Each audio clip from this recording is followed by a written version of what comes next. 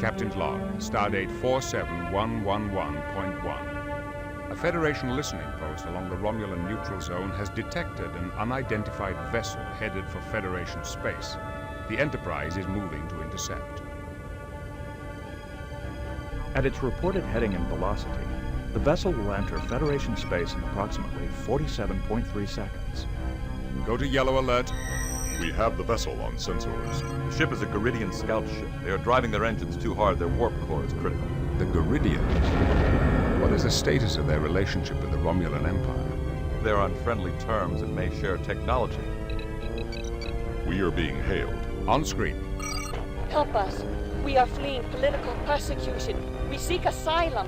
We are being persecuted. Their signal is breaking up. What do you make of this, number one? It could be a trick. The Garidians have earned a reputation as honorable warriors, Captain. They do not ordinarily resort to trickery. We are within visual range. The Garidians' warp drive is failing. They are dropping to sublight speed inside Federation space. Slow to impulse. Warbird decloaking directly ahead.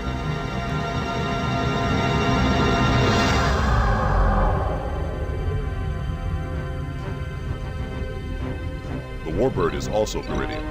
They are hailing us. This is an internal Garidian matter. Withdraw at once.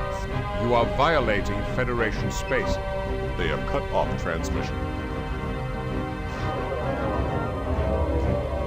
The Warbird has locked its tractor beam onto the scout ship. Go to red alert.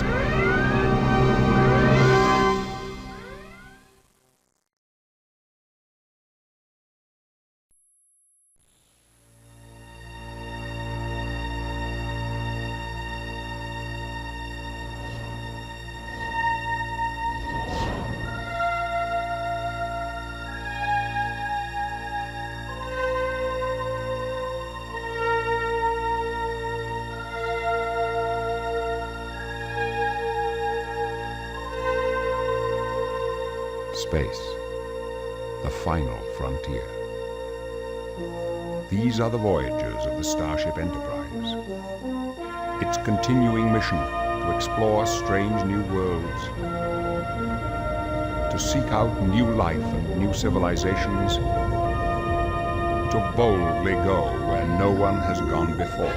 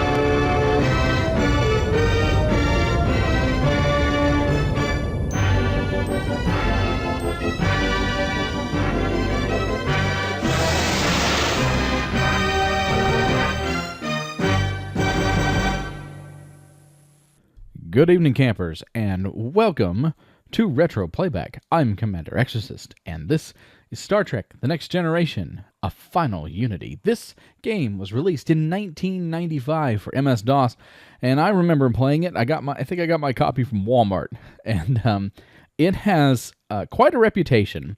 And so I'm going to talk a little bit about the game's reputation real quick before we get started, and then I'm going to talk a little bit about what to expect from this playthrough, because this game is not like anything that I have ever showcased on my channel. So let's talk a little bit about the history and influence and what came out of Star Trek The Next Generation, A Final Unity. I'll just be calling it A Final Unity from now on.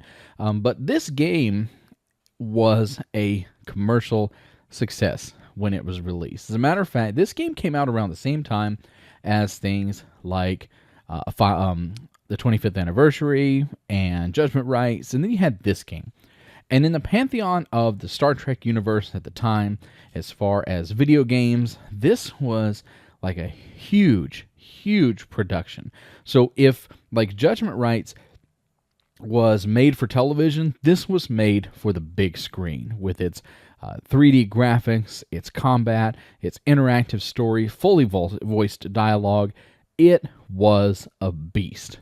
Now, yours truly, for me, I played this game on a Packard Bell computer, and it was quite a beast. It was actually quite a beast to get to run because it ran terribly. And from what I understand, what I've heard over the years, this game is notorious for being awful at its performance. And not just the general graphical performance, because it has full motion video in some sections, and then a lot of it's animated with voiceovers. This is not a game where frame rate matters. What matters is things like the memory manager. There are key moments in this game that would crash, and in particular, there is a sequence in this game where the crew are required to play a series of musical instruments. The musical instruments cause certain panels on the floor to disappear. You move to the next panel, you play the instrument, and then the next set of panels appear. Well, in this case, my computer was so bad at running this game that what I would have to do is I would have to learn the sequence, write it down, and then learn what sequence not to play. There was actually a sequence that I had come up with that I had figured out that would cause my computer to crash for some reason to a Stack Overflow. It was a nightmare, but once I got past certain areas like that, then I was able to continue playing. And over time, this became one of my favorite games. And that's why I'm going to do a playthrough of this game. Now, let's talk a little bit about the playthrough. Because, like I said, this game is not like anything that I've really done before. And it really comes down to the dialogue. This is probably one of the most dialogue-heavy video games I've ever played in my life. Even today, forget the dig, 25th anniversary Judgment Rights, nothing comes close to the amount of dialogue in this game. Essentially what a Final Unity is, it's an interactive TNG episode through and through. And that's exciting. It really is. And I'm excited to go through the story with you with that in mind. My commentary for this playthrough is going to be minimal. There are going to be points where I talk about it, most likely during the gameplay elements, but there are huge parts of this game that are point, click, and wait on the sequence to play through as far as the dialogue and then potential cutscenes that come up that advance the storyline. So, so just kind of wanted to get that out there. There still will be commentary. I'll talk a little bit about some of the different scenes and some of the decisions that are being made.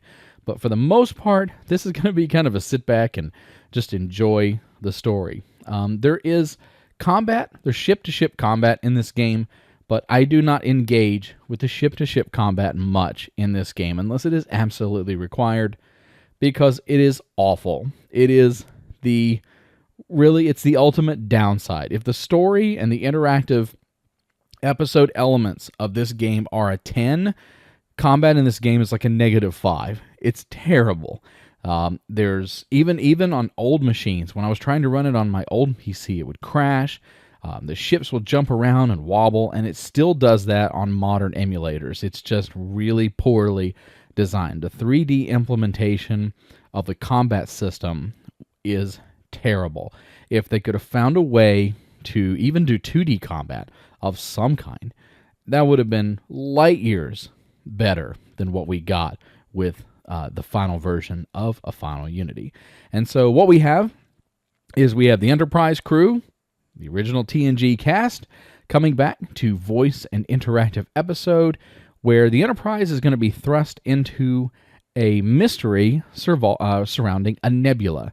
And the Enterprise is going to get thrown into a couple of different scenarios, but eventually it all comes together for this unified story about the return of an ancient alien race. And it's a really cool story. It's one of my favorite non-canon Star Trek stories. I really wish that they had kind of adopted this empire and some of the stuff that happens in this game more into Star Trek canon, but for these days, it kind of, at least at the recording of this video, it seems to be relegated to a non-canon status, and that's fine. But this, as a kid playing this, oh man, this was awesome. Like, to get them participate in an actual TNG episode, control the Enterprise, get to see the crew do what they do best, solve mysteries and save the galaxy from potential destruction. Oh, it was so amazing, and I'm excited to get to walk you through it today. Ladies and gentlemen, it's my pleasure to walk us all through a retro playback here on the channel of Star Trek: The Next Generation of Final Unity, an interactive adventure created by Spectrum Holobyte. Let's get started. Captain's log supplemental. A Garidian warbird has violated the neutral zone in pursuit of a scout ship. The fugitives may be seeking political asylum, but as yet we have been unable to confirm their intentions. Mr. Data, do you have any suggestions?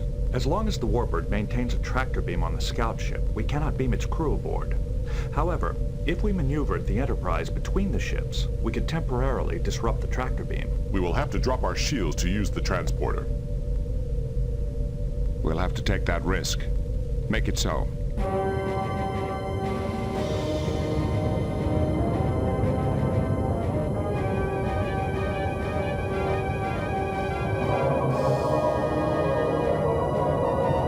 We have broken the Garidian's tractor beam.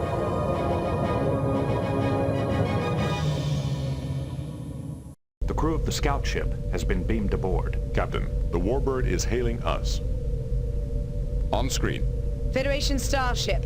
This is an internal Garidian matter. You've been warned not to interfere. Your presence here gives me every right to interfere. Why have you violated the neutral zone? They are locking their disruptors on us. Captain, you are harboring dangerous criminals. I demand that you transfer them to my custody immediately.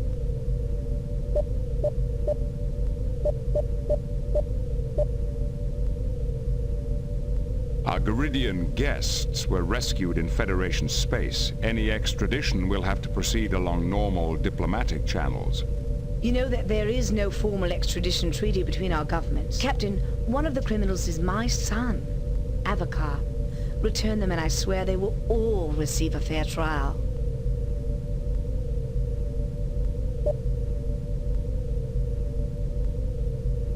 I sympathize with your concern for your son, but that does not justify your violation of the neutral zone. You will leave Federation space at once. Very well. You have won this time, Captain. But I promise you, there will be a next time. The warbird is heading back toward Garidian space. They are activating their cloaking device. Captain, our new arrivals are requesting to speak with you. Their names are Lucana, Avakar, and Tabak. What are your orders, Captain? I should like to consider the situation a bit further. Captain Picard, can you help us contact a Vulcan archaeologist named Shanok? He may possibly hold the key to the discovery of the Lawgiver's fifth scroll. What is this fifth scroll you mentioned? Let me give you a bit of background. Garidian society is a rigid structure consisting of two distinct classes, the patricians and the plebeians. For the past 1,000 years, that structure has been governed by the laws derived from the four sacred scrolls. The first scroll outlines our code of honor. The second describes the relationship between the military and the government. The third defines the principles of our religion. And the fourth enumerates the privileges and responsibilities of the patrician class. But you speak of another scroll. According to legend, the lawgiver also wrote a fifth scroll defining the rights and privileges of the plebeian class, which were not explained in the other scrolls. What makes you think Shanok can help you? My studies indicate that the followers ended up somewhere in what is now Federation space. But because our governments are not on friendly terms, I could never follow up on that research. But the Vulcan scholar Shanok lives in the Federation and has made extensive studies of our history. I believe he may have vital information that will help us locate the followers. Why are you so interested in this fifth scroll? I am a scholar, Captain. My interest is purely academic. Lucana, on the other hand, is a social revolutionary. She hopes the scroll will inflame the underclasses to rebellion. How would an ancient scroll do her any good? The patricians stopped the lawgiver before he could reveal his fifth scroll.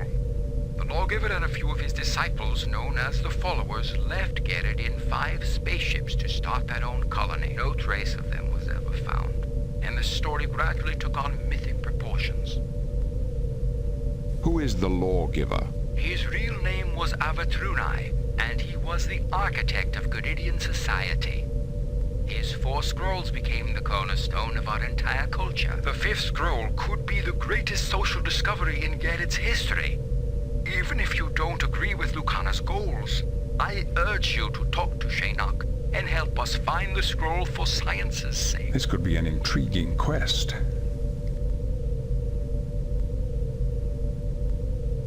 I have decided to visit Shanok and see whether he can help you regarding the 5th scroll. Thank you for agreeing to visit Shanok, Captain. The 5th scroll could be the greatest social discovery in Gerrit's history. Understood. We will be underway at once. I will let you know when we arrive. Mr. Worf, inform Starfleet that we will be assisting the Garidians in their search. Aye, sir. Computer, what are the current whereabouts of the Vulcan archaeologist Shanok? According to Federation archaeological survey records, Shanok is currently excavating ruins on the planet Horst 3. Set course for Horst 3, Warp 5. Aye, sir. Engage. So there are a couple of different ways that we could do that intro. We can engage the warbird and fight and destroy it, but it's easier just to do the conversation and start heading to Horst 3, but unfortunately we're not going to make it there.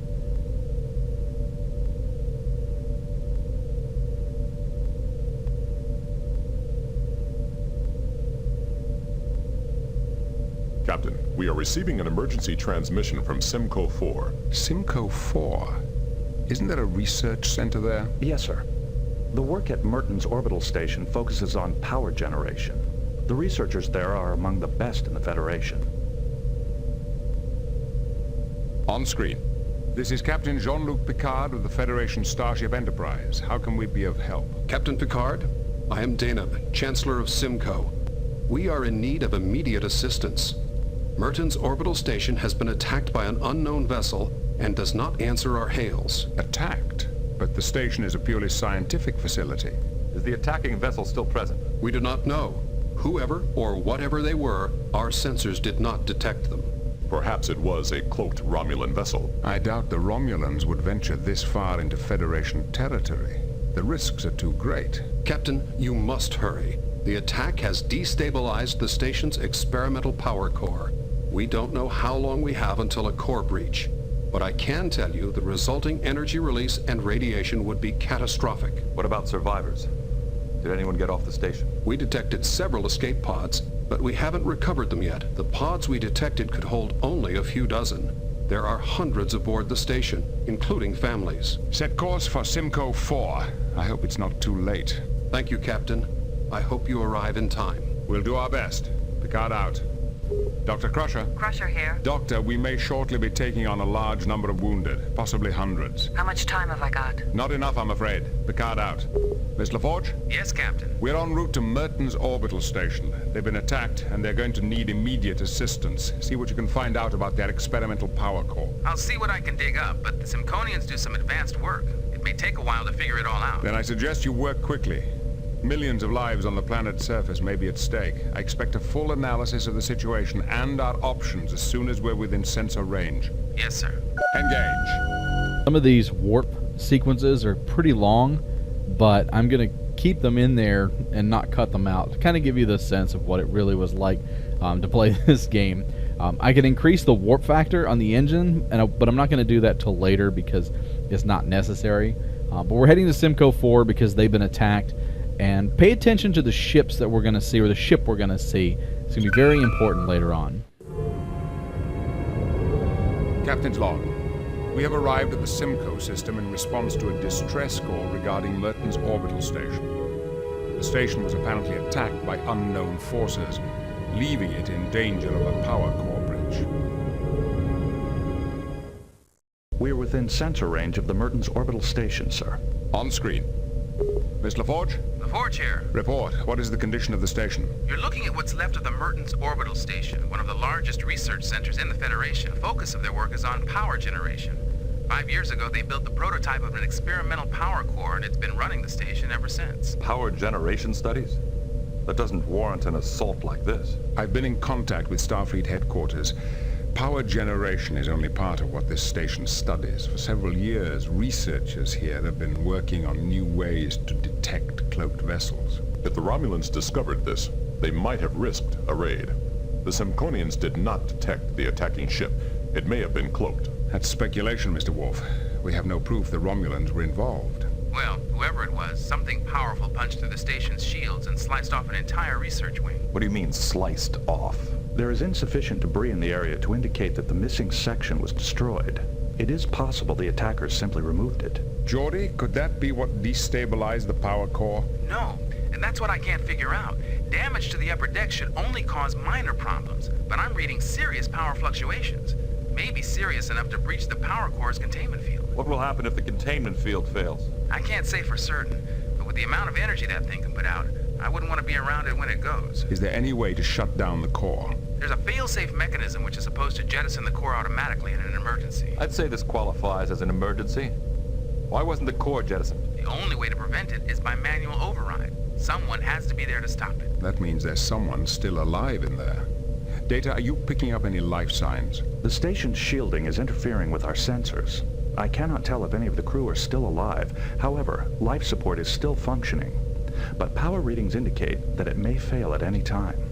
Dr. Crusher. Crusher here. We are nearing Mertens station. Are you prepared for casualties? My staff is ready to do double shifts. We can handle about 330 emergency cases, but we'll have to beam the rest down to Simcoe. Understood. What is your recommendation? We can't do anything from here, but to get an away team aboard, we have to find a way through those shields. I believe I have a solution. The station's upper shields are badly damaged. If we establish a lock on a transporter on the upper decks, a transporter beam could penetrate the weakened shields. Once we're in, we should be able to jettison the power core. Then we can lower the station's shields and evacuate the wounded. Very well, number one. Make it so. Geordi, I want you and the rest of the away team ready to go in 20 minutes. We'll be there in 10. And so this is the point where we get to really take control of the crew for the first time since the game started. As you can see, it's super heavy on the dialogue. Beam down coordinates selected. Really, I think my commentary is pretty much going to be relegated to the away team missions, where I really get an opportunity to kind of talk and tell you why I'm making some of the decisions that I'm making. So here we are in Mertens Orbital Station, and we've got to repair the power core before the station explodes. Now, there's a couple of ways to do this. You can jettison the power core, or there's a way to repair it using some tools. We're going to find out exactly what's going on with the power core here in a few minutes, and which is neat because it really ties into the game as a whole later. You'll get to see kind of that this is really the start of something much larger. Now, one of the downsides of these old point-and-click adventure games is a scene like this. We're going to have to go through this a couple of times. So we have to sit here and wait on Riker or whoever it is we're controlling to go back and forth across this massive area. And this happens a couple of times in the game, so it's just something that we got to get used to. But there's a lady who is stuck underneath I've got a to talk to the damaged... engineers who built this place. The entire hull is lined with a liquid titanium-duranium alloy in a memory gel suspension. It's completely self-sealing. You mean the station heals itself? That's one way to put it. The attack caused major structural damage. If this were any other station in the Federation, we'd be standing in a vacuum. I forgot he was going to say something. We have a woman stuck under a power cable that we need to help. You have to be careful here because you need to shoot. So we need to shoot the cable with a phaser, but you have to do it on a low setting because you can kill her. Closer without endangering her. Yeah, if you fire it at any higher level, it'll kill her. If we move the cable, we may injure her. There must be another way to get her free. I've been thinking about how to free that trapped crewman. What if we use the station's transporter to remove the cable? With the station's sensors out, we'll have to manually acquire the cable's coordinates for beaming.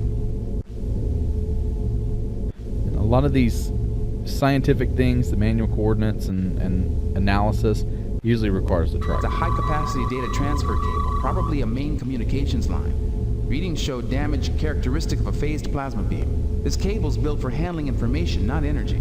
I'm surprised it didn't just vaporize when it was hit. We can use this tricorder reading to get a transporter lock. Nice.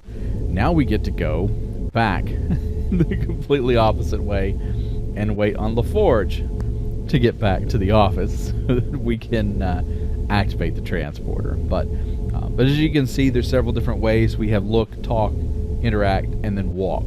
So each one of those will allow us to interact with a variety of items, pick stuff up, interact with the environment, talk with people, and it's fully voiced. So everybody we meet, if they're interactable, they're fully voiced, fully interactive, and so it really is an interactive episode of TNG. So let's go back up here to the transporter room.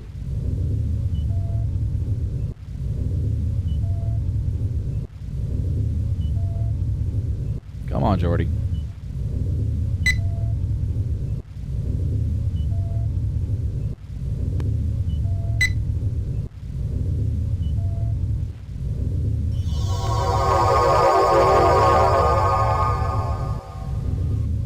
Now that the cable is gone, we get to walk back one more time across the chasm here, and we get to interact with the young lady who has been injured by the fallen cable.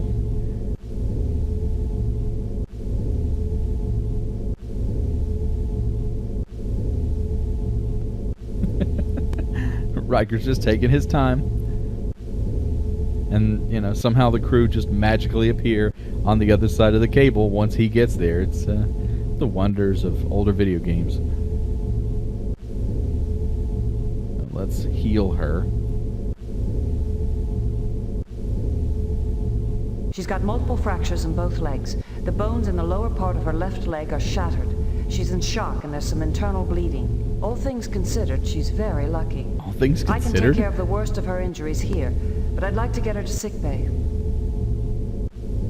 I mean, it sounds like every bone in her body's broken, and she's okay. Well, she'll be fine. A little bit of aspirin, and, you know, she'll be fine. A nap or two.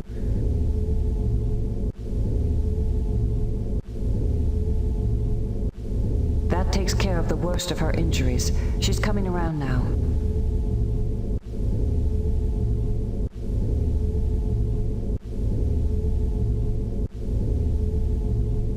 How do you feel?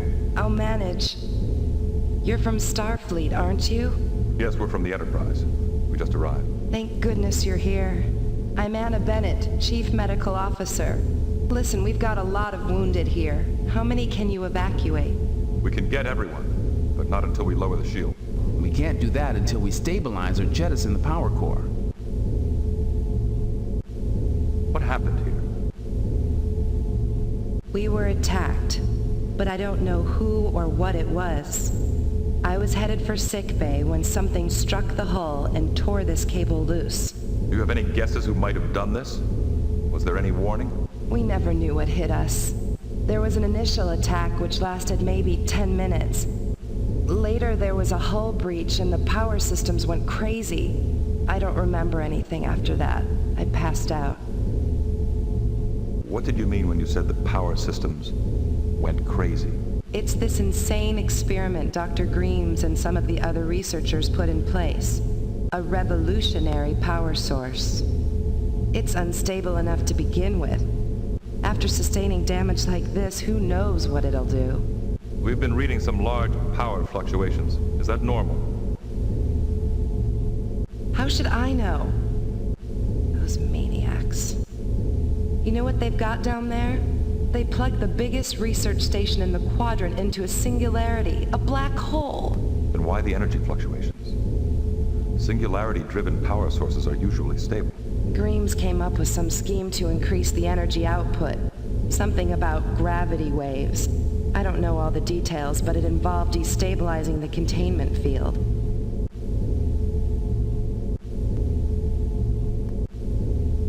Where are the rest of the station personnel? Most of them probably escaped when Commander Wilde gave the order to evacuate after the first attack. But I know many are trapped and can't reach the shuttle bays.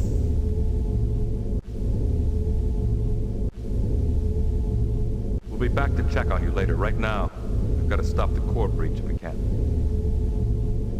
All right. I think I'll be fine for now.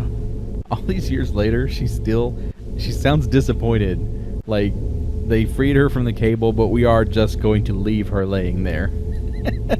So, I think maybe they should have transported her out. But at this point, we're going to head up to engineering or administration first. Then we'll head down to engineering. So there's a couple things we got to do in here to fix some damaged equipment. It's dead. Power surges have disabled most of the station's primary systems.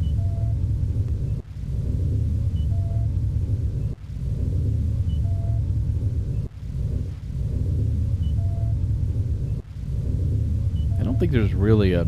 I just remember you just have to hit the 3 buttons. We can't redirect life support power without the access code. Oh, that's right. Maybe Dr. Bennett knows it. We got to go back and ask that lady, Dr. Bennett, for the code. So Looks that like a explains why power she surge wasn't. knocked out the holotable. I could fix it if we had more time, or if I had a flux router, I could bypass the damage completely. Take note, he needs a flux router. So we get to go back out, although this time we're not going to walk across the whole thing. But she needs to give us the access code so that we can disable the emergency systems and restabilize the core. We need some help. What is it? We need the access code to put life support on emergency power. But that should happen automatically. Only if the main power has been interrupted. The core is still providing power. So the emergency system never kicked in. But if there's main power, why shift to emergency power? The fluctuations in main power are getting worse. A big enough surge could overload the life support system. I warned them about using an inherently unstable power source. I never thought it would come to this. The code is 334L42. Thank you. We'll stabilize life support. Then we'll see about that power core. You should jettison that thing. If it breaches the containment field, life support will be the least of our problems. We'll be back to check on you later. Right now, we've got to stop the core breach if we can. All right. I think I'll be fine for now. No, you sound like something's bothering you, Dr. Bennett. Could you tell us what's bothering you? You just don't sound like you're very happy that we're leaving you. Alright, now that we have the code, let's get back up to the office and insert the information so that we can get things back and stabilized.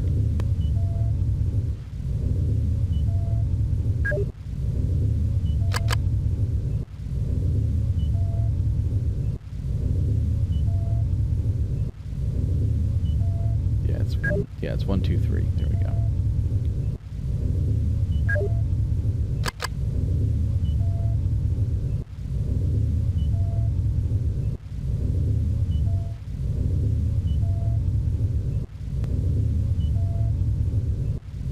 Now we're going to head down to engineering because there's something here. Amazing. It's using a plasma suspension beam to draw energy straight out of the main conduits.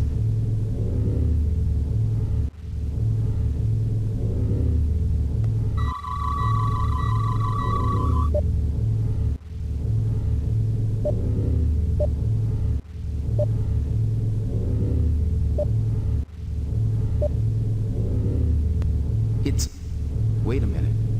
I had readings of neutronium hull and internal energy, but now all I can pick up are natural elements. It's sending false readings to our tricorders. It's like a chameleon. It disguises itself perfectly. If we weren't here to see it, we'd never know it was here. It could probably fool our ship sensors just as easily. This chameleon field seems to take a fraction of a second to adjust to new scanning frequencies. If I set the tricorder to randomly shift frequencies at high speed... There. I'm getting a partial reading now. Yeah, so it was lying to us, telling us that it was natural, like natural space debris, but it's an... Yep, it's a neutronium hull, all right, and a powerful energy source. I've never seen that much power in such a small package before.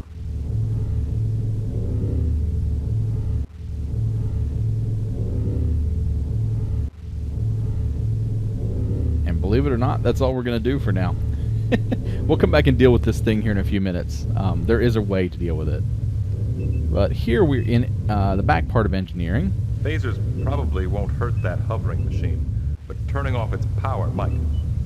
Let's try a temporary shutdown of all power to the third conduit group.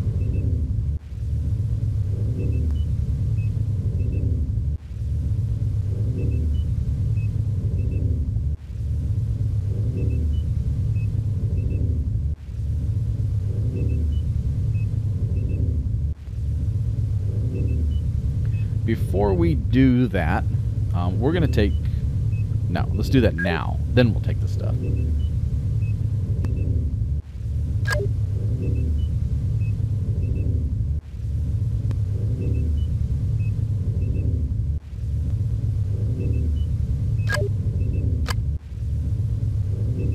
There we go.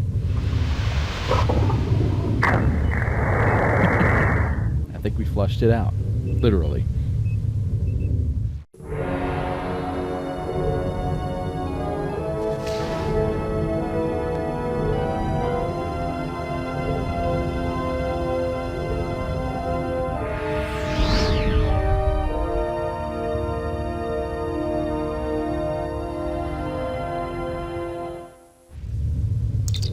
Enterprise.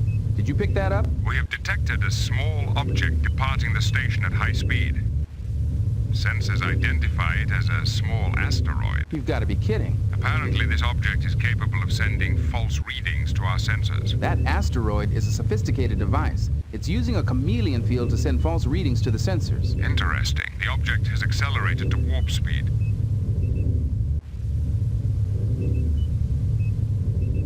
I'd like to chase it down, but the station isn't stable yet. See how long you can track it. Acknowledged. Picard out. So you can choose to chase down the ship using the Enterprise, but you'll just lose it. So the Enterprise, I think, chases it for a little while, and then it gets away. So it's really just a waste of time. It didn't work. It's a cool sequence, but to just get through the game, kind of what we're doing here, we're just going to pick up all these random items. It didn't work. And I'm going to accidentally click on the hand on the door instead of the foot. now the alien machine or ship or whatever it was is gone. And there's a giant hole in the middle of the power core here, those conduits. We have a couple of things to do, though. We're going to repair the holotable here, and then we're going to look at a diagram of the station so that we can kind of analyze the damage a little bit closer. Look at this damage report. Only a few very specific sections were hit. No random damage at all. This wasn't an attack. This was surgery. Yeah, it's apparent that whatever hit the station, whatever that thing was, knew exactly what it was doing. Otherwise, the station would have probably been destroyed by now.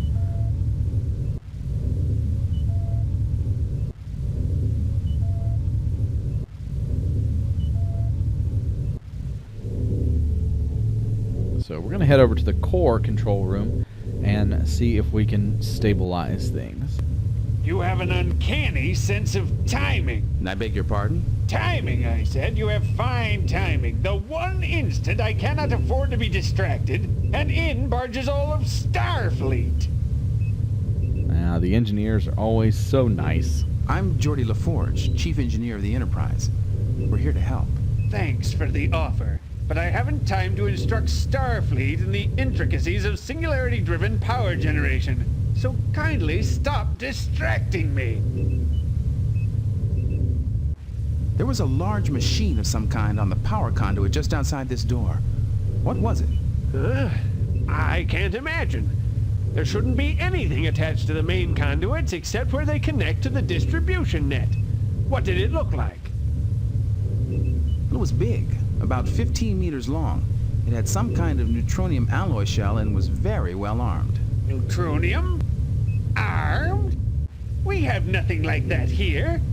It must have been left by the ship that attacked us. Where is it now? It just cut a hole in the hull and left. I'll bet that's how it came in, too. Well, that explains the damage to the conduits and the energy fluctuations. I wonder what it was doing.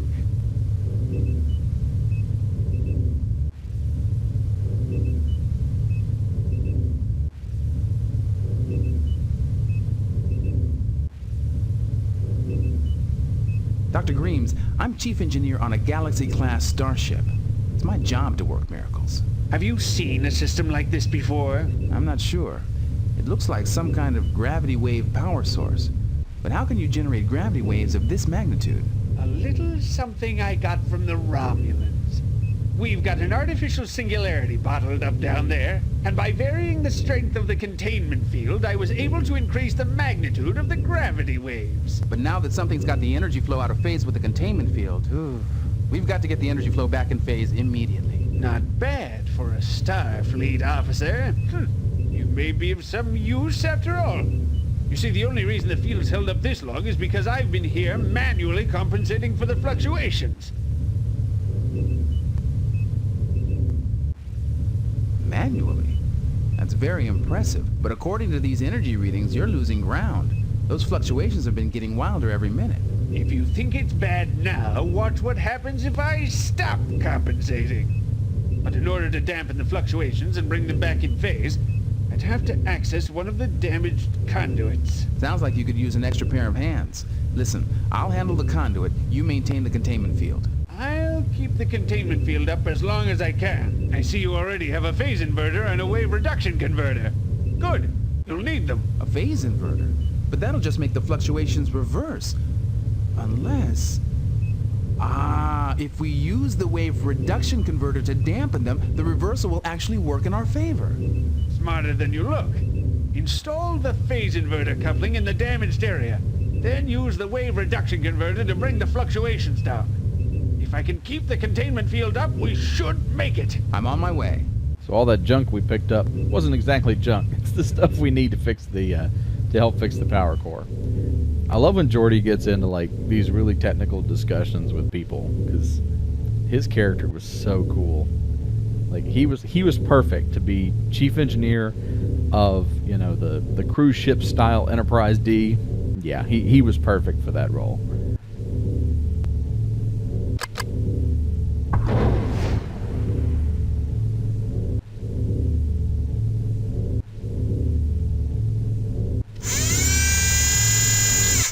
Enterprise. Picard here. We've stabilized the power core. The outer shields should be lowered now. Confirmed. We'll start evacuating the wounded immediately. Great. That means we're done here. Beam us up. Acknowledged. And just like that, mission is over. We are being hailed, sir. It is Chancellor Danup. On screen. Captain Picard, you have my warmest thanks. We had really given up hope. We're pleased to have been able to help. Have you recovered all the pods yet? My staff tells me all the evacuees are safe and sound. And my compliments to your medical staff. Our surgeons were quite impressed with Dr. Crusher's handiwork. I'll pass that along. The last of the injured personnel should be beamed down within the hour. I think we can handle it from here. By the way, Dr. Greaves personally extends his gratitude.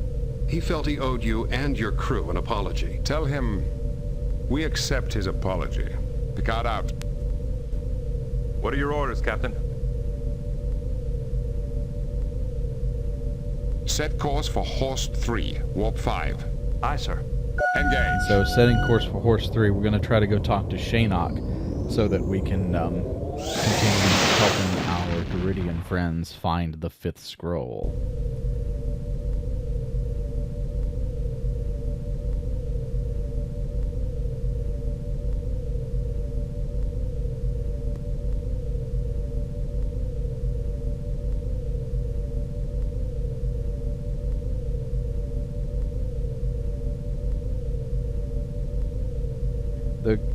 The Mertens orbital station mission is a great introduction mission.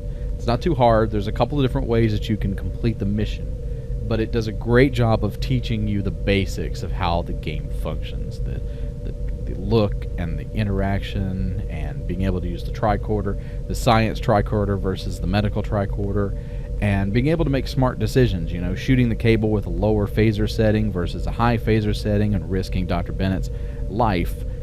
All of these things, you know, they all come together, and it really is the essence of Star Trek, is making the right decision for the right moment. And to me, I love it. It's a really great system that works across the entire spectrum of the story that we're getting ourselves into. And we're almost to Horst 3.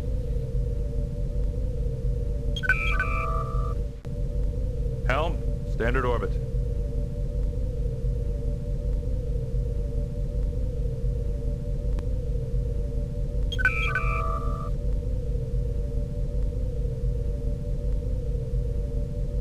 Greetings, Shanok. I'm Captain Jean-Luc Picard. Captain, how may I assist you?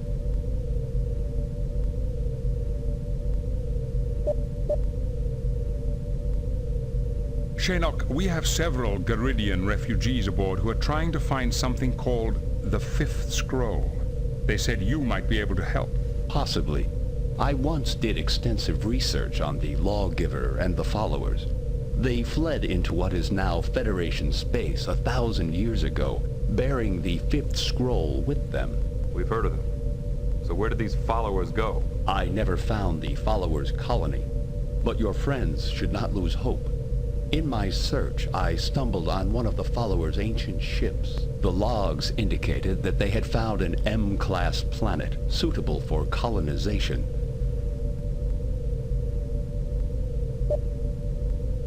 What brings an archaeologist of your stature to such a remote planet?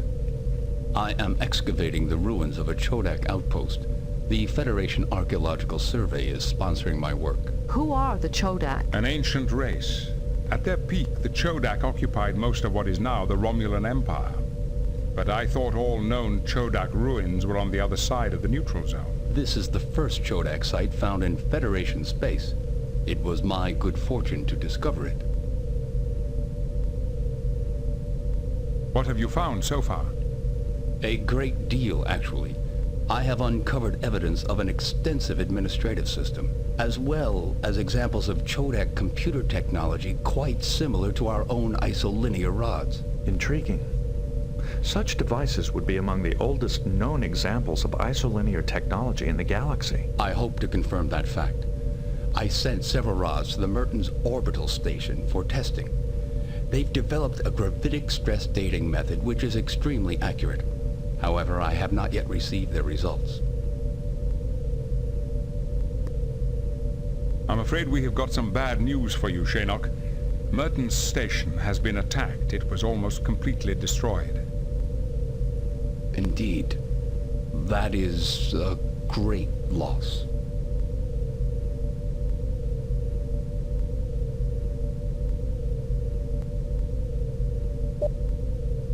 I'd be most eager to examine the site myself. I can beam down immediately.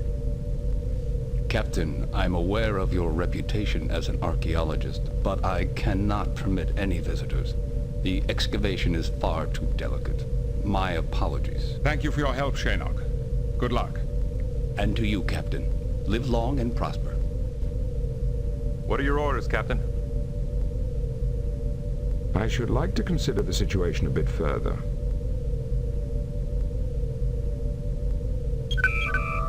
Chancellor, the Vulcan archaeologist Shanok sent some artifacts to Mertens station to be tested. Can you give us any information about this? I'm sorry. Shanok's artifacts were in the destroyed section of the station, as were many other relics we were analyzing. Thank you again for your efforts, but I'm afraid we're rather busy. There's much work to do to recover from this disaster.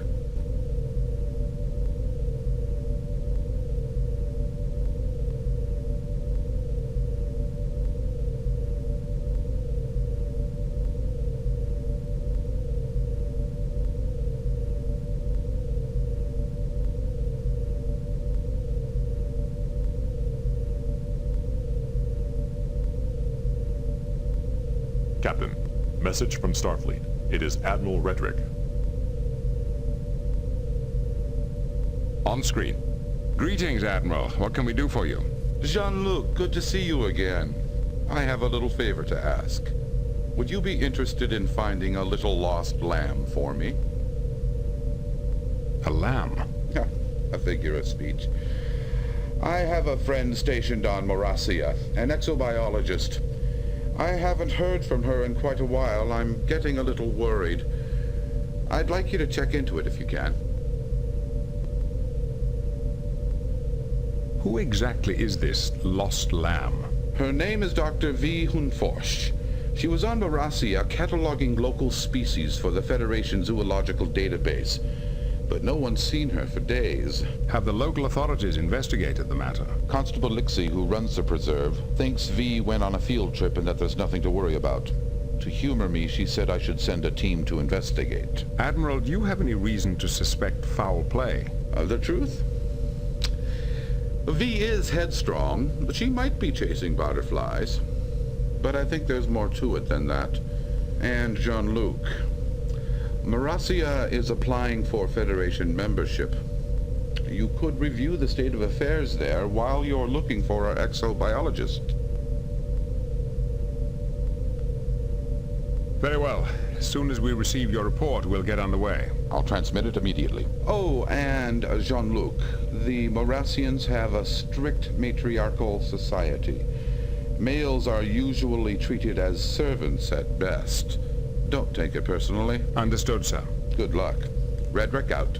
Laying a course for Morassia, Warp 5. Yes, sir. Engage. Now, I recall as a kid, Morassia was a difficult mission to undertake. It's one of the first real complicated missions as far as having to interact with characters at the right time, find out the right sequence of events to do things. So I spent a lot of time on Morassia trying to solve the mystery of what happened to Dr. Hunforsh, but we'll do our best to get through it. And yeah, so we'll sit back here and kind of enjoy the Enterprise trip to Morassia at Warp 5. I promise I'll fix that later.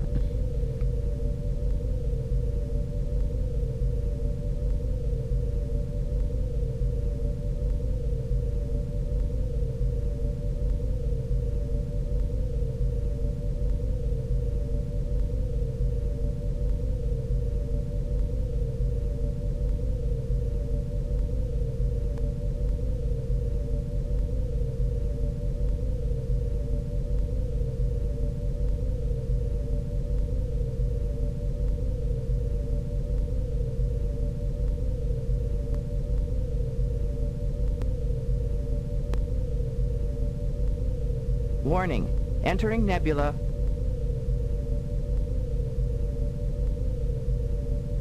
I'd say one criticism is I wish they had done better to kind of represent the nebula as you're passing through it. You just kind of get a warning from the computer that you're entering or exiting, entering Federation space or whatever. Entering non-aligned space. Let's go see what happened to the good doctor. Helm, standard orbit.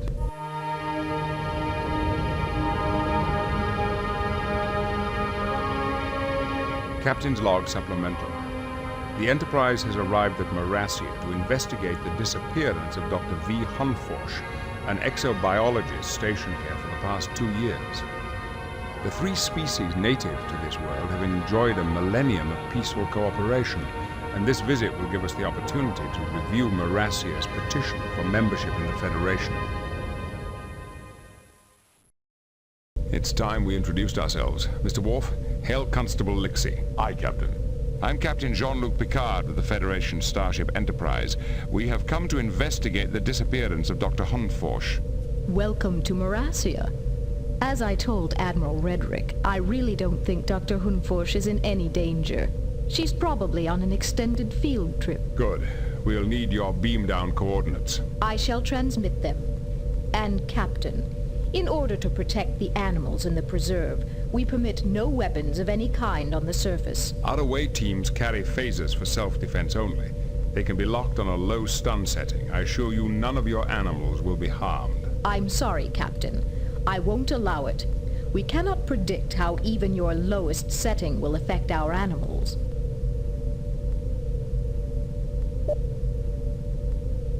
We will respect your laws. The away team will not be armed. For a male, you are unusually cooperative. Is there any better way to begin a relationship? Forgive me, Captain. I am not accustomed to seeing a male in command. I will await your investigators. So yeah, we could reject her instructions to, not have the away team armed, but it just basically turns into a circular argument. So you have to agree not to bring any weapons in order to be able to beam down. Visitors for Constable Lixie. Constable Lixie is present. I'm Lieutenant Commander Data of the Starship Enterprise. I'm investigating the absence of Dr. Hun Forsh. Welcome. So you are the artificial human. Interesting. I'm sorry to disappoint you, but there really is no need for alarm. Dr. Hunforsh is probably just on an extended field trip.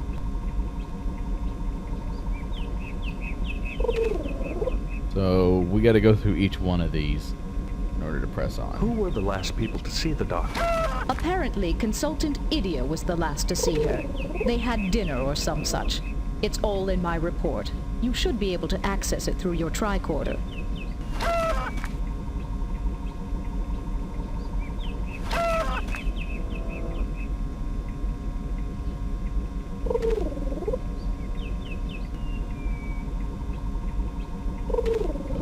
If the doctor had been injured somewhere in the preserve, would you be able to locate her? Of course. But our surveillance system can detect signs of distress in any of our inhabitants. And we've had no sign of trouble from the doctor. Your tone suggests that you do not like Dr. Hunforsh.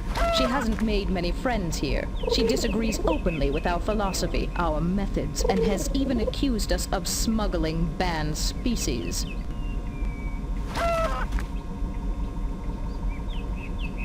I would like to investigate the preserve grounds where the doctor last worked. We'd prefer to limit the number of outsiders in the preserve while it is under construction. Investigating the doctor's laboratory should be sufficient. Yeah, that's not going to work. We need to get closer. A thorough investigation of the doctor's disappearance will require me to enter the preserve. Furthermore, the Federation Council has requested a review of Morassia. Unhindered access will allow me to prepare a far more detailed report. The Federation's requests are not law here. Not yet. But in the interests of cooperation, I'll open up the area surrounding my outpost. Be sure to stay within the visitors' areas. You must understand, my responsibility to the animals comes first. The preserve clearly embodies your philosophy of life forms living within life forms to create a single harmonious organism. It is an impressive achievement. Very observant, Commander. Your perceptiveness does you credit. I have no more questions for you at this time. May I investigate the doctor's quarters? Of course. Her laboratory quarters are at the end of the path towards the mountains. So like I said, this was this can be a challenging mission because it's a mission where you have to interact with a bunch of different characters. It's very dialogue heavy, but there's a few things that you have to do in sequence. And so if you don't do them in that sequence, then you're kind of stuck in this loop. But Constable Lixie, she acts like she's a little standoffish, obviously, because we're strangers that have beamed down to her planet and are roaming around the preserve. But she's a little more agreeable than she appears. Now, in the laboratory here, there's a couple of things to pay attention to. There's some dead animals over here. First, we're going to pick up this little container, but there's some dead animals over on the counter there. You can see we're going to be scanning each of those, and then these freaking bio-collector probe things. Oh, they are such a pain.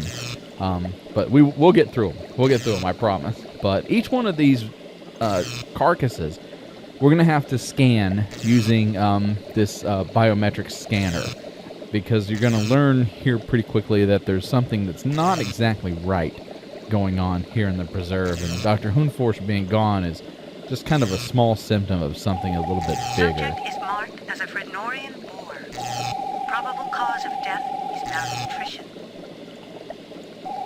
I am not certain this is a Frednorian boar. I believe it may be an Akana boar, a close genetic relative.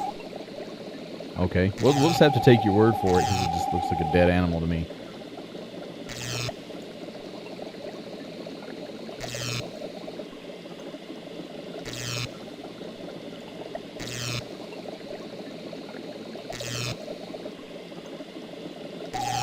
Subject is marked as a Kujan gibbon. Probable cause of death, massive infection by natural parasites. This parasite is not native to the Kujan's habitat. Kujan Gibbon is one of my favorite names for the animals in this preserve. Subject is marked as a myocordae mole. Probable cause of death is neural energy loss.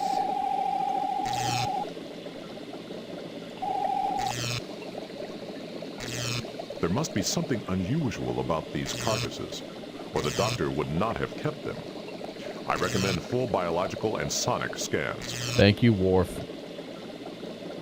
And by biologic and sonic, he means for us to use the sonic scanner over here. I'll put them away for now, though, because I've got some other stuff to do.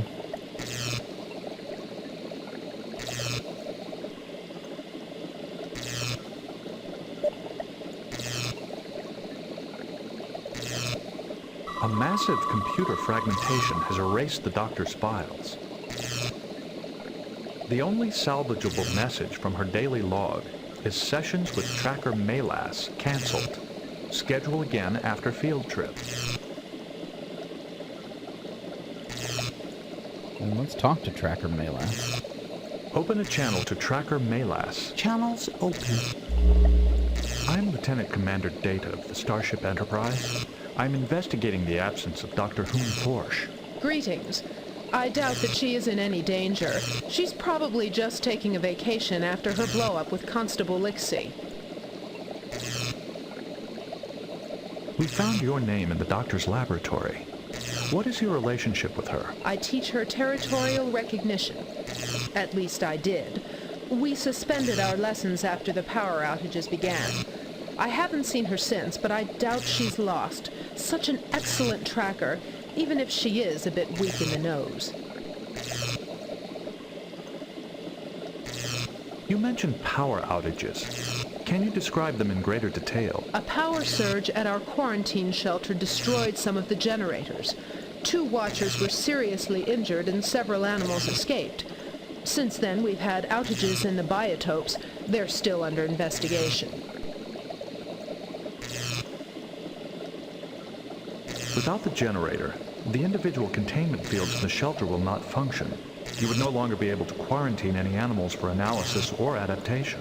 That's right. Most of our personnel are out searching for escaped animals right now. Dr. Hunforsch might be doing that on her own. People don't seem concerned that this doctor has just vanished. I have some questions regarding several animal carcasses which we found in the doctor's laboratory. Of course.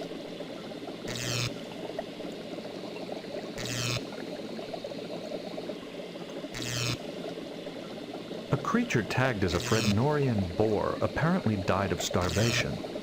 Do you know how this could have occurred? Hard to say. The Watchers are quite good.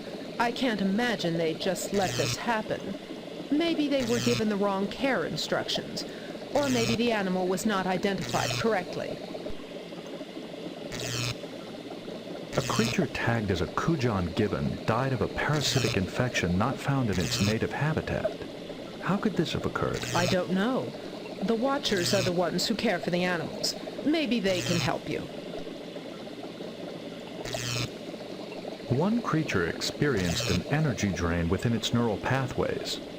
It is untagged but appeared to be a mole of some sort. It's probably a myocordae mole. They're quite common on Morassia. But I've never heard of one dying like this before.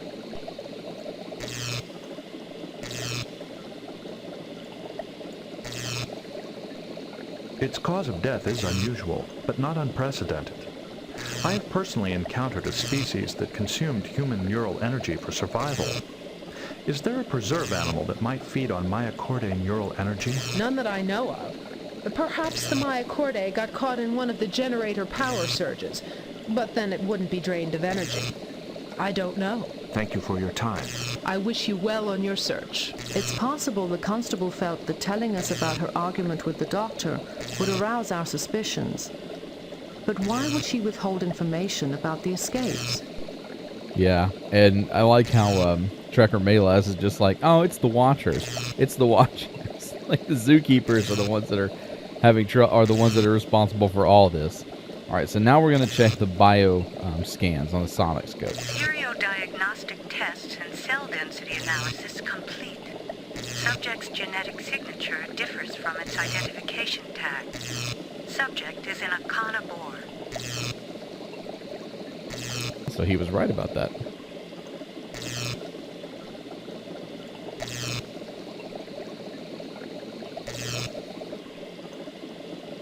Diagnostic tests and cell density analysis complete. All readings are normal. If I ever have to pick a new gamer tag, I'm renaming myself to Kujan Gibbon. Stereodiagnostic tests and cell density analysis complete. Subject's genetic signature differs from its identification tag. Subject is in a carnivore.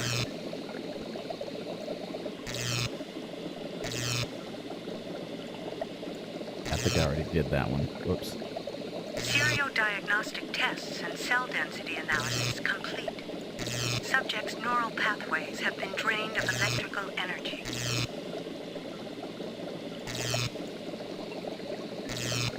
So I see no way of using this with that object. Whoops, we're not going to carry these carcasses with us. I see no way of using this with that object. I hate that. I see no way of... See? I get it. Okay, there you go. Just pile them on top of each other.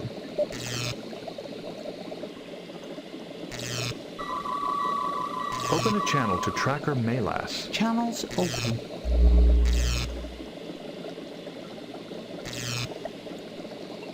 I have some questions regarding several animal carcasses which we found in the doctor's laboratory. Of course. The boar's identity tag is incorrect. It is actually an Akana boar, a close genetic relative of the Frednorian. However, Akana are banned for import. How did this animal get into the preserve? That's one of the new arrivals from the second shipment. Maybe there was an error. You know, we've had a number of minor problems with creatures from that shipment. This blow-up you mentioned, do you mean the constable and the doctor had an argument? Dr. Hoonforsch discovered that several animals from Aramut's second shipment were illegal species which had been mistagged. I think she accused the constable of smuggling, but I'm not sure. Healer Zolas told me the story.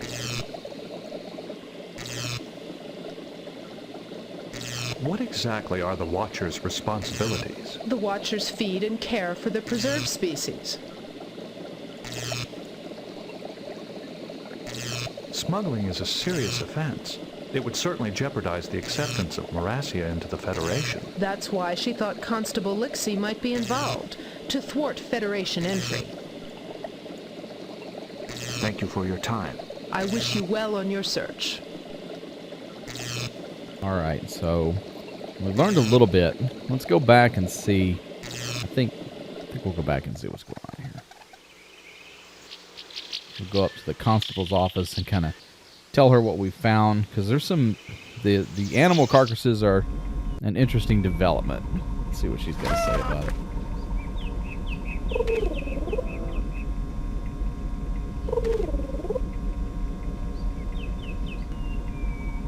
Constable, I would like to know why Dr. Hoonforsch accused you of smuggling. She found a Romulan creature, which is, of course, banned from import by Federation law. It was tagged as a similar legal species. She has accused me of smuggling it in order to damage our chances for Federation membership.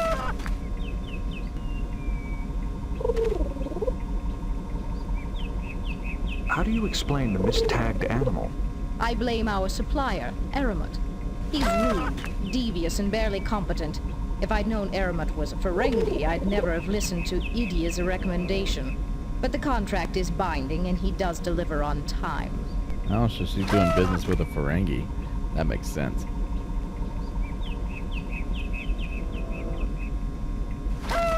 Constable, I understand the Preserve has been experiencing some unusual power outages. Those were just a few temperamental generators failing. They've been repaired. Is the Federation now concerned with our internal technical difficulties as well? Why do you oppose Federation membership? Membership in the Federation would compromise Morassia's freedom of action. Some of us would rather not see that happen. I appreciate your candor. You impress me, Commander.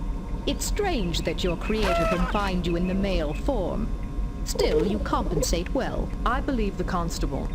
She seems genuinely devoted to the Preserve, and I don't think she would resort to smuggling, even to thwart Federation membership. Has there been any contact with Dr. Hun Forsch? No, I'm afraid not. Okay, so apparently not. So let's go ahead and go back. Get a couple of things to do here.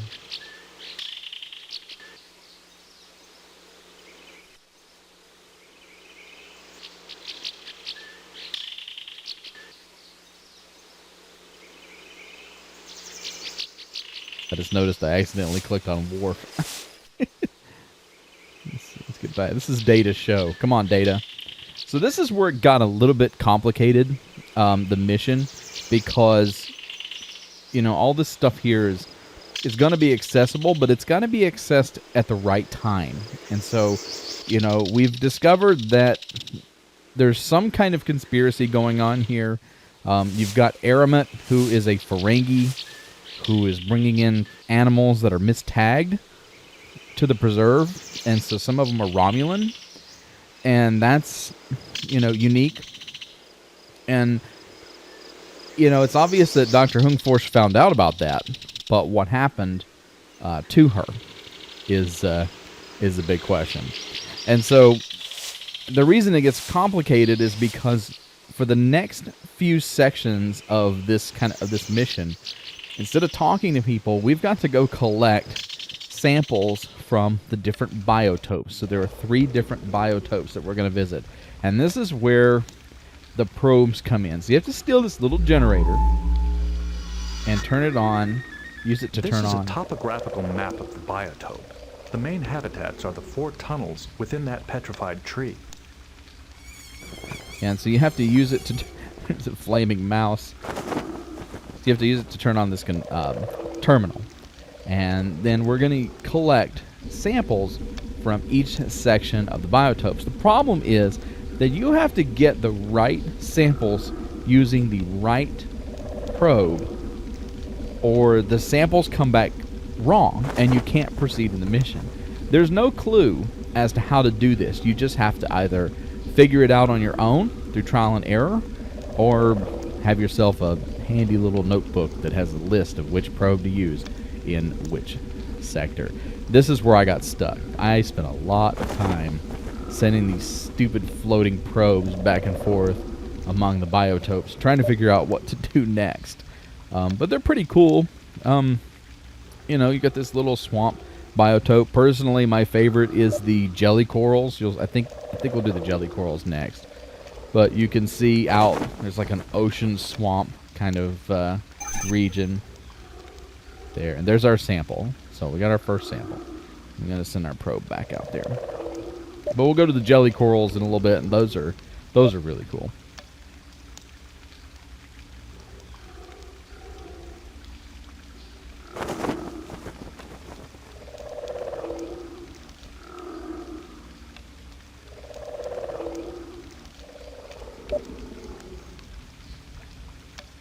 So let's do the next one here.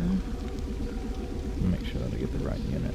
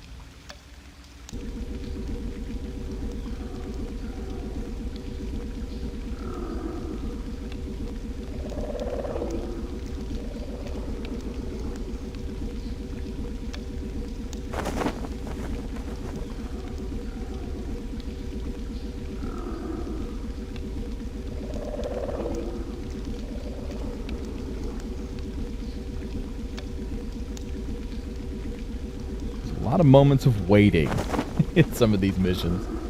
But this will be the last. This should be the last sample that we need to get from this biome.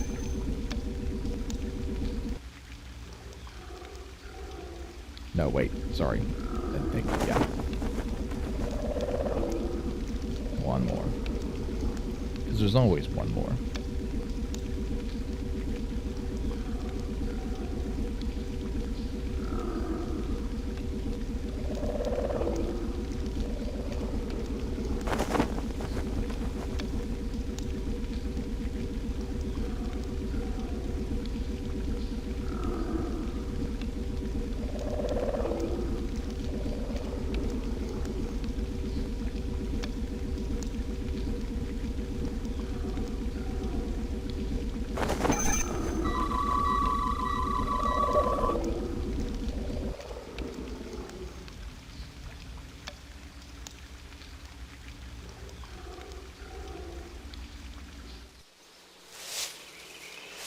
So after we do each biome, we have to go back to the shuttle and put that little triangle generator.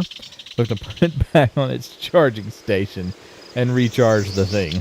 So this whole next sequence is a little just kind of going through the motions.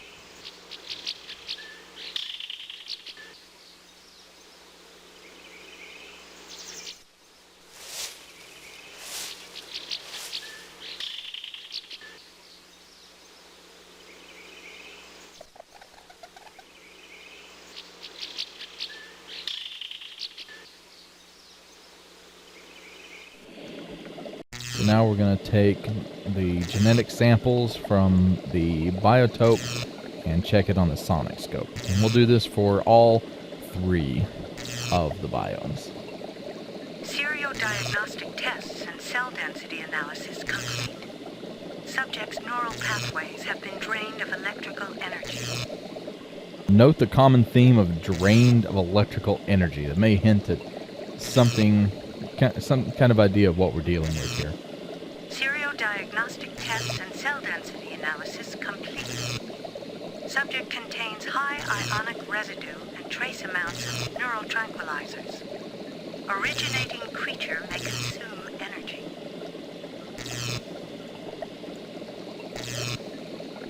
Serial diagnostic tests and cell density analysis complete. Subject's genetic signature differs from its identification tag. Serial diagnostic tests and cell density analysis complete. Subject's neural pathways have been drained of electrical energy.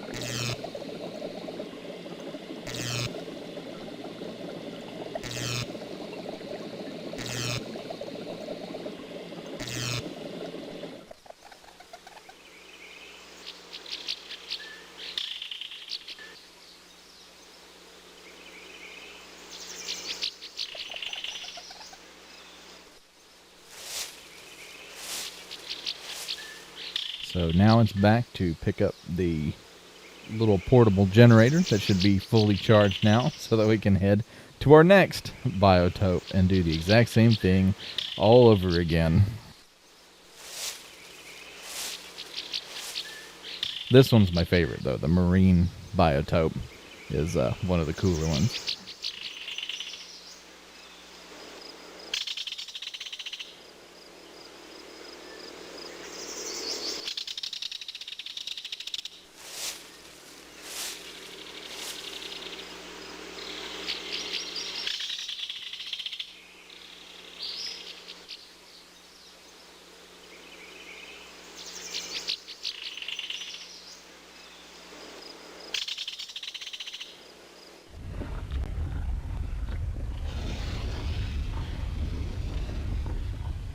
Let's put the little generator in here.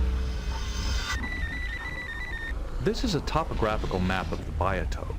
The main habitats are within the jelly corals and the water. Yeah, the jelly corals are really cool. I like this area. This would be the kind of biotope I'd like to visit if I was on Morassia. But again, we've got to use the right probe. This is Unit C. We'll be using it on, I believe, 3 different jelly corals and then the water, but let's sit back and get this part done too.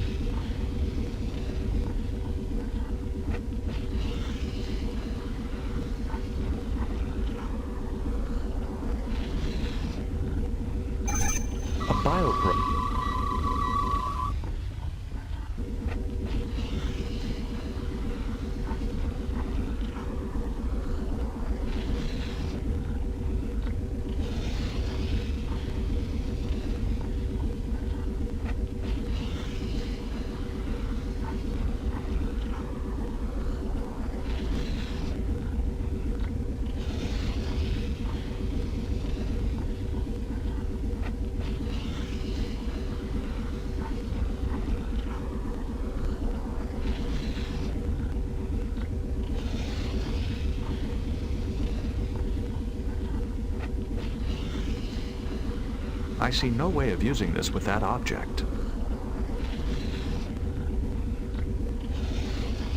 I see no way of using this with that object.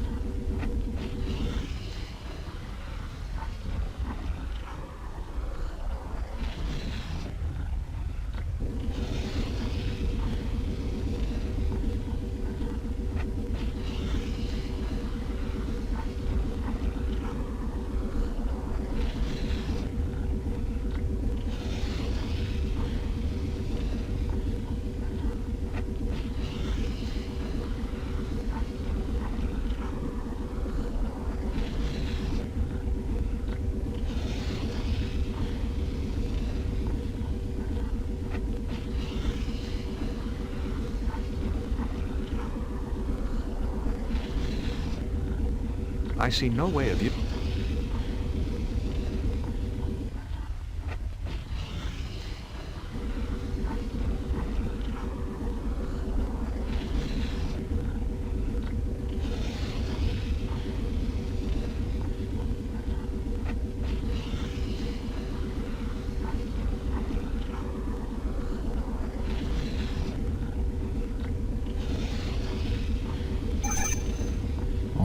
Got our last piece for the jelly corals of the marine biotope. Let's grab our little power supply and go charge it up, do some analysis, and then we'll be ready to head to the final biotope that will allow us to make contact with our next character that'll push the storyline along.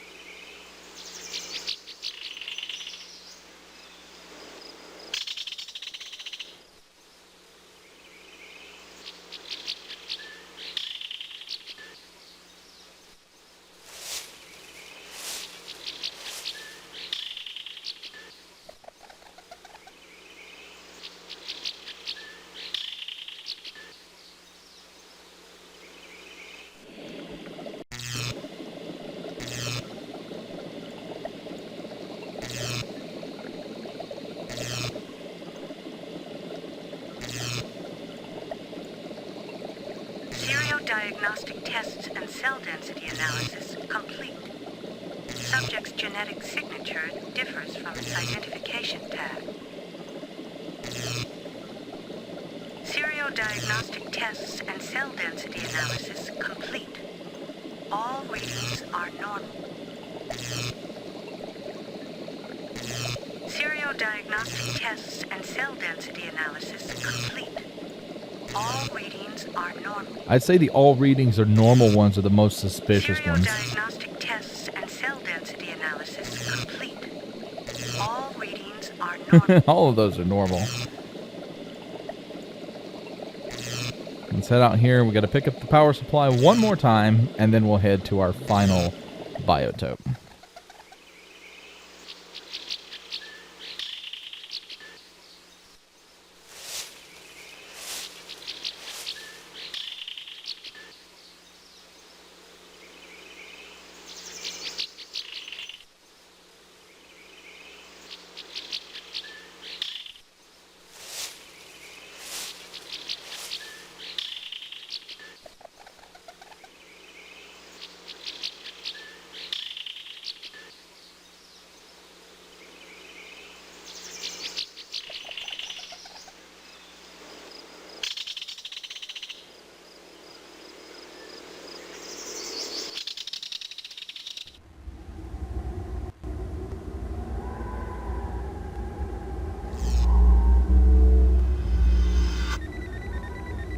This is a topographical map of the biotope. The main habitats are the caverns, the pit, and the crater. This is probably the least creative of the biotopes. But there's a crater, a canyon, and a pit. No, crater, a cave, and a pit. So we'll do the pit first. And then the crater's like way far away. We just have to kind of wait on our probes to get back.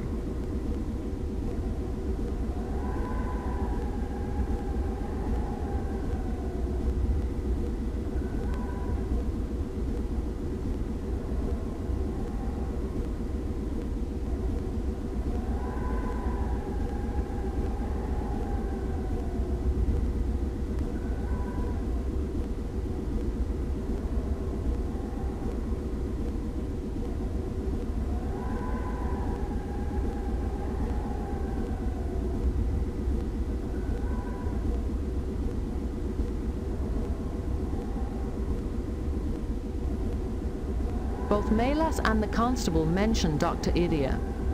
Let's contact him.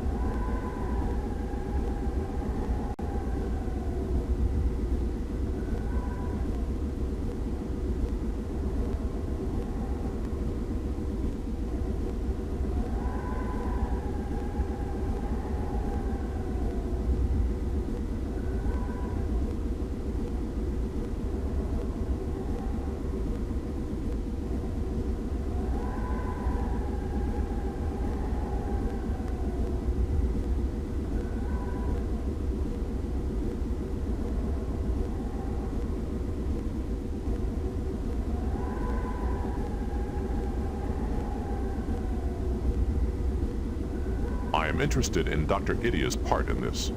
Perhaps his comm channel is now open.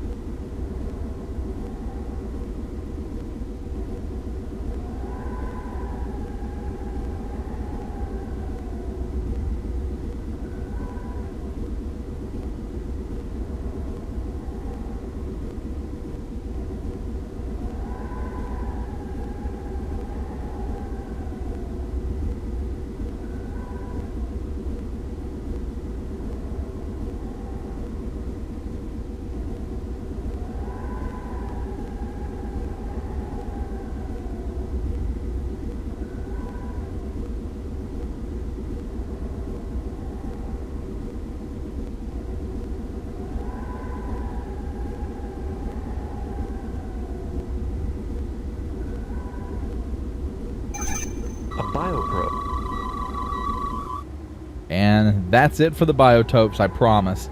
We're moving on. Let's pick up our little power supply, and we're going to head back to the doctor's laboratory, and we'll do our diagnostic tests and cell density analysis, and then we'll be done, and we'll be able to make our next contact, which will thankfully push the mission along. But you have to do this in sequence. So you have to do the you have to do one biotope, then analyze them, then another biotope. You have to do that in sequence because, for one, the little generator doesn't have enough power to do all of this in one go. So it was, it's kind of artificial lengthening of the game. Cell density analysis complete.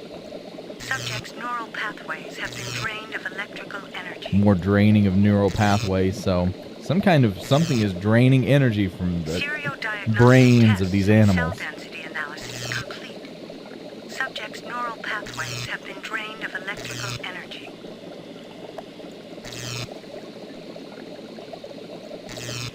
Diagnostic tests and cell density analysis complete.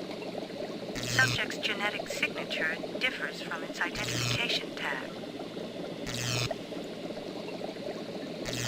And with that, we will make a call to Consultant Idia. Consultant Idia. Channels open. I'm Lieutenant Commander Data of the Starship Enterprise. I'm investigating the absence of Dr. Hoon Forsh. As I told Constable Lixie, I don't know where she is. Must you interrupt my research with more pointless questions? I'm afraid so. According to the Constable's report, you are the Preserve's consultant. Yes, I helped select and verify preserved species in the biotopes. The Morassians wanted a Federation expert, despite Lixie's objections. They were lucky to get me. You were the last to see Dr. Hoon Forsh before her disappearance? As far as I know, that's not a crime. Constable Lixie mentioned that you recommended the Ferengi trader Aramut for the second shipment. He delivers what you want on time. The constable gave me hell when she found out that he was a Ferengi. She barely tolerates me because I'm a male.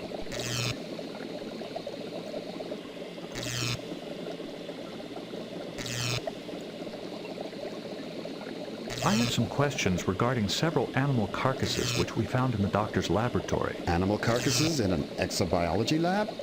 Well, that's certainly unusual.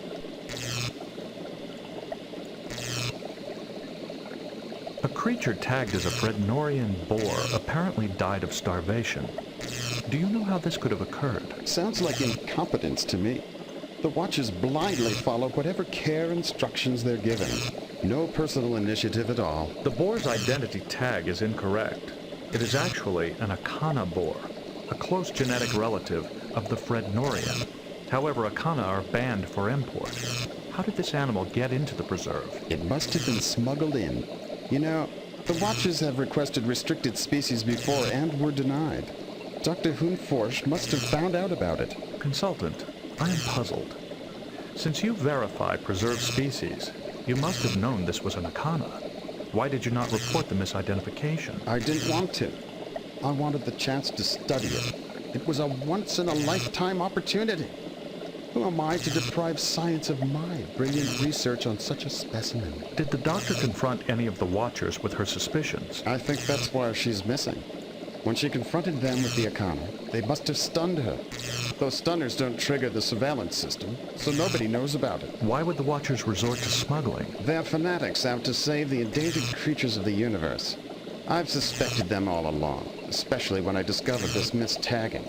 You see, these tags can only be reprogrammed by a Watcher. A creature tagged as a Kujan gibbon died of a parasitic infection not found in its native habitat. How could this have occurred? I'd say it died of neglect. Those Watchers don't know the first thing about dealing with animals. They're not scientists. They're glorified zookeepers. Why don't you go ask them about it? A Mycordae mole experienced an electrical drain from its neural pathways. How could this have occurred? I'd say it died of neglect. Those Watchers don't know the first thing about dealing with animals. They're not scientists. They're glorified zookeepers. Why don't you go ask them about it? I'd like to know what you and the doctor discussed. When I saw her for supper the other day, She was talking about genetic samples from the last shipment. She knows I don't like to hear people talk while I eat, so she said little else. But Dr. Hoonforsh was cataloging Morassian species exclusively. Why would she want genetic samples from other animals in the preserve? I don't concern myself with the lab work of junior scientists. Now, do you mind? I have important research to conduct. Thank you for your time. Thank you for wasting it. Idia's accusation that the Watchers are fanatics is certainly plausible. Collectors can be quite zealous in their pursuit of rare specimens. Idia certainly has a high opinion of himself. The thing he seemed most interested in was his reputation. Yeah, Idia's got something to do with this. Open a channel to Healer Zolas. Channels open. I'm Lieutenant Commander Data of the Starship Enterprise. I'm investigating the absence of Dr. Hoonforsh. A Starfleet officer. I was expecting this. Tracker Melas indicated that you knew of a confrontation between Dr. Hoonforsh and the Constable. Yes, the doctor mentioned it when she asked about Aramut. He's a Ferengi who provides us with alien species for the preserve. Was she inquiring about mistagged animals from his shipment? Yes, she had spoken to Zudan, one of the 3 Watchers in charge of the last shipment. He told her to talk to Aramut. On several occasions, the Watchers requested restricted species and were denied. Is it possible that Aramut was secretly supplying the Watchers with illegal species? Aramut has a rather unsavory reputation. The Watchers wouldn't have anything to do with someone like that. But you can ask Zudan yourself. Did Consultant Idia know of Aramut's reputation when he recommended him for a traitor? Considering how long Idia and Aramut have known each other, I would think so. Those two go back quite a while. I think Idia even came here on Aramut's ship. Did the other Watchers also tell her to speak to Aramut? I doubt it. The other Watchers were at the quarantine shelter and suffered some kind of neural energy drain when the generators exploded. They've been comatose ever since. Zudan's the only Watcher on duty now. We have found several animals which suffered energy drains. Perhaps we could compare neuroscans to see if the injuries are similar. I'll send you the Watcher's neuroscans. You can view them on the bio table, but I recommend you speak to Watcher Zudan. You can find him at the quarantine shelter. Thank you for your time. Certainly. Good luck to you. Idia was the last to see Dr. Hoonforsh before she disappeared. Idia is friends with a Ferengi, and Ferengi traders are not known for their honor. Perhaps Idia is guilty. The Watchers suffered an electrical energy drain from their neural pathways, like the Myochordae mole. So now we have information that shows that not only are the animals being drained of their electrical energy, but also the Watchers, one of the zookeepers. So we're going to take a little bit of a trip to a new area at this point. We're going to head down, and you know where we were messing around with the... I know where it's at, I promise. Nope. That's the constable's office. He gets through the tree. Oh, crossroads. Yep. So, back to the crossroads. And we're going to take a trip over here to the quarantine shelter. There's another short conversation that we need to have that probably has one of the longest walking sequences in the game. So, like, you see Data here. He's taking his time. He's all good. He's not in a hurry. We just got to kind of sit here and watch him. Wait till we get to this quarantine shelter, and you get to see how long it takes Data to walk around from one side of the compound to the other. It's mildly infuriating, but I have a tactic that'll prevent that the next time around. I don't understand why I can't just talk to this guy up here, but when you click, it automatically starts walking around the whole complex here. So we'll just kind of have to wait on Data to do his thing.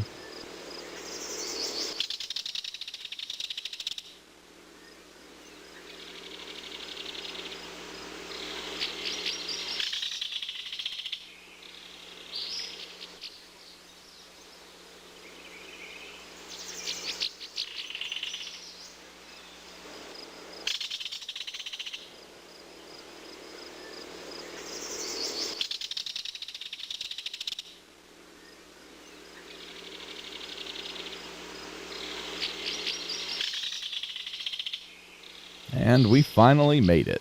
I'm Lieutenant Commander Data of the Starship Enterprise. I'm investigating the absence of Dr. Hoon Forsh. I'm responsible for preserve animals, not Federation scientists. I understand the doctor spoke to you of her concerns regarding smuggling in the preserve. Yes, she came here soon after the outages, ranting away. Imagine, accusing me, when I'm the one who told her about that boar mistagging. What creature was in this area? A 2-meter-long, 180-kilogram Sultus reptile, which came in on the last shipment. I found the watchers next to its cage the night of the outages. It's still missing. My readings show traces of a tranquilizing agent in its waste. Aramut always doses his animals with neurotranquilizers, just like Idia. We had to feed the reptile intravenously for days. It finally woke up right before the accident, just in time to escape. These readings share the same ionic residue as samples found near other creatures drained of electrical energy. And this cage is also next to the drained generator. Perhaps the Sultus reptile is a mistagged animal that consumes electrical energy. But there were no reports of it being seen near any of the power outages. And that reptile isn't easy to miss. Unless it's found a way to turn itself invisible, you're going to need another theory. We have encountered several species capable of phasing out of the time continuum and, in effect, becoming invisible. We have also encountered species who consumed human neural energy. The Sultus reptile may be a life form with similar characteristics. Well, if you believe so, I suppose it's possible. I have examined the neuroscans of the injured watchers. The electrical energy within their neural pathways has decreased significantly. How could that have happened? I don't know. During my evening rounds, I found them unconscious next to the Sultus reptile cage. I carried them outside the shelter and was going for help when the generators exploded. When did you last see Dr. Hoon Forsh? I haven't seen her for some time. I've been busy recovering animals which escaped during the power outages. It's not easy work. The last time I saw her, I sent her to talk to Aramut. Were you the one who found the carcass? Yes. It died just before the outages, and I wanted her to test it. Why did you not ask Consultant Idiot to test the carcass? I don't trust him. Always drugging and borrowing animals for his experiments. In the interests of science, he says. I don't know how he could have approved that mistagging in the first place. Do the Watcher's stunners set off the preserve surveillance system? The system only detects signs of distress. Normal sleep does not raise an alarm. Likewise, stunners and neurotranquilizers also don't alert the system. Unlike Idia and Aramut, we prefer stunners. Chemical sedation can be harmful. Consultant Idia mentioned that only Watchers can change the ID tags. That's true, but the suppliers tag the animals first. We just match them up with the constable's shipping orders. Idia is responsible for verifying them. Is it true that the Watchers' requests for restricted species were rejected? Only 4 species out of 112. Of course, we were upset at first, but once the preserve is completed, we can always try again. Thank you for your time.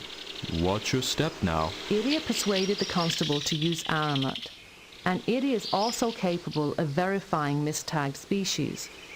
And he had the neurotranquilizers to knock out Dr. Hoon Forsh if she posed a threat to him. Only stunners or drugs could disable someone without setting off the surveillance systems. Idia has a supply of neurotranquilizers. Well, then I'm sure it's Consultant Idia who is guilty. We should take our evidence to Constable Lixie. Yeah, thanks. Give me a minute. So, one of the cool things about that sequence is you don't have to wait on your character to walk all the way back. I could just switch to another one and walk backwards, and we're instantly out of that area.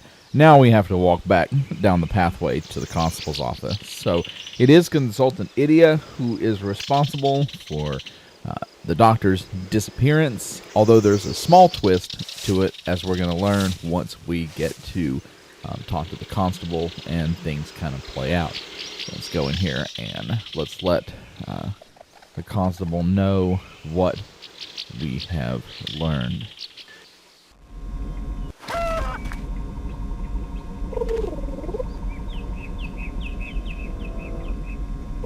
Constable, we have reason to believe that Consultant Idia smuggled rare species into the preserve through his friend Aramut. Are you trying to pick up where Dr. Hunforsh left off? She accused nearly everyone else of the same thing. Consultant Idia persuaded you to hire Aramut, and he knowingly verified mistagged animals. He also uses neurotranquilizers, which could have stunned Dr. Hunforsh without triggering your surveillance systems. Idia's been nothing but trouble since he got here. This time he's gone too far. I'll send for him so we can settle this once and for all. There we go. Please wait here until Constable Lixie returns. Finally got her convinced. So, we'll see what happens now.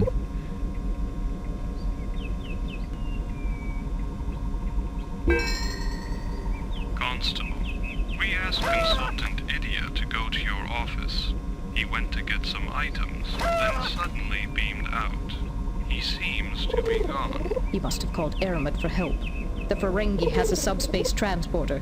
See if you can find Dr. Hunforsh. There's a woman here asleep with a gag over her mouth. Maybe she knows. That's her, you idiot. Wake her and send her here. And have a look around Idia's office while you're there. He might have left some evidence. That's her, you idiot. I always like that sequence.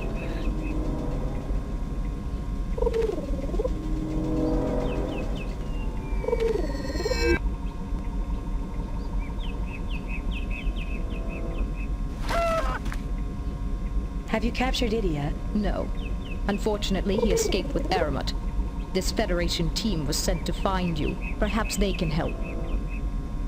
I'm Lieutenant Commander Data of the Enterprise. We will apprehend Idia and Aramut. Forget them. We have to recapture the Mistag Sultus.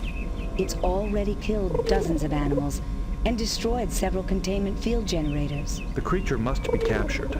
Constable, can we use the force field at the quarantine shelter? The shelter force field will not help us. The creature escaped once, and it will escape again. Perhaps we can rephase the force field energy frequencies. The creature may not be able to adapt quickly enough to the changes. That might work. But the only place we can rephase the force field power is at the main power grid. I will go to the main power grid and perform the necessary modifications. Good. The power grid is on the other side of the preserve. Take one of the shuttles. I hate to interrupt, but just how are we supposed to lure this creature back to the shelter? Since the creature requires energy, we can attempt to channel all available energy into the shelter generators. The creature should be attracted to it. We can't. We're using all our energy reserves to maintain the biotopes. The harmonic collector is capable of emitting high-energy EM fields. We may be able to use it at the shelter. Yes, that should do it. V, I'll send one of the Watchers with you to the shelter to help set it up.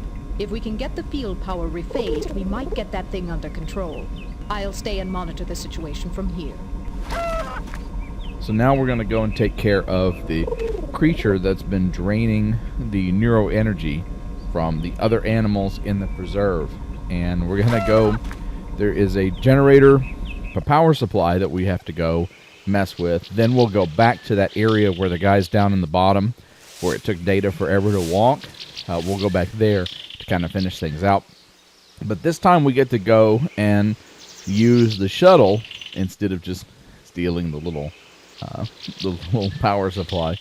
We're actually going to use the shuttle to transfer across the preserve to this underground power area here. So let's go and change the generator.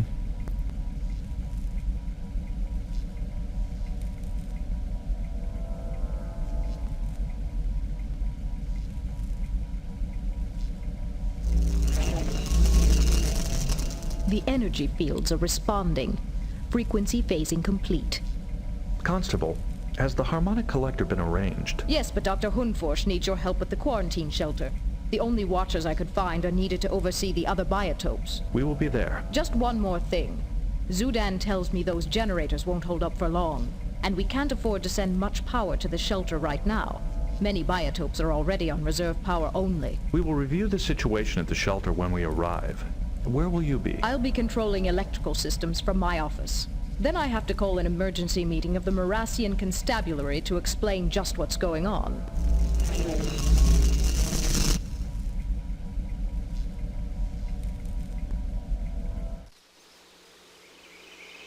Fortunately, we don't have to walk all the way down there to her. We can actually talk to her from the ledge. Have you devised a means to trap the creature? It's all set up, but I need you to operate those consoles while I keep an eye on the creature from here. What do you wish me to do? The harmonic collector's hooked into console 2. Once activated, it'll emit high-energy pulses to lure the creature in.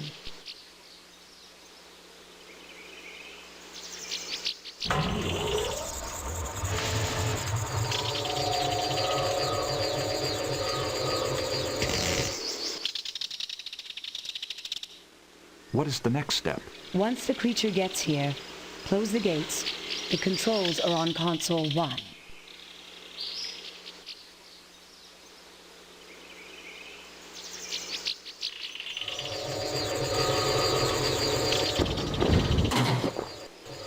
There it is. What is the next step? Quickly, activate the containment field, console 3.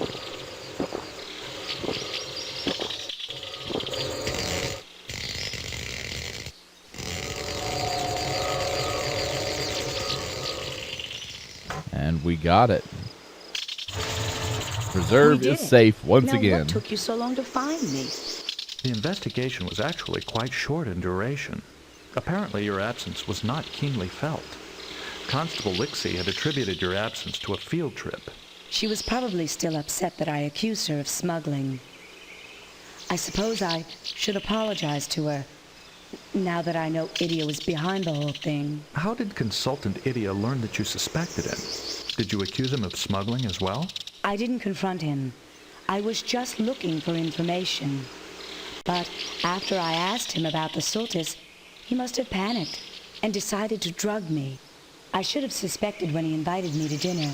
He hates to hear people talk while he eats. It appears the Watchers knew nothing of Idia's scheme to smuggle rare animals into the preserve through Aramut. They were the ones who brought the Mistag boar to my attention in the first place. They weren't smuggling anything. Apparently, Consultant Idia underestimated this reptile's appetite for electrical energy. That egotist, thinking he could get away with it. Some of these animals are even from Romulan space. Did he think I wouldn't notice? Are you certain the animals are Romulan in origin? It would take more tests to be certain, but they definitely came from Romulan space. It's not surprising. Aramut does a lot of trading along the neutral zone. What will happen to this reptile? I'm sure Constable Lixie will want to send it back, unless I can convince her to keep it here. A creature like that doesn't come by every day. I believe the captain will want to pursue Idia and Aramut. Will this incident significantly delay completion of the preserve? It'll be a little behind schedule, but I have a few suggestions to help them speed things up. Then it is time we return to the Enterprise. Good luck, Doctor. Beam us up. And so, with the revelation that that's a Romulan creature, this is actually going to lead into Captain's the log next part of the supplemental. story. Our successful attempt to locate Dr. Hunforsh has uncovered another mystery. Apparently, the creature responsible for the chaos on Morassia may have come from Romulan space. We are currently searching for the Ferengi trader Aramut. Despite somewhat questionable trading practices, he has never violated Federation law until now. Captain, Tabak asks to speak with you. Captain, I heard about what happened on Morassia. That creature you discovered, it sounds exactly like a Verenak, a Garidian creature. Except the Verenak was exterminated long ago. How could a Ferengi trader get hold of an extinct animal? I have a theory. The followers brought many animals with them when they fled Gerid. It may be that this creature came from the followers' colony. So if we learn where he got the animal, we may learn where the fifth scroll is. I think this is a promising lead to pursue. Captain, we've found Aramut. Our Ferengi trader should be at Jaward 3. Set a course for the Jawad system. Engage.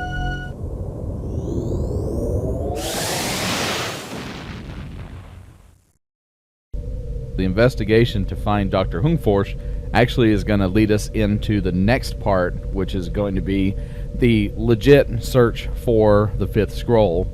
I like it. I like kind of how the story bridges itself, because it shows that the events on Morassia and the investigation, the animal, all that stuff, it actually means something. It's important to the overall story here in the game. And we're about to meet Aramut, who is a Ferengi trader and probably some of the best video capture conversation, I think, in the entire game.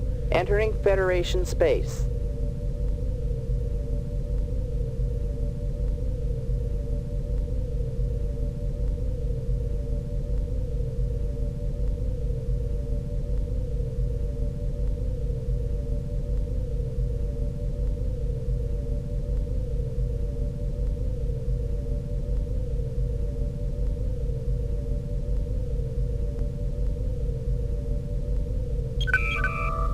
According to Aramut's flight plans, he should have arrived at Joward 3. Mr. Data, report. There is no ship in this vicinity. However, sensors are picking up subspace induction vortices headed for the Nygold system. Set a course for the Nygold system. Engage. And the chase is on.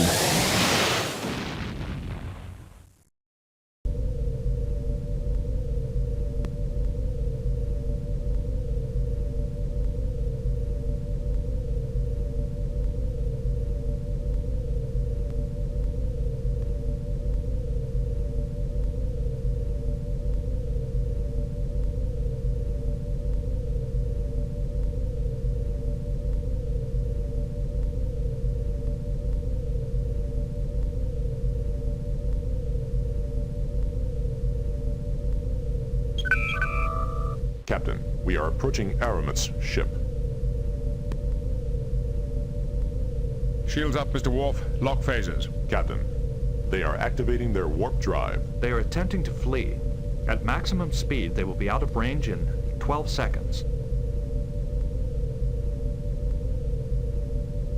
Shoot him. We cannot allow that, Mr. Worf. Prepare to fire a warning shot. Lock phasers, 5% power.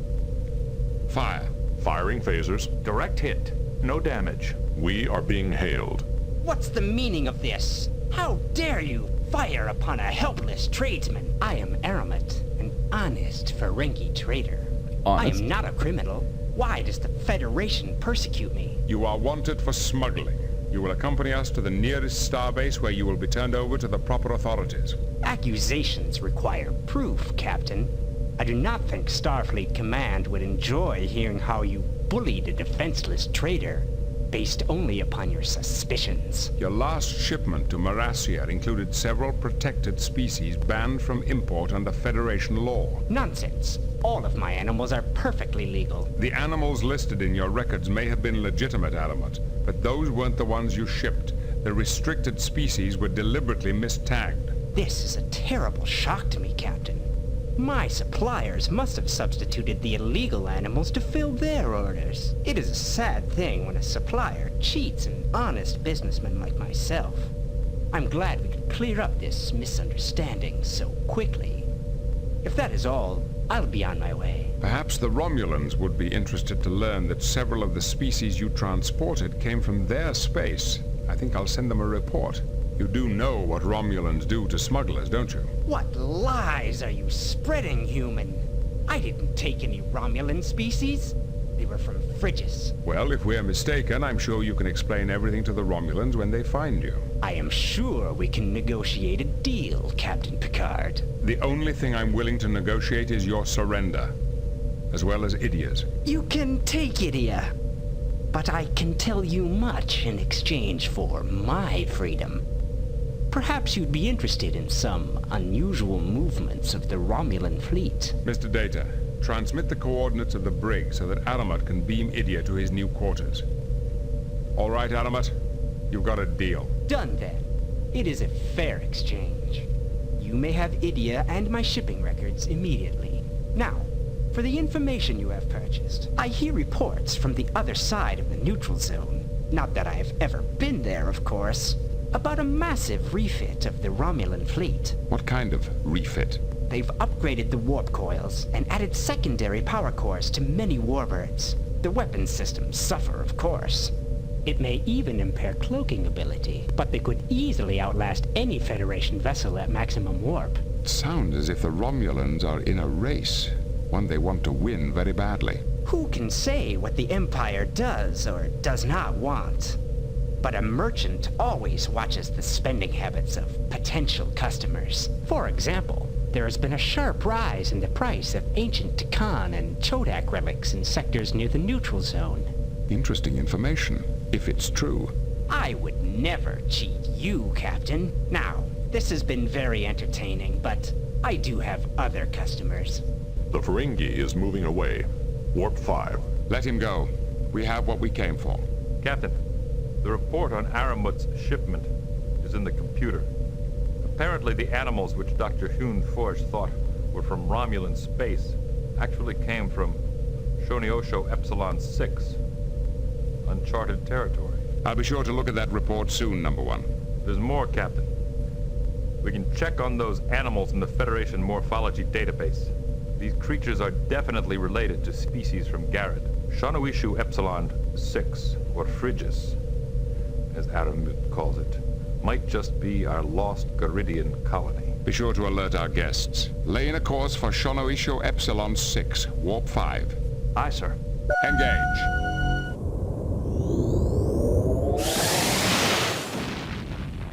So we are now on our way to Shanoisho Epsilon 6, which is also known as Frigis. So after centuries of staying hidden and people constantly searching for them and ancient myths being told about them, we're actually finally going to reach the point where we meet the followers that the Garidians have been looking for and begin our actual quest to find the legendary 5th scroll. Now, this is what I really like, this mission that's coming up. It's a real challenge, and there's some technical issues with it as well that I'll discuss once we get there. But let's continue on. Still at Warp 5.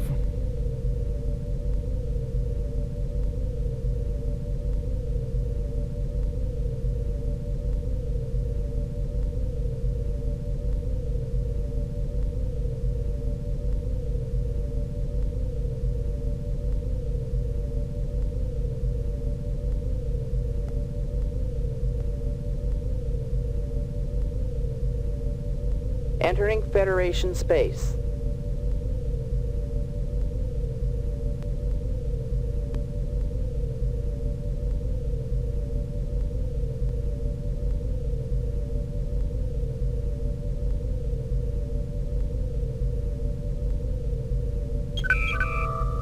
Helm, standard orbit. Captain's log supplemental.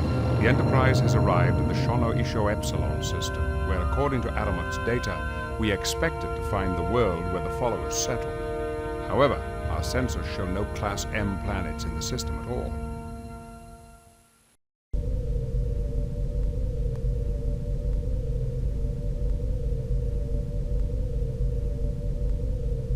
I don't think Aramut was lying to us about this location, Captain.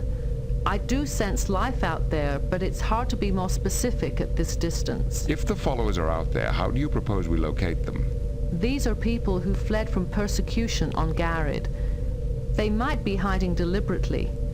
It may be better to let them locate us by sending out a general message of friendship. Perhaps one of our passengers could think of something that would encourage the followers to respond.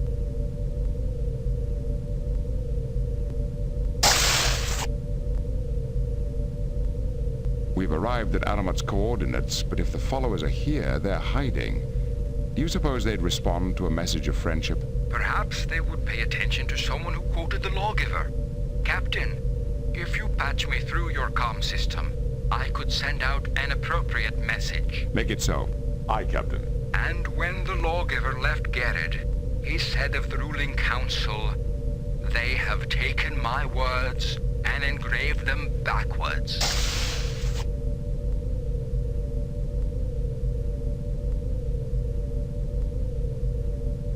There is no response, sir. Well, it was worth a try.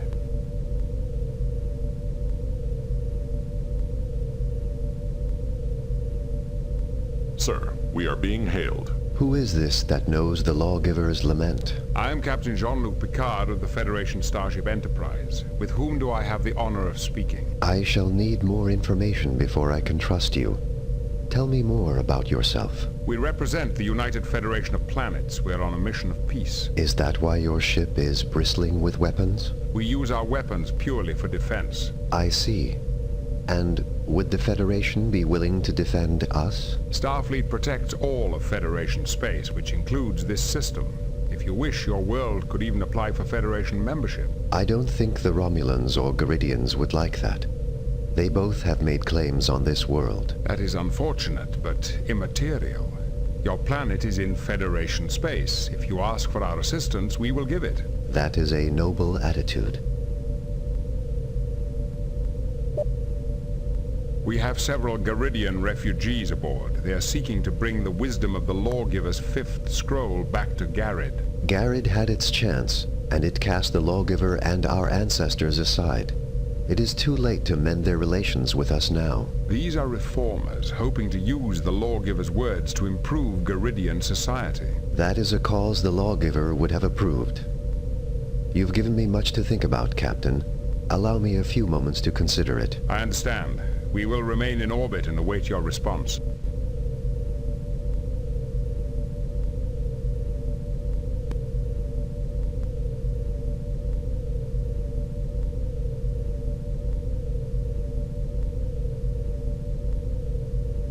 Sir, we are being hailed. On screen. I have decided to trust you. I am Larak, Chancellor of the planet, Frigis. How did you know we were here? A Ferengi trader claimed he picked up some Garidian animals here. Aramut. We started dealing with him to purchase some outside technology, and we gave him some animals in return. Fortunately, we never told him much about ourselves. How do you manage to conceal your entire planet? The technology is similar to the Romulan cloaking device. It fools sensors into misreading what they see. We had to protect ourselves in case Garid's forces came after us. May I send some of my crew down to learn more about you? Since our deception is discovered, I suppose there is no harm in letting a small number of off-worlders visit. But there must be no Garidians in the party. They have not yet earned our trust. I agree to your terms, Chancellor. I shall send my first officer, Commander Riker, as my personal representative. Good, Captain. It is always gratifying to deal with a man of reason. I will transmit the landing coordinates to your computer. Thank you. Number one, this is an extremely important first contact situation. I want you to lead the away team. See if you can locate the fifth scroll for our Garidian passengers. Yes, sir.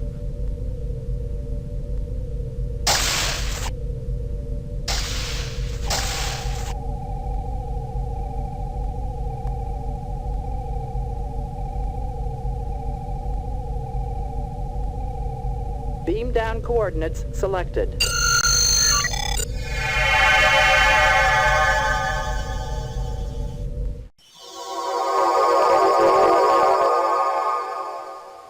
May the lawgiver's spirit smile on you.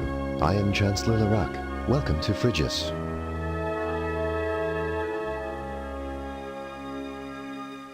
Thank you for letting us beam down. I'm Commander William Riker of the Starship Enterprise. Except for Aramut, we have not had outworld visitors since the lawgiver brought us here. I have thousands of questions to ask, but I will do it at another time. How can I help you, Commander Riker? We're looking for information about the fifth scroll your lawgiver brought here with him. Why are you aliens interested in our scroll? It may be the only way to prevent a civil war back on Garid. Can you help us? I am afraid not. I am only in charge of the civil government. That is a religious matter, so you must ask the leaders of the sects for help. It's only been 1,000 years since the lawgiver left Garid. Has your religion had such serious splits in so short a time? Sadly, yes. Even before the lawgiver's death, his disciples began to disagree over the way his writings should be interpreted. They each made a copy of the fifth scroll that emphasized their own particular biases over all the others. That must have been confusing. It was worse than that. The lawgiver became disgusted with them and hid his original manuscript, vowing that no one would find it until the sects learned to cooperate. From the way you're talking, I guess they never have. An accurate appraisal. The lawgiver said he left the keys to the scroll's location with each of the sects. But so far, after centuries of feuding, all the sects have done is formalize their competition into the Declaratory. The Declaratory? Yes, a series of philosophical contests the sects hold every decade. The winner has the right to collect some prize from the loser. What are these pyramids? The pyramids are relics of an ancient race called the Chodak. They were here long before we arrived from Garid. Each sect adapted a pyramid to serve as a transporter to their temple. We've heard of the Chodak, but it's rare to find evidence of their presence in this section of the galaxy. Oh yes, the Chodak Empire was vast indeed. Like the lawgiver before me, I have made extensive studies of their culture. I am actually considered something of an expert in the translation of Chodak runes. Well, you've been very helpful. Thank you. I must return to my other duties now, but I will monitor your progress as my schedule permits. May the spirit of the lawgiver guide your steps. So again, we find ourselves around Chodak ruins and Chodak technology. Now, there are 3 sects, and yeah, in 1,000 years, religion has definitely split. And we're going to visit each one of the sects, and they're going to have things that we need to do to try to help out that will advance our mission. In your ears. I am Songmaster Stamblier, leader of the Chanters. Chancellor Larak told me to expect you. How may I help you? I'm Commander Riker of the Federation Starship Enterprise. Can you help us find the original 5th scroll? What is wrong with the copy our sect has? We need the original for historical research purposes. Oh, I see. I do not think I can help you. Our sect has lost so many items in the Declaratory that I doubt we would be very good treasure hunters. But some of our chants go back for centuries, even to the days of the lawgiver. Would you like to hear one? That's a very generous offer. I would love to hear your Pluvoids sing. We are happy to oblige. This chant is called The Futility of Wisdom.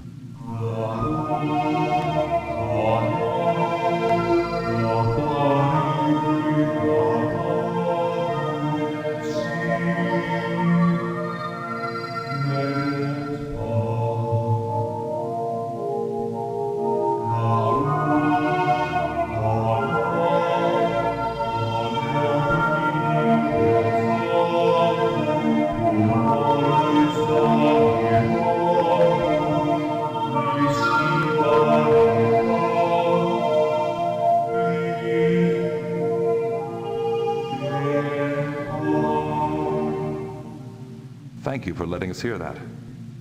It was very enlightening. Since you enjoyed it so much, I shall give you an orchestrion that will let you listen to it whenever you wish. And feel free to visit us anytime. May the songs of the lawgiver bring you fulfillment.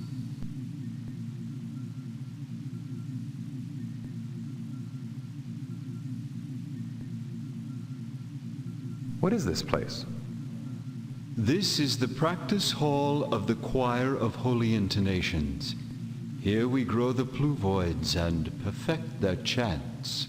These Pluvoids seem to be some form of plant life. Do they actually understand what they're singing? Not really, but they have beautiful tonal quality. That is important for holy chants. Why do you call yourselves the Chanters? Our founder, Ifnik, believed the path to true enlightenment lies in singing. We grow these Pluvoids and train them to sing holy songs. By focusing so deeply on the eternal mysteries, we gain a clearer insight into the nature of religion and salvation. Lovely temple you have here. Thank you.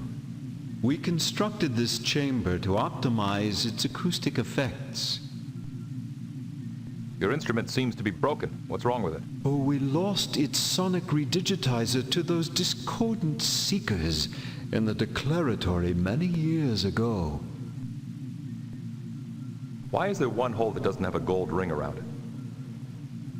Oh, we lost that ring to those discordant seekers in the declaratory many years ago.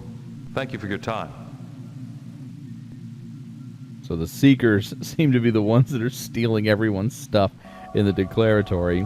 And we got the cool little music thing, the music player. That's going to come in really handy later on another section of the game that we're going to go through. But now we're going to go over here and talk to the next sect, which is actually the Seekers. See if we can find out why they keep stealing everyone's stuff. It's really the competition. They are the winners of this competition of philosophical debate. And so let's have a talk with them. May the lawgiver's spirit grant you wisdom. I am Archrishan Natural, chief assistant to His Exalted Prominence Elant of the Seekers. Chancellor Larak told me to expect you. How may I be of service? I'm Commander Riker of the Federation Starship Enterprise.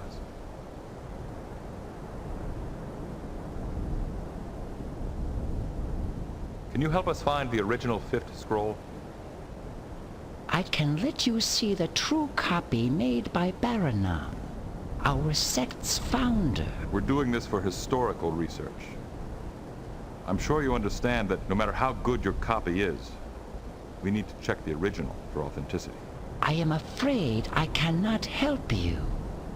The original was hidden by the lawgiver many centuries ago, and I do not know where it is. Lovely temple you have here. Thank you. It pleases us. Why is your group called the Seekers? Our founder, Baranam, believed that the path to enlightenment lies in searching for the truth. We are humble in our ignorance. Only the truth will free our souls. What is this place? It has many names. It is usually called the Hall of Triumph, but recently some have called it the Path of No Return. Why is this normally called the Hall of Triumph? Our sect has been understandably successful in the declaratory contest. This is where we keep the prizes we have won, safe in our vault. When did this start being called the Path of No Return? More than a month ago, our leader Elant vanished through the door of enlightenment. He has not returned. What is this door of enlightenment you mentioned? At the end of this path is a door no one has ever opened. No one before Elant, that is. Why hasn't anyone opened this door before? There is a gatekeeper who jealously guards the doorway. He asks a series of questions when anyone tries to pass it. And if the person does not answer all the questions appropriately, the gatekeeper will not let him pass. Isn't it possible that the original fifth scroll might be hidden on the other side of the door of enlightenment? I suppose so. But why should we risk our safety when we have the true copy of the scroll anyway? What is the gatekeeper like? It is a very advanced device with strange, almost telepathic powers.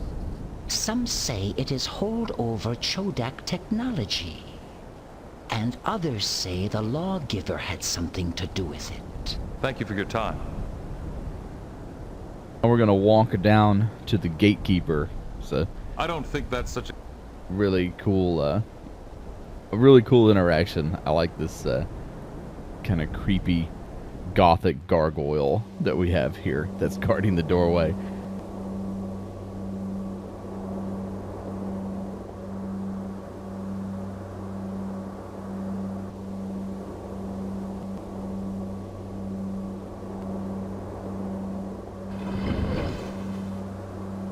Come no closer. I am the gatekeeper of the Door of Enlightenment. You must answer my questions appropriately to determine whether you are wise enough to proceed. Those who answer inappropriately will be punished if they attempt to pass. Ask me your questions. Define your prime directive.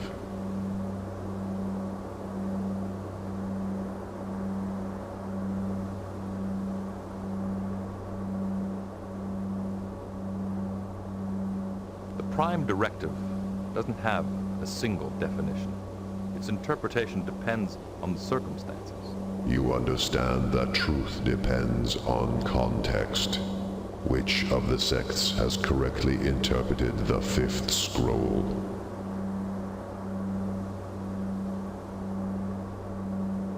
I don't have enough facts to answer that properly.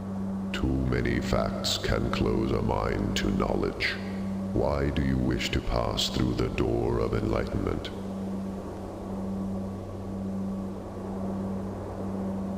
I don't know what is beyond it. Then you do not know what you are seeking. Who are you? Everyone plays so many roles in life. It is impossible to label them. You understand the fundamental paradox of existence. To know that you know nothing is the beginning of enlightenment. Your answers prove that you are ready to admit this. You may pass through the door. And believe it or not, some of those answers are wrong. You have to answer those correctly in order for him to open the door. If you don't, he'll just say you haven't progressed, or you don't understand wisdom or enlightenment, and you just won't get to be let through. But yeah, you just basically have to tell him that you don't know anything.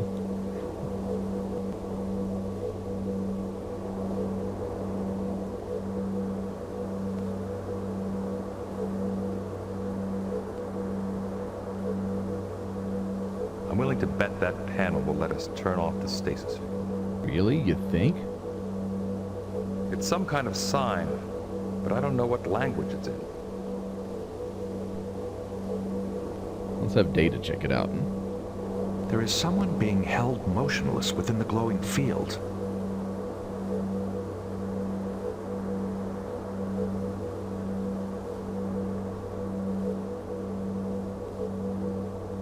It is reasonable to assume that these controls will operate the stasis field. Interesting. This is written in a language with which I am unfamiliar. Given the premise that the Chodak once inhabited this world, it is possible that this could be a sample of Chodak writing.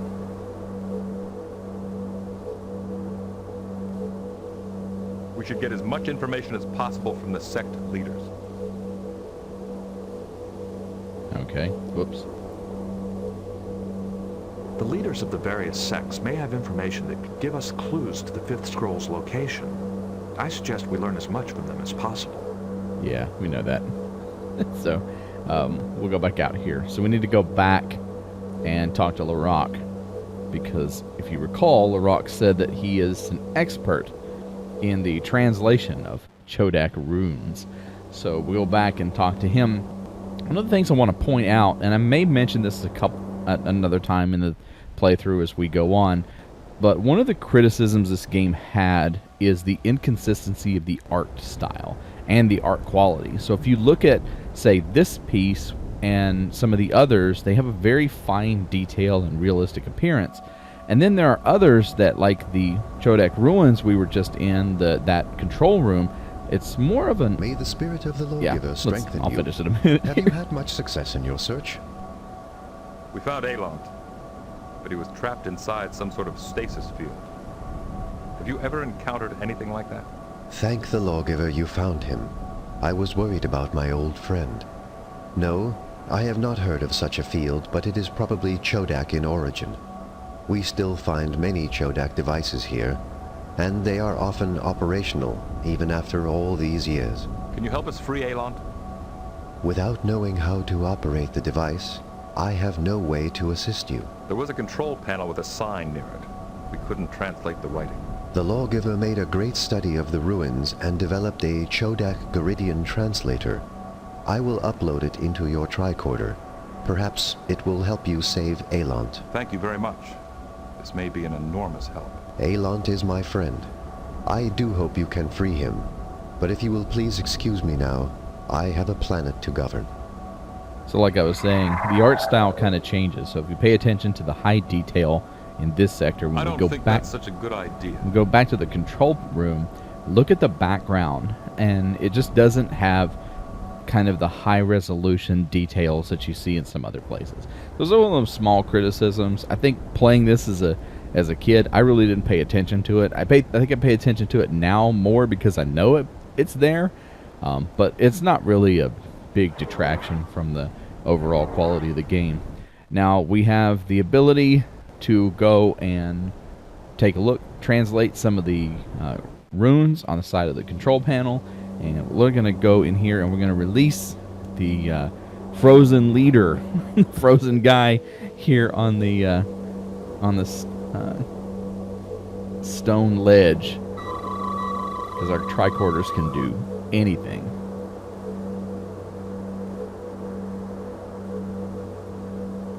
These instructions explain how to operate the control panel.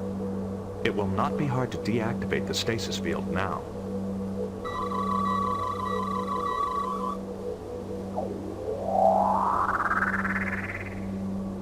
By the lawgiver's wisdom, what is happening here?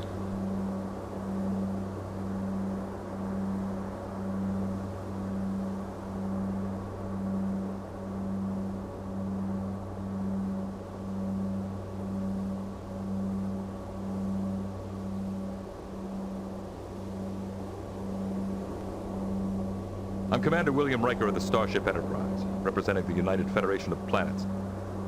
We're visiting Frigis by permission of Chancellor Larac. I presume you are Allant, exalted prominence of the Seekers. I am indeed. This is all most peculiar, but according to my studies, the lawgiver expected us to have off-world visitors this year, so I should not be so surprised. Are you feeling all right? Thank you for your concern. I am feeling a little dizzy, but I think it will pass. How could the lawgiver foretell our coming in this particular year? He was a prophet. Prophets are supposed to foretell things. Can you help us find the original 5th scroll? I wish I could. I came here looking for it. Why are you strangers so interested in it? There's a civil war brewing on Garrett. Having the original scroll may help some Garidian friends of ours prevent it. That sounds like a noble goal. Even though we have been exiles here for many generations, we still cared about our home world. May the lawgiver's wisdom help bring peace to Garrett. What is this place? I scarcely know myself. I only came through that door a few minutes ago, and I've not had much chance to look around. I suspect this is a room built by the Chodak, the original inhabitants of this world. Their ruins are all around us. I know it seems like you were here only a few minutes, but it was much longer. You've been trapped in a stasis field. Time actually stopped for you. I see. It was a rather disorienting experience. Do you remember what happened? When I entered the room, I saw a pair of talismans sitting on that rock. I climbed down to get them, but as soon as I touched them, alarms sounded and I just lost consciousness. Then you were here when I awoke. You've been in stasis over a month from what your assistant Natural told us. Natural? That devious Dromefex is probably plotting some way to take over my position. I must return to the temple as quickly as possible. How can I thank you for rescuing me from that stasis field? Thank you for your generosity, but a reward isn't necessary. The customs of my sect compel me to show my gratitude. Here are the talismans I picked up, as well as the key to our vault, which holds the trophies we have won in the declaratory over the years. You may take up to 3 items to help you in your mission. Thank you. We'll try to use your gifts wisely. Please excuse me. The effects of the stasis field have worn me out. I will rest here a while and then return to my temple. I'm sure I must have been missed. So we have a key. So with some talismans, they're going to come in handy. And then we have a key to their vault. And if you recall, the Seekers are the ones that took a lot of the items from the other sects in the Declaratory over the past few years. So because we are the Federation and we're the good guys, we're going to go up to the vault here and take a few things that will be very important to boosting our relations with the other sects and pushing the story along. So let's use the key here. There we go.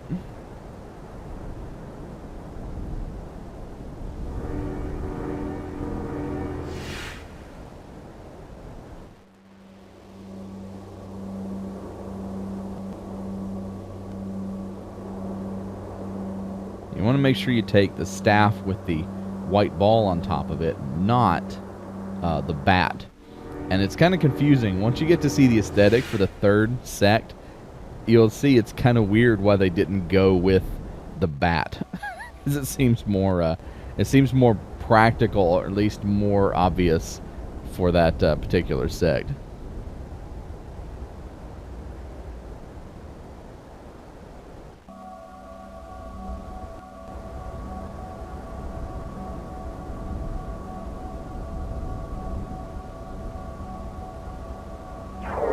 If you recall, I mentioned the musical instrument, the musical thing is going to be very important later on. We're going to get a few more of those. You returned the missing ring. In your honor, we shall sing our loveliest chant. Watch your step.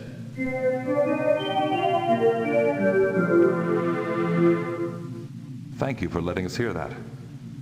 It was very enlightening. Since you enjoyed it so much, here is an orchestrion of it that you can play whenever you want. I don't have the technical background to install this properly.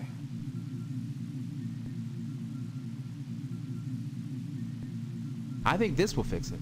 You repaired our instrument.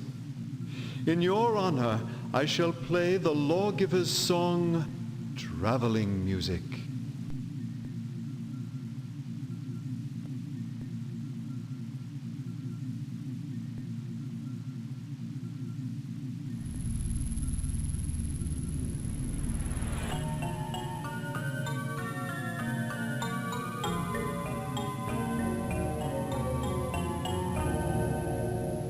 Thanks for letting us hear that.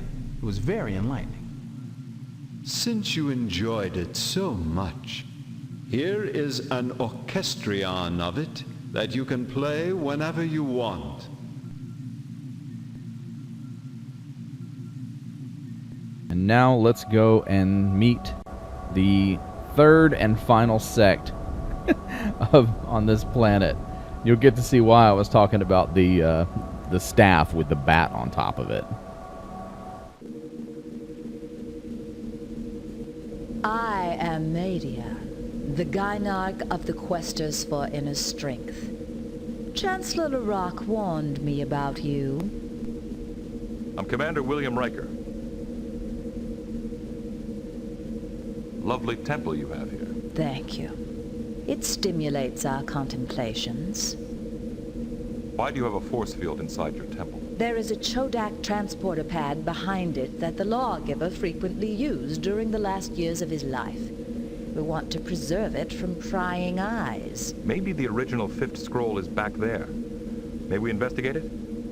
I have no desire to share my temple's treasures with aliens. What is this place? This is the Grand Penatorium, where my subjects meet to become more disciplined and more firm-willed. Your regimen sounds quite difficult. It is. Only the most dedicated can accomplish the regime. What about you? You would be a good candidate for discipline, if only I still had my scepter of light. Can you help us find the original fifth scroll? My people have always looked inside themselves for their strength. We have never cared for external things to aid our spiritual quest. Why do you call yourselves the Questers for Inner Strength? Our founder, Plagu, believed that the outer body must suffer to make the inner soul stronger. Only by learning to deny the sensations of our outer bodies can we make our spirits free. Why don't you still have your scepter of light? Those horrendous seekers took it from me during the last declaratory. I would give anything for it. We are planning revenge next time. Thank you for your time. You certainly wasted enough of it.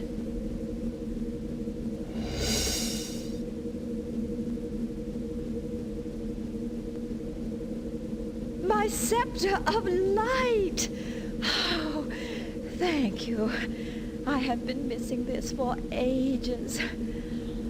Oh, what favor can I do for you in return? What's behind this force field? An ancient Chodak transporter pad. Will you lower the force field? Yes. I will do that for you. But I do not think it will be much help, since we have never figured out how the Lawgiver's transporter works. But we're just going to step into it, and we'll know exactly what it does.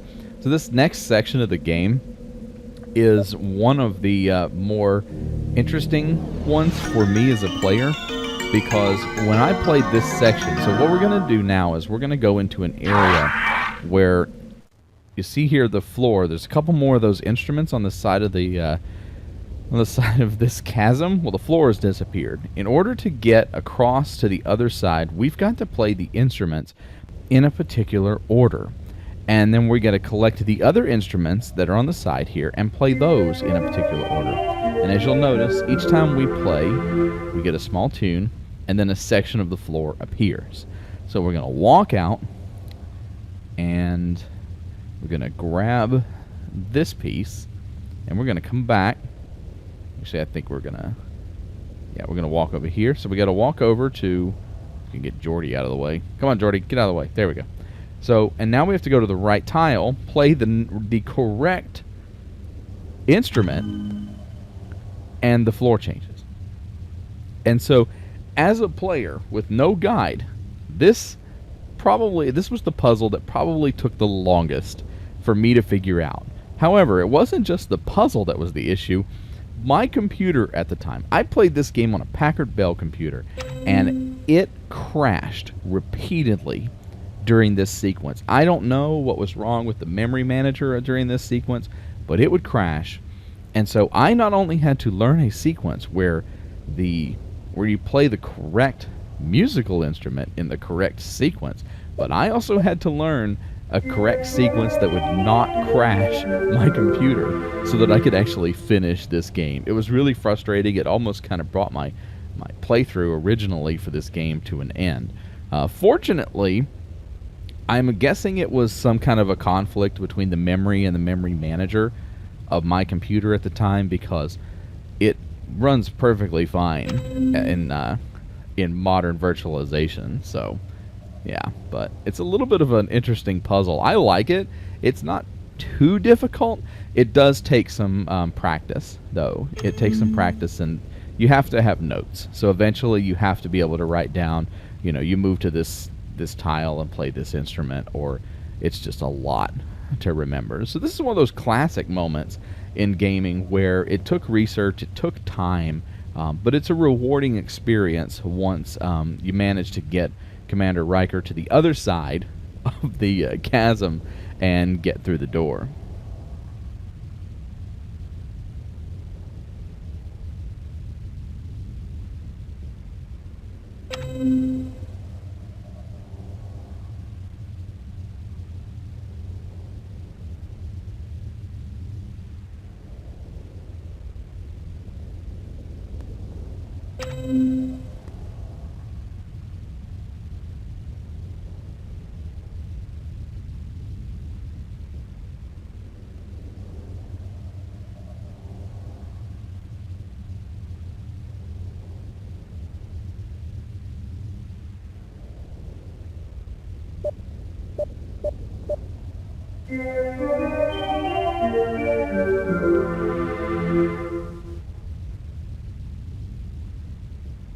When you changed...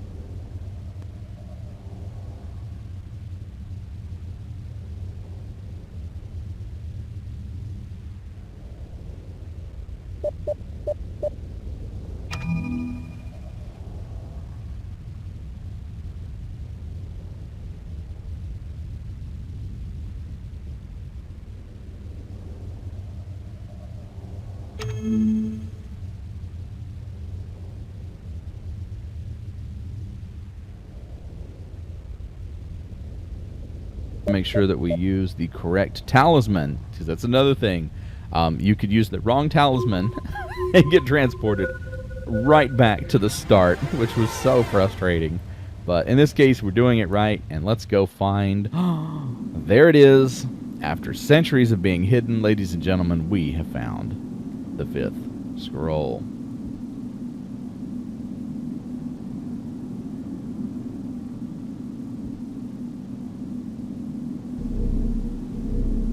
That flashing light could mean trouble. We better get the scroll back to the ship so we can Let's just beam out of here. And just like that, the mission to Frigis is over. Captain's log supplemental. We have successfully retrieved the Garidian's 5th scroll, and Tabak has verified the manuscript's authenticity. Lucana assures me the mere existence of this scroll may radically alter the structure of Garidian society. I am glad you found the original scroll, Captain. I hope it will do some good on Garrod. Keeping it here would only upset the delicate balance between the sects. Thank you for your generosity. Would you be willing to let the Federation send an archaeological research team to Frigis? Your world has the finest collection of Chodak ruins in known space. Would we be permitted to share in any Chodak secrets they uncover? Of course. The Federation believes in freely distributing scientific knowledge. In fact, we would be honored if your scientists would join our efforts. Then we agree, Captain. Send us your archaeologists. Captain, Lucana is on the comm. She wishes to speak to you. Put her on. The oppressed masses of Garrod offer their gratitude for your assistance, Captain. Garidian society will soon be transformed. We must now make plans to return the scroll to Garrod. Captain, a Garidian warbird is decloaking off the port bow. It is the Asylum, Captain Pentara's ship. They are hailing us. On screen. Thank you for leading us here, Captain Picard. The ruling council has wondered for centuries where these people ran off to. You have no business here, Captain Pentara. We are in Federation space, and this world has asked for our protection. I intend to give it to them. This is no longer a matter of a little scout ship, Captain. A subspace message was sent from your ship to the Garidian rebels. A full-scale revolution has erupted on Garrod. We sent no messages. I suspect it was that revolutionary Lucana. She delights in stirring up trouble. Surrender her, end her companions at once, or face the consequences. Captain, the Asylum is powering up its disruptors. Shields up. Captain Pentara, anyone who has been sending unauthorized subspace messages from my ship will be dealt with severely. I do not tolerate that sort of behavior. You may have a few minutes to investigate, but I'm still not leaving without those people. Mr. Worf, get me Lucana on the comm.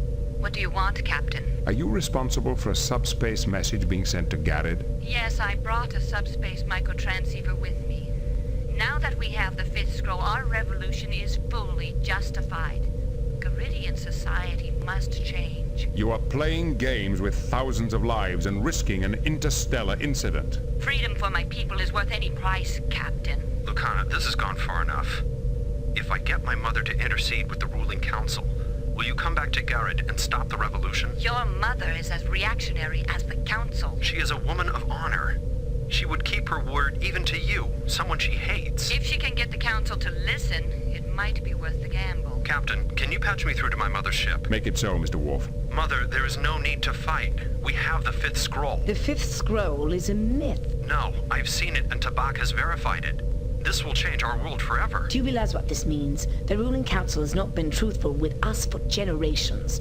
The people will demand revenge. If you give us safe passage back to Garrod and convince the council to hear Lucana's message, she will return with the 5th scroll and stop the rebellion. Very well. Captain Picard, I will power down my disruptors so you can lower your shields and let me beam Tabak, Avakar, and Lucana to my ship. Perhaps our paths will cross again. Under better circumstances, I hope. Sir, the warbird is disarming its weapons. Lower shields. Captain, the Garidians have beamed aboard the Asylum. They are underway. On course back to Garrod. What are your orders, Captain? So the story, the saga of the 5th scroll has finally come to an end here about halfway through the game. I should like to consider the situation a bit and, further. But it's an excellent precursor for what is about to happen. We just kind of have to wait real quick for the next sequence.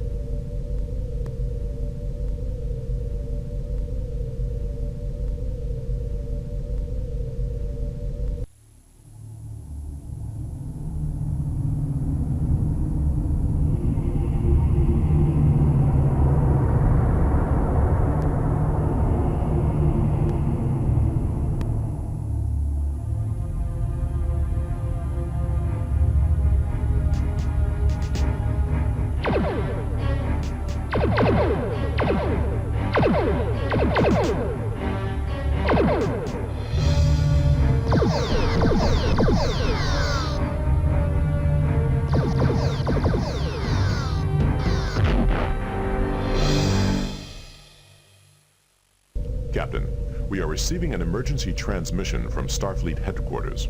On screen. Attention all Federation vessels. This is a Priority 1 alert. A Romulan fleet has crossed the neutral zone into Federation space. All civilian ships are advised to avoid sectors along the border. A state of war now exists between the Federation and the Romulan Empire.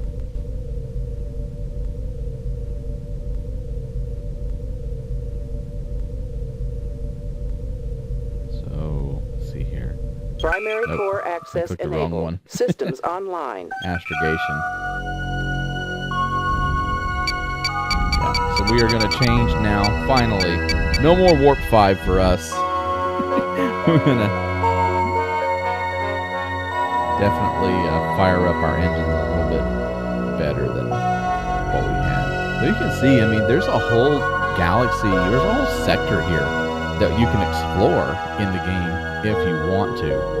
Especially in this sequence where we're not really doing a planet-based mission. We are focused on space-based activities for the next little bit. So, love these shots from the recreated from the show.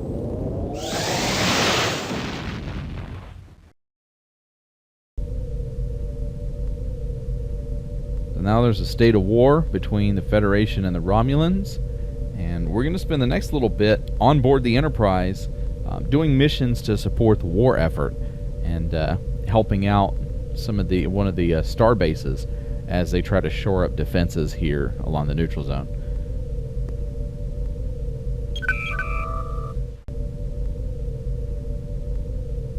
Mr. Data, any suggestions? I suggest we contact Starfleet, Captain.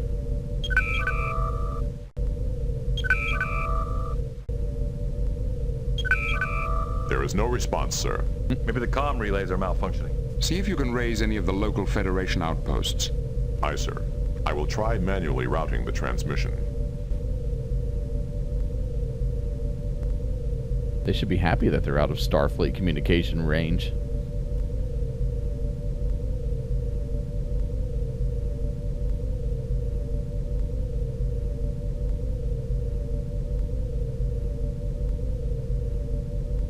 Captain, I have established communication with Admiral Redrick. On screen. Captain Picard, I'm surprised you managed to get through. The Romulans have disrupted communications through half the sector. We received the invasion alert. What's the situation? Our information is still sketchy, but we know the Romulans destroyed Outpost Gamma 1-5. It looks like the spearhead of their fleet is in the Goldur sector. The Enterprise is at your disposal, sir. Good. Then I want you to proceed to the Goldur Delta system and report to Commander Chan at Outpost 543. She's coordinating our defenses in that area. I'll inform Admiral Williams as soon as we restore communications. Admiral, if we encounter the Romulans... You're free to engage, but don't pick a fight you can't win, Jean-Luc. We can't afford to lose the Enterprise. Good luck. And to you, sir. I'm afraid we're all going to need it. Picard out. Lay in a course for the Goldur Delta system. Maximum warp. Engage. So you're going to get a chance now to see the combat system in this game, which is its biggest weakness. And it's odd because Spectrum Holobyte is known for the Falcon series, and so 3D combat was kind of their thing. And it's odd that in this game, the RPG elements, the The dialogue, the narrative, that stuff shines. But the combat system, oh my god, wait till the first time that you get to see this combat system in action. Helm, standard orbit.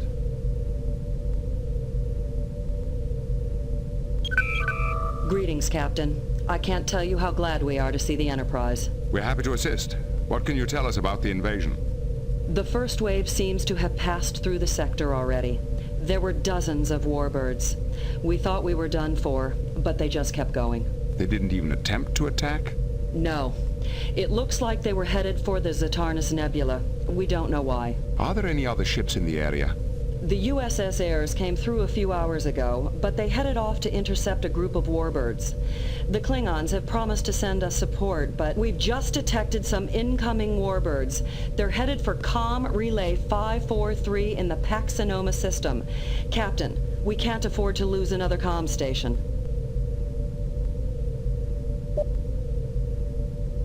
We're on our way. Set course for the Pax Sonoma system, Warp 9. Engage. Nice to see that Picard is also seeing the value of using Warp 9 to get us places faster.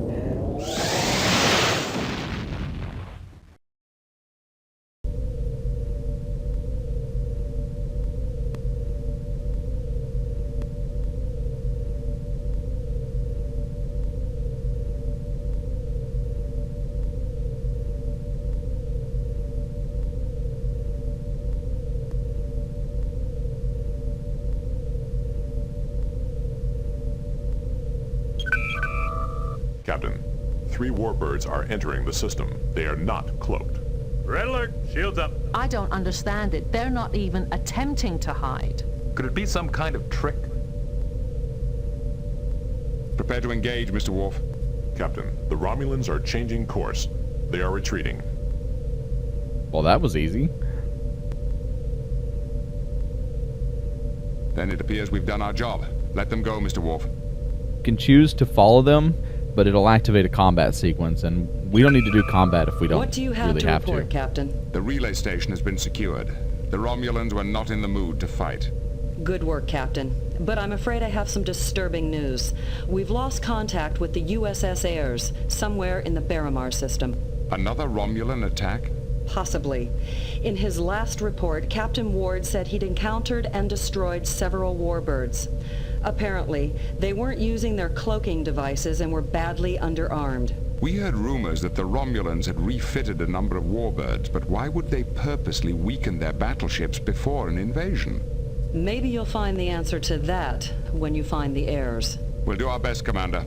Picard out. Set course for the Baramar system. Maximum warp. Engage.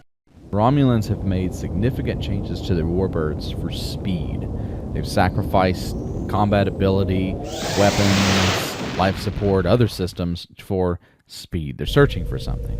So it's a war, but there seems to be another twist to it.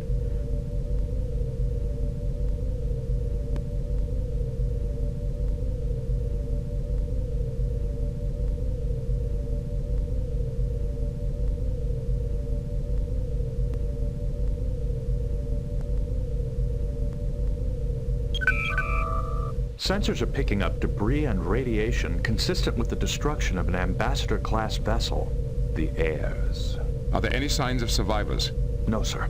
Captain, Romulan warbird decloaking to starboard. Evasive maneuvers.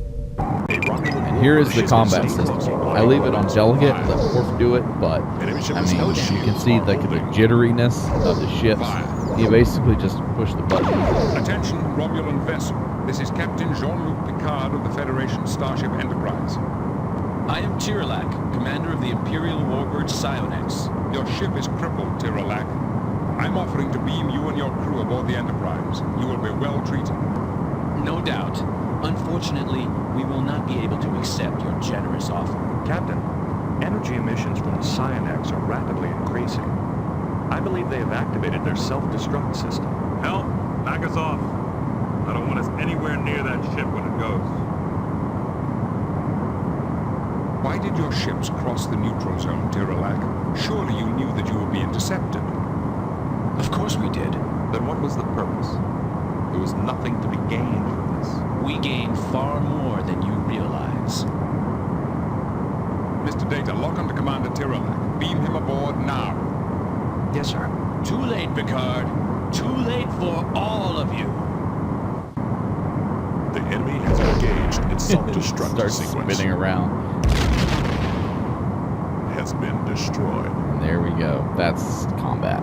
Alert cancel. So terrible. Condition green. But he gained more than we realize. That's interesting. What do you have to report, Captain? The Heirs was lost with all hands. We engaged and defeated a warbird, but unfortunately, the Romulans destroyed themselves to avoid capture. The Romulans have a strange conception of honor. Well, there's no time to dwell on that. I have another assignment for you.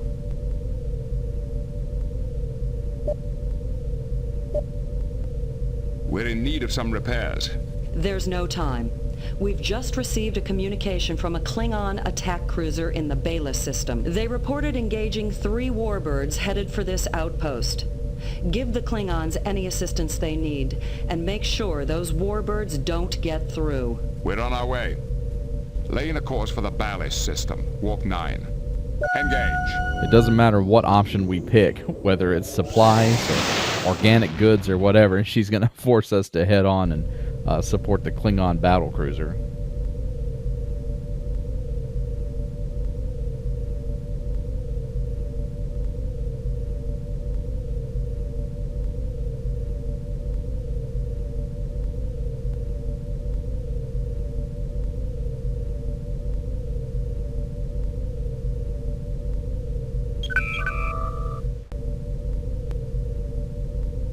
We are receiving a message from Captain Kidra of the Bortas. The Bortas was one of the first Klingon ships to offer assistance when the Romulan invasion began. Captain Kidra fought with me against the Duras. He is a warrior of great courage. Put him on screen. Greetings, Captain. This is Jean-Luc Picard of the Enterprise. Captain Picard, it is an honor. The honor is mine. Lieutenant Worf speaks very highly of you. As well he should. We crushed many enemies together. Well, I bear good news, Captain. We have saved one of your communication relays from a Romulan attack. Then we are in your debt. Do you require any assistance with your ship or crew? None whatsoever. We were completely unscathed, and, Captain, we captured a warbird and many prisoners. It was a truly glorious victory. You captured a Romulan warbird without any resistance? They had little to resist us with. When we boarded their ship, we found that it had been severely modified, stripped of most weapons and many other systems as well. Why would they purposely make themselves so vulnerable? The modifications nearly doubled their engine power. It seems they were willing to sacrifice weapons for speed. Captain, such modifications would have placed extreme stresses on the warbird's hull. It would not have survived an extended mission. Maybe they never expected to survive. Maybe they were on a suicide mission. But a suicide mission for what? During our interrogations, the prisoners mentioned a weapon of some kind. Perhaps that is what they were seeking.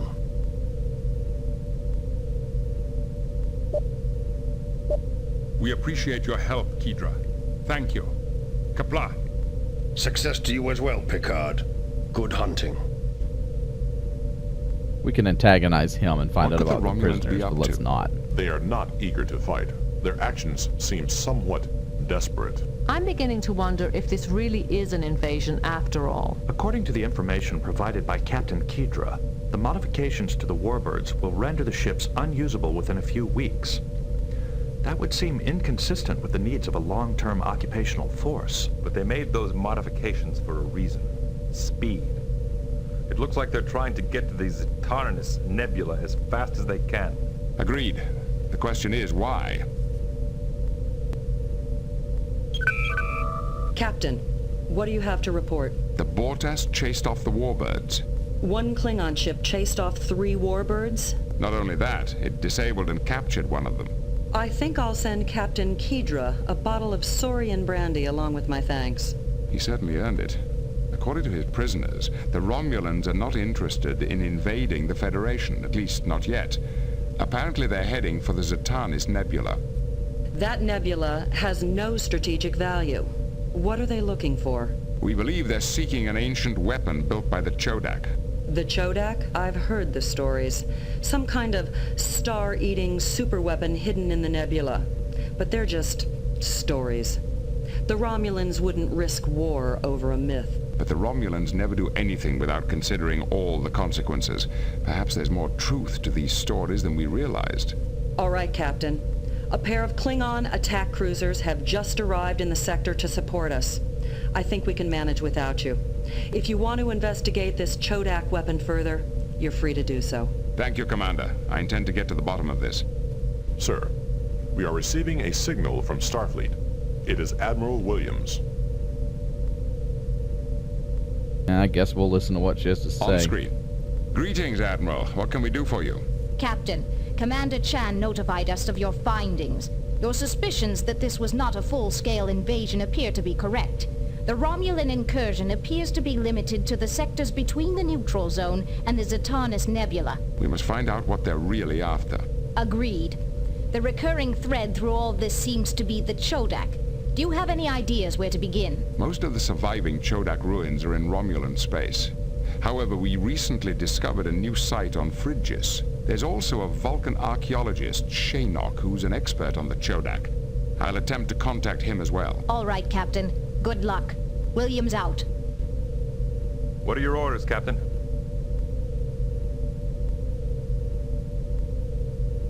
Laying a course for Shonoisho Epsilon 6, Warp 5. Aye, sir. Engage. So we're heading back to Frigis to see if we can find out some information. So we are now in pursuit of an ancient Chodak weapon, supposedly hidden in the nebula long ago. And it looks like that's what the Romulans are after. They're not in a war, per se, yet. But they're searching for a weapon. So the game is basically turned into a race. And we're going to go back and talk to a few old friends and some people that we've seen before, but we didn't get to interact with Captain, more. An urgent message is coming in from Chancellor Larak of Frigis. On screen. Captain Picard, a Romulan warbird has invaded our system. You promised to defend us. Please come as quickly as you can. Well, fortunately, we're already on our way, so we'll be able to take care of our friends and on Frigis. Primary core access enabled. Systems online. And just noticed we're at Warp 5 again. Are we back to Warp 5, Picard? Come on. Let's get this baby moving. There we go.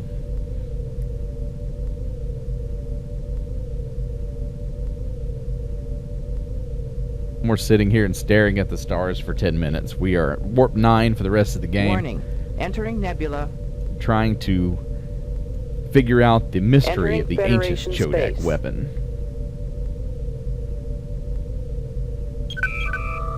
Captain's log supplemental. We have arrived at Frigis in response to a distress call from Chancellor Larak. Although he claims to have been attacked by the Romulans, we can find no evidence that any battle ever took place. Sensors are picking up a vessel. A Romulan warbird is on sensors. Locking weapons. Torpedo away. Torpedo launched. Direct hit. We, the shields, are holding. The enemy ship has sustained major damage. Captain. You will find it short-lived. Fire.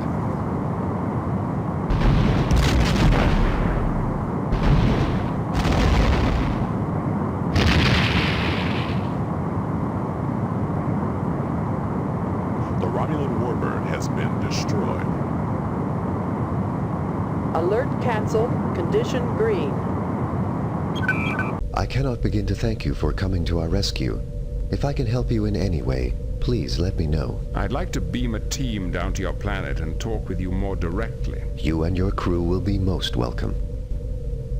Alright, now Picard gets to go down to Frigis and speak with Chancellor Larak. Whoa!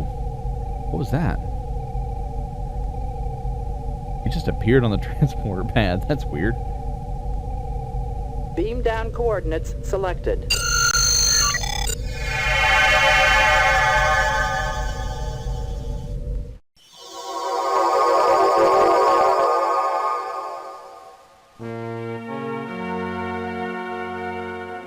Oh my god, Thank you for Picard moved allowing in us to beam hyperspace. down. I welcome you in the Lawgiver's name.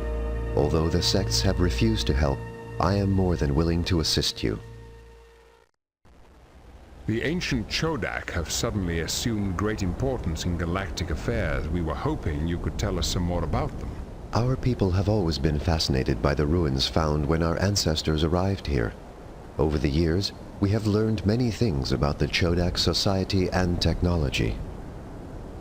What do you know about Chodak technology? We do not fully understand the principles behind it, but we've been able to make some of it function. The chameleon field that disguises our world, for example, is a Chodak invention. What else have you discovered about Chodak technology? They had an unusual way of navigating that seemed to be based on how long it took to travel between different points at a particular speed. Unfortunately, I don't know how they defined their basic units, so I can't be more specific. Is there anything else you can tell me about Chodak technology? They created special shielding materials which could block out any transporter beams we know of, yet their own transporters could pass through them easily. What else have you discovered about Chodak technology? They use devices similar to isolinear rods as keys to many of their machines. Here, let me give you one. How does it work? When this programmer is twisted around the rod's end, it can alter the rod's settings, making it a sort of all-purpose key. If you use the programmer properly, you can activate almost any Chodak machine or computer. Is there anything else you can tell me about Chodak technology? The crowning glory of their technology was something called the Unity device that made it possible for them to control their far-flung empire. Do you have any more details about this Unity device? I think it was a superweapon with almost unlimited powers. When the Chodak lost it somehow, their empire fell apart almost immediately. What do you know about Chodak society? Their empire spanned this quadrant, encompassing tens of thousands of star systems. It endured for 100,000 years. Then, 900,000 years ago, it disintegrated, almost overnight. It's unusual for such an immense empire to last that long. What was the secret of their success? They had a talent for administration. They had an entire planet called Allanor, from which they ruled their empire. The bureaucracy must have been colossal. What else do you know about Chodak history? We believe that the group which settled here and built these structures was not from the mainstream of Chodak society. Why do you say that? For one reason, this is a very small base. The structures the Chodak built could not have held more than a few thousand people. This could not have been a major colony. And for another? The Chodak settlers often referred to Allanor as the seat of evil, and frequently said that the Unity device, the Empire's chief means of control, had to be destroyed. Perhaps the settlers here were similar to your own ancestors, fleeing an established society to pursue a different vision. Perhaps. But I suspect the Chodak here played a far more active role. This outpost was only inhabited for a few decades, which coincided almost exactly with the end of the Empire as a whole. These reasons are not strong grounds for believing the settlers here were rebels. There are 1,000 more small clues, all pointing to the same conclusion. But there is one major mystery which could resolve the question completely. What is this mystery? A century ago, our scientists found a Chodak data crystal.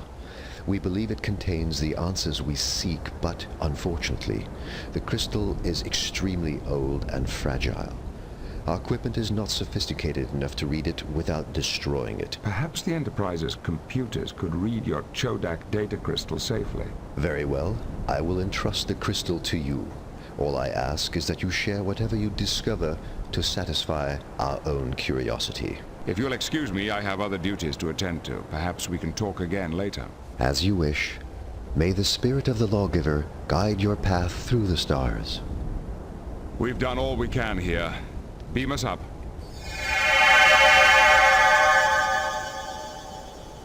Chancellor Larac was most helpful. We now know what the Romulans are seeking. Do you think the Romulans have really found the Unity device? We know already if they had. The device is that powerful? I'm not sure, but without it, an empire which spanned this entire section of the galaxy disintegrated overnight. What are your orders, Captain? Set course for Horst 3, Warp 5. Aye, sir. So Horst 3 is where Shanok is. So now we know, well, now you know where the name of the game comes from, Final Unity. We're seeking the Unity device, which is an ancient Chodak weapon that supposedly had the ability to instantly destroy stars and was kind of the seat of power for the Chodak Empire. It's the device that kept everybody under control, a sense of fear, I would assume, that fear of death and destruction that kept the Empire working together. But it is, supposedly they found Captain, the ship's computer has completed its attempt to read the damaged Chodak data crystal we received from Chancellor Lorak. Any success, Mr. Data? Only in part, sir. Much of the information was corrupted, as we had feared. But there is one section that may be of interest in our current situation. As Chancellor Lorak guessed, Frigis was indeed a rebel base. The crystal explains how the rebels stole information from the main computer on Allanor and used it to attack the Unity device itself. The rebels used a programmable encryption rod to access Allanor's main computer and learn vital information about the Unity device. This information was then used to plan a raid against the Unity device. There is then a corrupted section and a brief mention of a space freighter called the Rinko. I am not certain what the connection is between the freighter and the raid. The complete text of the information may of course be found in the ship's computer. So it seems that the Unity device has been found, apparently, or, yeah, we'll have to see what happens next. But, again, the race continues, and it looks like Shanok may be our next best hope for finding the Unity device before the Romulans do.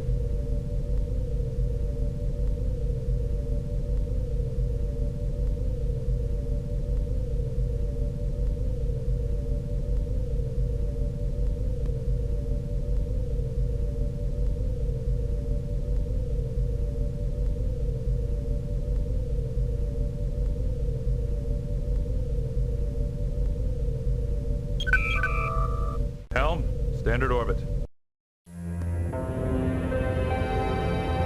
Captain's log.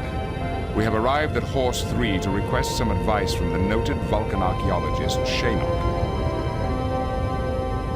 Instead, all we have found here is a recorded message buoy broadcasting continuously. To whoever hears this message, the sudden incursion into this region of space by a flotilla of Romulan warships has made this remote expedition untenable. For the safety of my crew, I have decided to abandon this site temporarily. In the name of science, I ask that you do not disturb my work on this planet. There is one site that requires special care. The Chodak site seems to have a field that camouflages it to normal sensors. I located it mostly by accident. There is a platform jutting out part way down a deep shaft in the ground. Further investigation has been blocked by an ancient rock slide. As much as I would like to honor Shanok's request to leave the site alone, we don't have that luxury. The current situation makes it imperative that we learn where this planet Allanor is. This Chodak base may have the information we need. We should form an away team at once to investigate this shaft that Shanok spoke of, but we'll have to be careful to disturb as little on the site as possible. Sensors are picking up a vessel. Evasive maneuvers. Aye, Captain. A Romulan warbird is on sensor. Locking weapons. Torpedo away. Torpedo locked. Direct hit. We are being hailed. The enemy has engaged its self-destruct sequence. Enemy ship is firing. Direct hit. We have been hit. We are being hailed. Fire.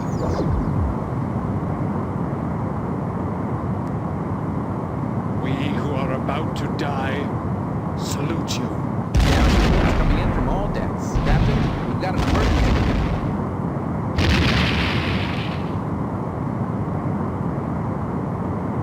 The Romulan warbird has been destroyed.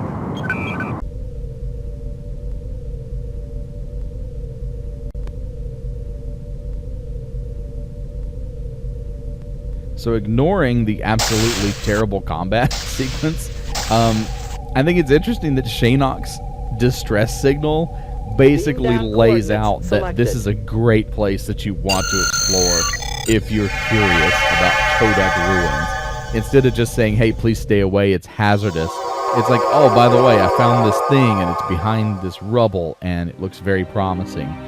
So here we go. This is our first kind of foray into real Chodak ruins. And we're going to use our phaser to clear out the rocks here.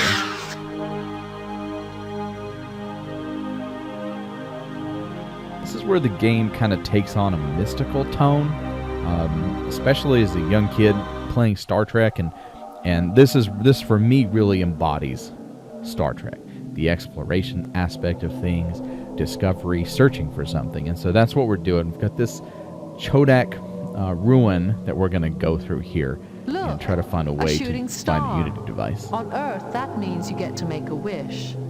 Shooting star is actually a misnomer. In reality, they are simply meteors which are incinerated as they enter a planet's atmosphere. I know, Data, and rainbows are just the refraction of light by water droplets, but they're still beautiful. Yeah, Data, quit being a buzzkill. So now you're going to see how important this rod that we got from Frigis is. It's basically a universal access port controller for Chodak computers. You just put this little thing on here and we can access any Chodak computer that we come across. Even though some of the data has been corrupted over time, our computer can probably deduce a wealth of helpful information from it.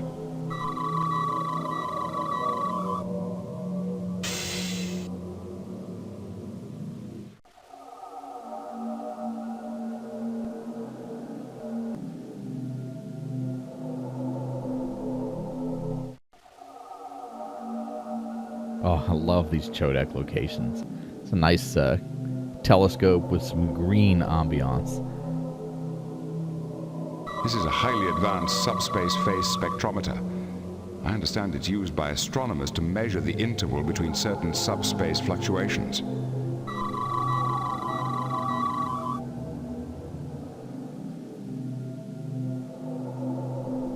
For some reason, this was used to keep its instrument constantly pointed at one specific object in the sky. Just kind of gathering data about the structure here. This chasm descends to a depth of about 3.5 kilometers.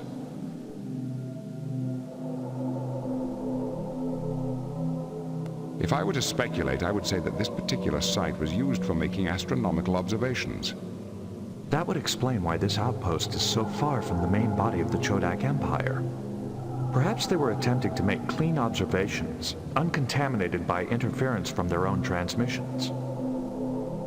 Let's record as much as we can. Our computer can analyze the data and make sense out of it later. There's a lot of scientific equipment in this part of the site. This must be the heart of the station. We must be especially careful to examine everything we find in detail. Which we've kind of already done.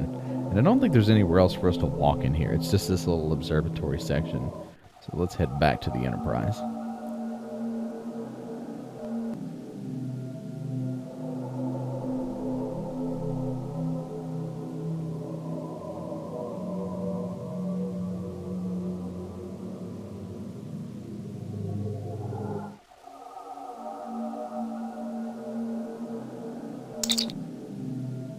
Beam us up. Captain's log. The archaeological site on Horst remains a fascinating mystery. I'm hoping that our ship's computer will be able to analyze the tricorder data we discovered at the Chodak site and tell us quickly what we need to know. So before we go anywhere else, we need to take a moment and make sure that the Enterprise is fully repaired. We still have some damage from our conflicts with the Romulans, and you know, we are a Galaxy-class starship, yes, and I know that they've lowered their weapons capacities and stripped out a lot of the essential resources on their ships as far as the warbirds go, but we just can't take much more of a beating than we have. So in order to do this, I just keep Delegate on, but you can turn it off and you can actually repair individual sectors by moving the sliders. This is really neat. I like this. For like a Star Trek nerd, this was beautiful. Being able to control to have that kind of control over repairs on the Enterprise, this was a lot of fun. And so for somebody like me, I have no problem sitting here and staring at the numbers for a long time as the repairs are completed.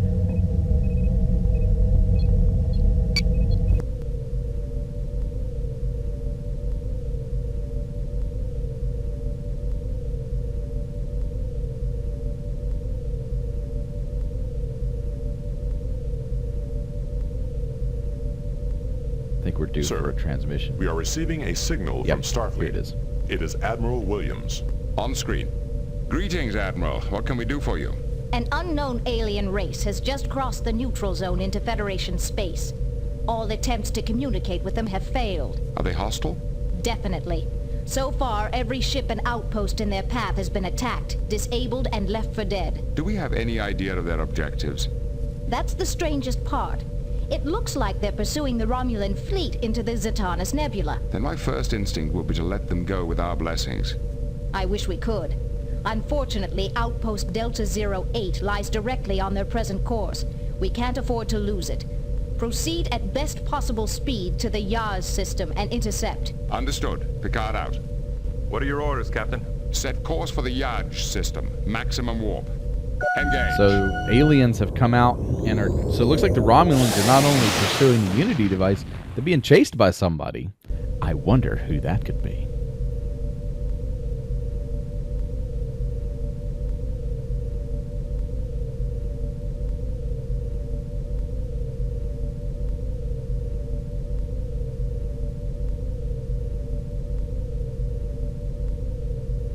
Unidentified alien vessel ahead. They have locked weapons onto us. Red alert! Shields up! Hail them. There is no response. They are firing. Here we go. Evasive maneuvers. Locking weapons. I don't know if we'll get a good view of it or not, but this janky combat system here. Our first encounter with a new alien race.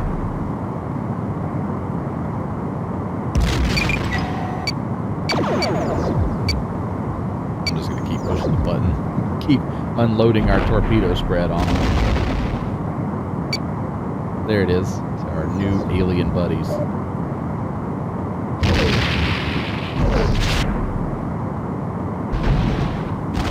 We got it.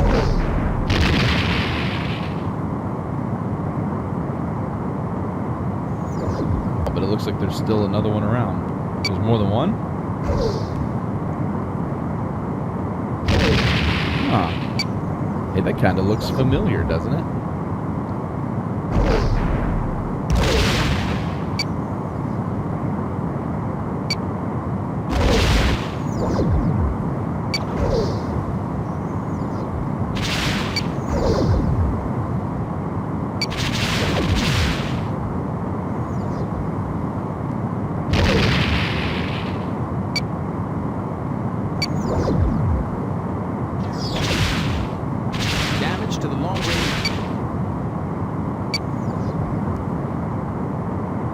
The Enterprise is spinning. Now we're just both spinning. But yeah, that thing definitely looks familiar, doesn't it? Antimatter reactor down. Mr. Data, check the ship's computer for any possible identification of these aliens.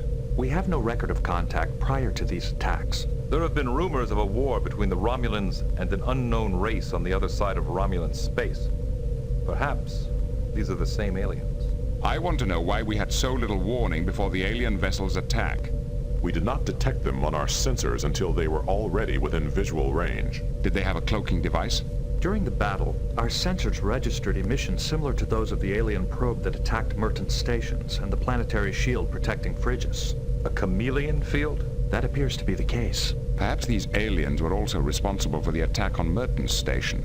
The chameleon field is an ancient Chodak technology. These aliens might have borrowed it from them. That would explain their attack on the station. They were after the Chodak artifacts. Mr. Data, plot the course of the alien vessels based on their attacks in this sector. The pattern of their attacks would indicate that they are headed for the Zatanus Nebula. Then it appears that the Romulans aren't the only race seeking the Unity device. Ah, so the probe that attacked Mertens orbital station, there's more of them, and that was what we just engaged. I have correlated the ancient Chodak star chart with our own astrogation charts. Does it reveal the location of the Unity device? I can find no mention of the device. However, the chart does contain the planet Allanor. If Allanor was the administrative center of the Chodak Empire, isn't there a chance some trace of the Chodak remain, even today? Sounds like a long shot. It might be the only one we've got, number one. Where is Allanor? The planet is located inside the neutral zone. I don't think we need to worry about the treaty at this point. Still, we must use caution. There is a provision of the treaty which allows for scientific research. We'll use that as a cover for our mission. Mr. Worf, inform Starfleet. Aye, sir. Lay in a course for Allanor, Warp 5. Warp engines unable to sustain current speed. Reducing speed to maximum warp. Warp 2.5? We've got to make some serious repairs to this ship. Engage.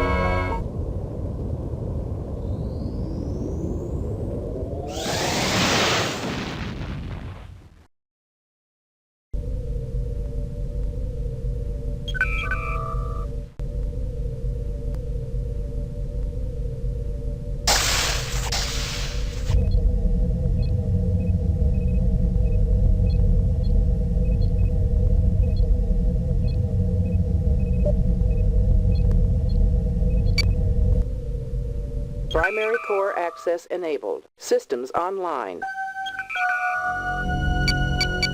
Let's dial it up a lot. We got the ship prepared.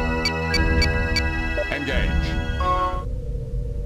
Now keep it below. I'll keep it at warp 9.0. I know I could probably go higher. I can't remember though if I think there's a point where if we go too fast. Zone. Captain, I've been studying our records of one of the Chodak devices we found on Horst 3. It appears to have been designed to measure the period of a pulsar for use as a standard of time. Translating Chodak time units would be a major breakthrough. It will give us a better understanding of Chodak science. Unfortunately, the Zatarnis Nebula has expanded since the Chodak abandoned the station. The nebula now completely obscures the pulsar. The nebula grew that quickly? The Zatarnis Nebula is one of the youngest celestial bodies in the galaxy. Are there observations of a pulsar in that region of space? None in Federation records, but the Chodak star chart does contain a pulsar at the proper coordinates. Can we observe the pulsar ourselves? The pulsar is on the far side of the nebula. It cannot be observed from anywhere within Federation space. Does it have a name? We should be sure a science vessel is sent to observe it. The Chodak chart refers to it as the Gambara pulsar. It lies in unexplored space near the Romulan border.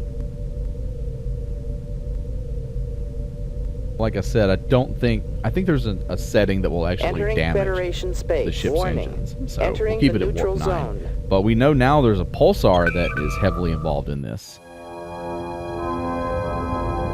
Captain's log, we have arrived at the planet Allanor, where we hope to find information about the Unity device, a legendary superweapon created by the ancient Chodak. Although we've managed to travel deep into the neutral zone without being challenged, I feel certain that an encounter with the Romulans is only a matter of time. Helm, standard orbit. We reached Allanor, the administrative We've completed our homeworld of the scan of the Chodak planet. Empire.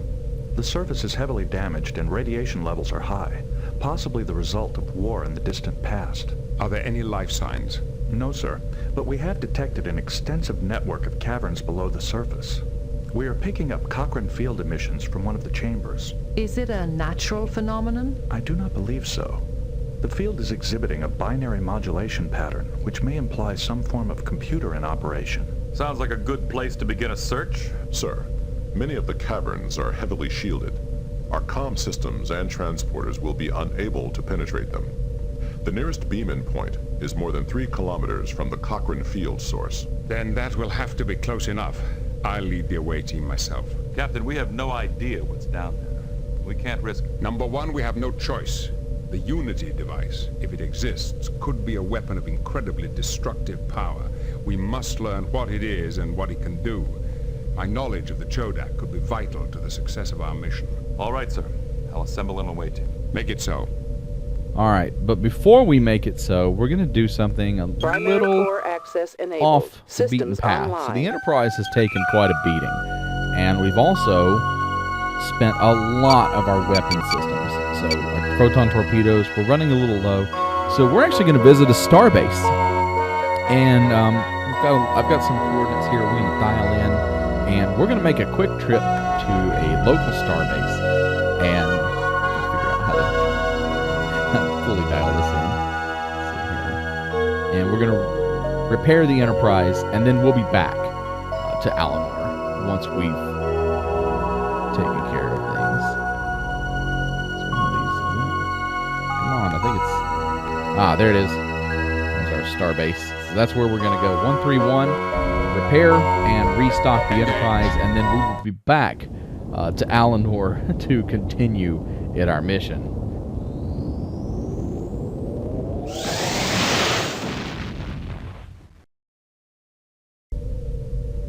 Entering Federation space.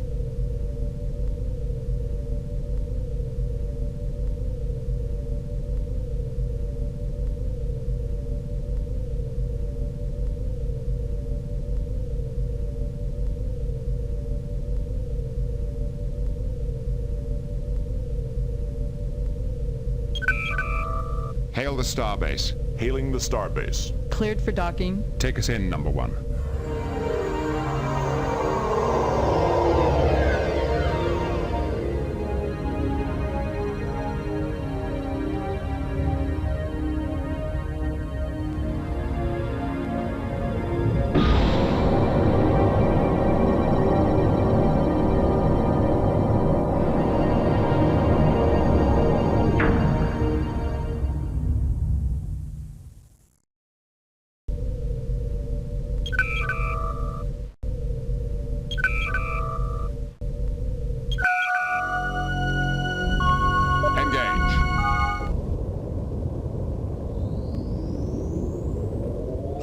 That whole sequence with the starbase and the approach and going through the doors, it's so freaking cool. Like, it is nice that there is some freedom with the Enterprise. Once you've gotten deep into the game and you get to parts like this, you can fly around the sector and visit almost anywhere. If you want to do some exploration, it's most definitely an option. But let's head back to Allanor and get our away team on the surface so that we can explore the Chodak homeworld. Standard orbit.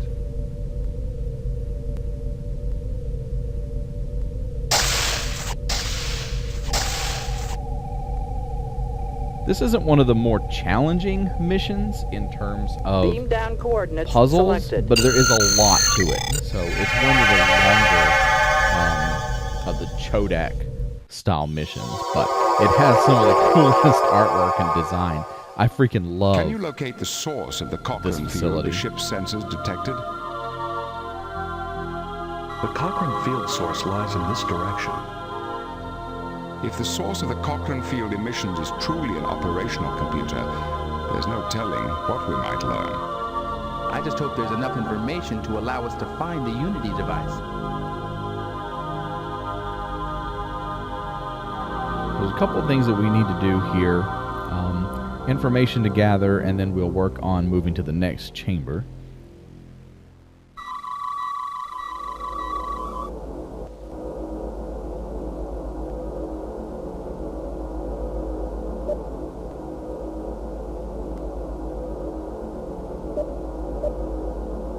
I've recorded the information for later study.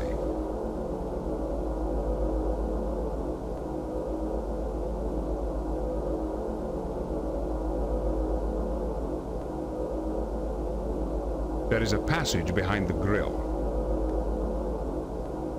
Yeah, so we need to use our phasers to burn off the alloy seal. The seal holds the grill in place. And again, this is one of those things that, you know, just over time as a player, you just kind of have to figure out. There's no guide for it. There's no hint for it. You get down and you're like, oh, well, there's alloys sealing the door. Let's at least see if we can shoot it off first.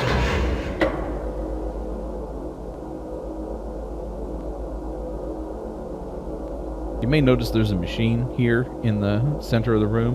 We're not going to mess with that thing because it's kind of dangerous. This passage is taking us there's some farther other away stuff from we the need to do source of the first. Cochrane field.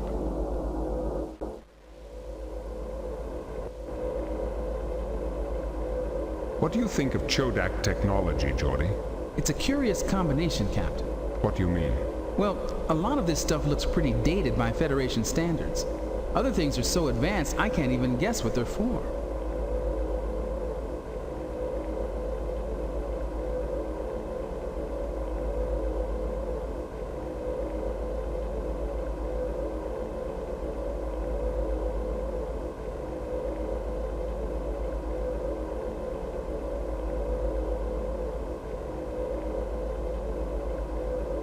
We might be able to use the Chodak isolinear rod to activate this panel.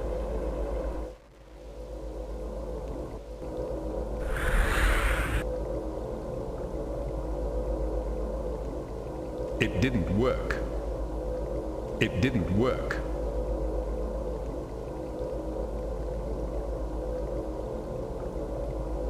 There.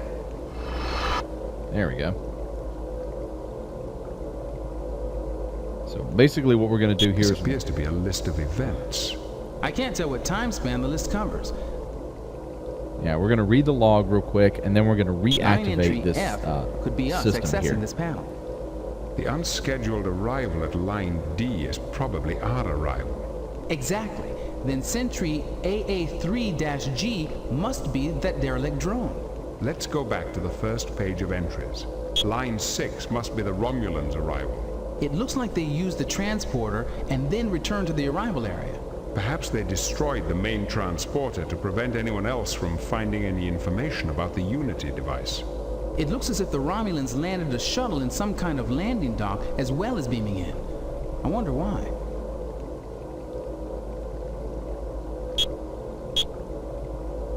It's possible they wanted to attack the installation from two different sides. It's a military tactic.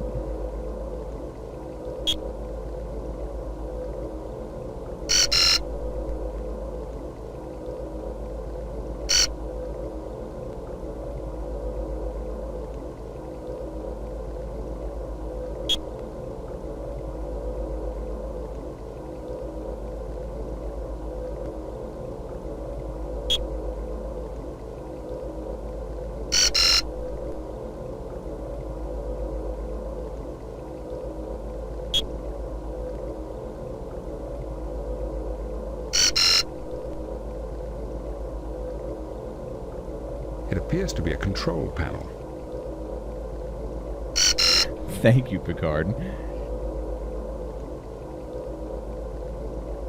It's one annoying feature that all of these point-and-click adventures shared from the 90s was if you didn't click exactly where you needed to, you got the same "it won't do anything" message.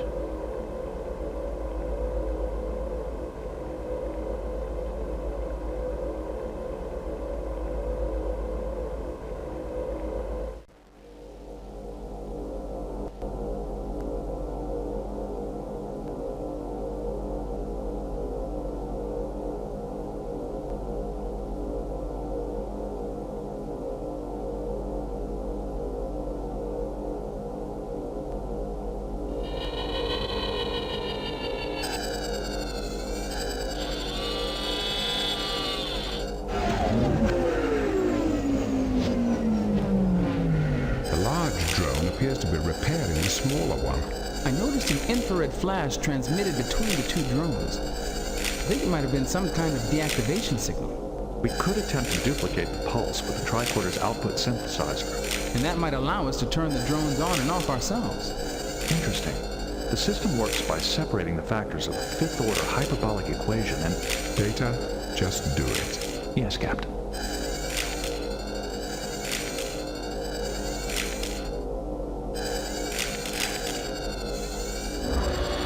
Come on, I wanted to hear Data's completely technical explanation.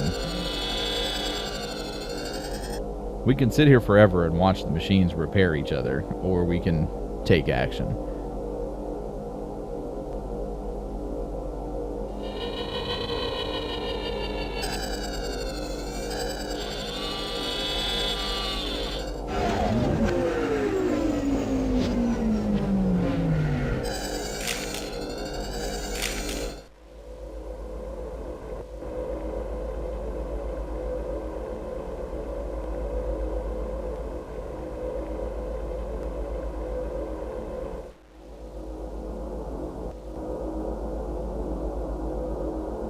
It seems designed to freeze logic circuitry.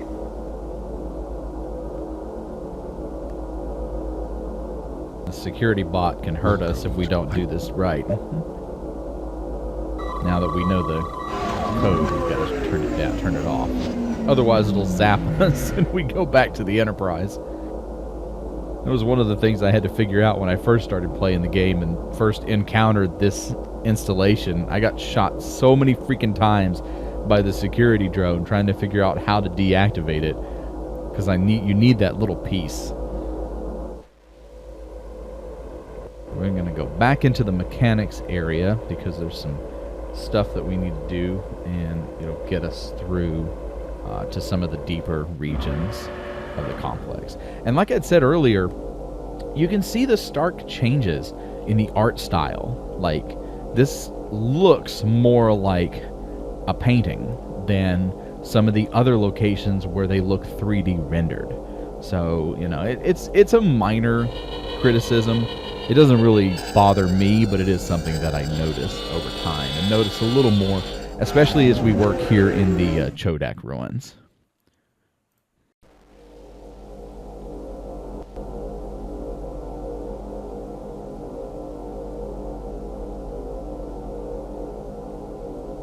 This one's a little bit tricky. We got to get it right so that we can stop one of these, stop these machines. It appears to be a sensor of some kind. It's a sensor to open the door, Data. I see no way of using this with that object.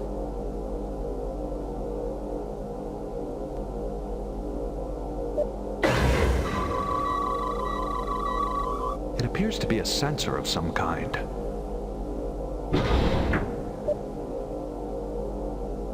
Oh, I clicked the wrong spot. Used on the door circuits.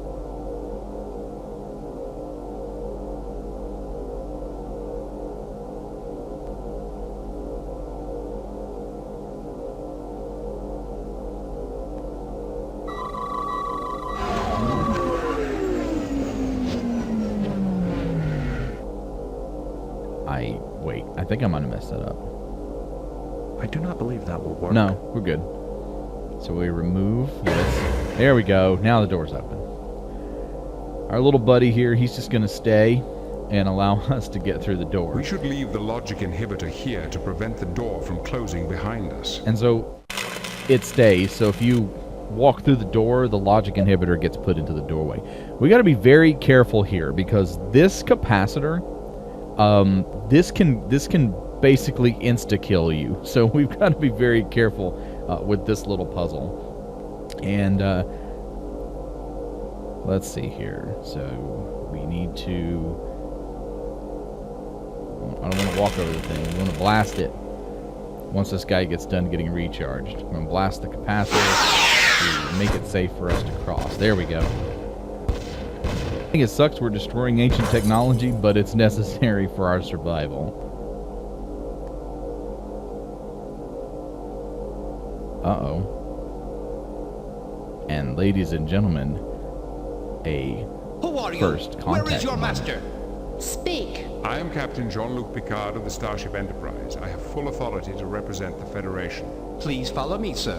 Our master will want to speak with you. Follow me, please. He seems so polite. I doubt they're dangerous at all, right?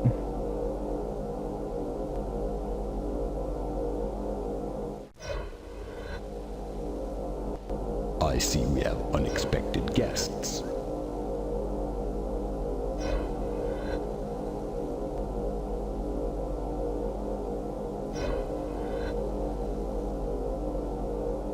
Greetings. Please do not be alarmed. Our intentions are peaceful. Visitors are not shunned.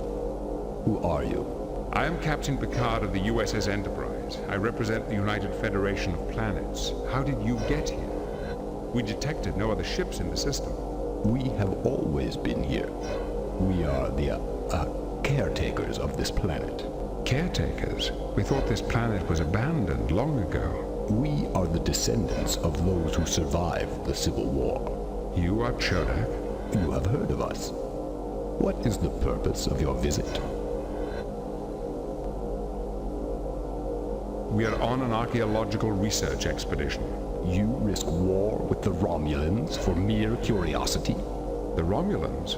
Our treaty with the Romulans makes an exception for scientific exploration. Yes, but a Romulan commander wouldn't worry about exceptions to your treaty unless the fight went badly for him. So you have dealt with the Romulans? A Romulan delegation was also here recently. What did the Romulans want? They too claimed to be on an archaeological expedition. They proved unfriendly. Perhaps you will be more amiable. We are on a peaceful mission. We seek only knowledge. We too are students of history.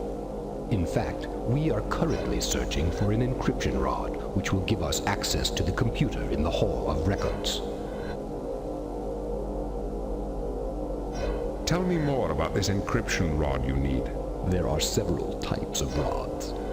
Gray rods were used by the Securitate, blue by the Technical Division, and brown by the Administrative Corps. We need one of the brown bureaucratic rods. We obtained this rod at a Chodak site on Frigis. Would this be useful? That rod is an illegal programmable device used by spies and saboteurs. Give it to me, and give me your weapons. There's no need for that. I'm sure we can reach an agreement. We do not need your agreement. You have what we want. We are stronger and will take it. Your only decision is whether you wish to become prisoners or casualties. We will surrender. I see no other choice. A wise decision, Captain. Optimators, blind them with the ocular inhibitor and bring them with us. Sir, one of these creatures has an artificial vision device. Can you remove it? Yes, sir. Then do so. Yeah. And you can fight them, but they'll just knock us out anyway. This way, you. There is no need to push.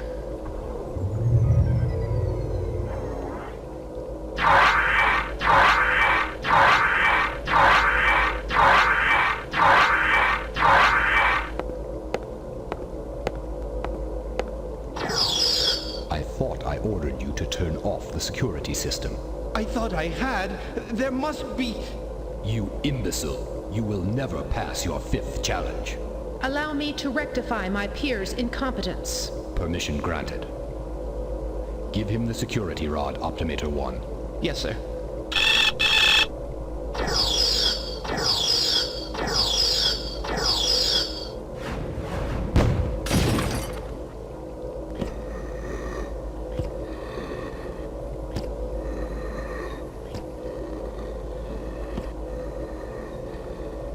He must have gotten through. Let's go.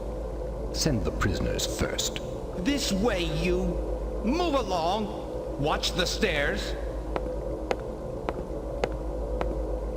Optimator 2 is dead, sir. Here we are. Reverse the ocular inhibitor. Oh, let me introduce myself properly.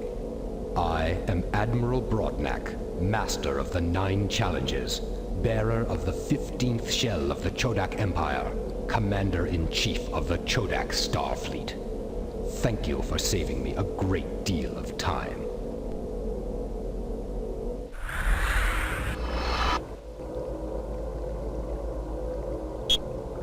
Computer, search subject. Unity device.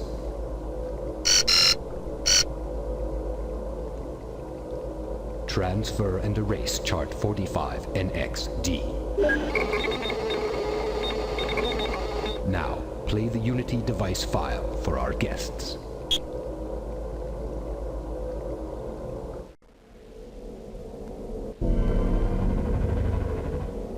From the time the first Chodak grub made his fateful journey to the beauty and freedom of a new shell, to the first Chodak in space, to the building of our great empire, no achievement compares to the creation of the Unity device, the culmination of 650 years of research, development, and construction. The Unity device opens up the path to a bright and happy future for all Chodaks.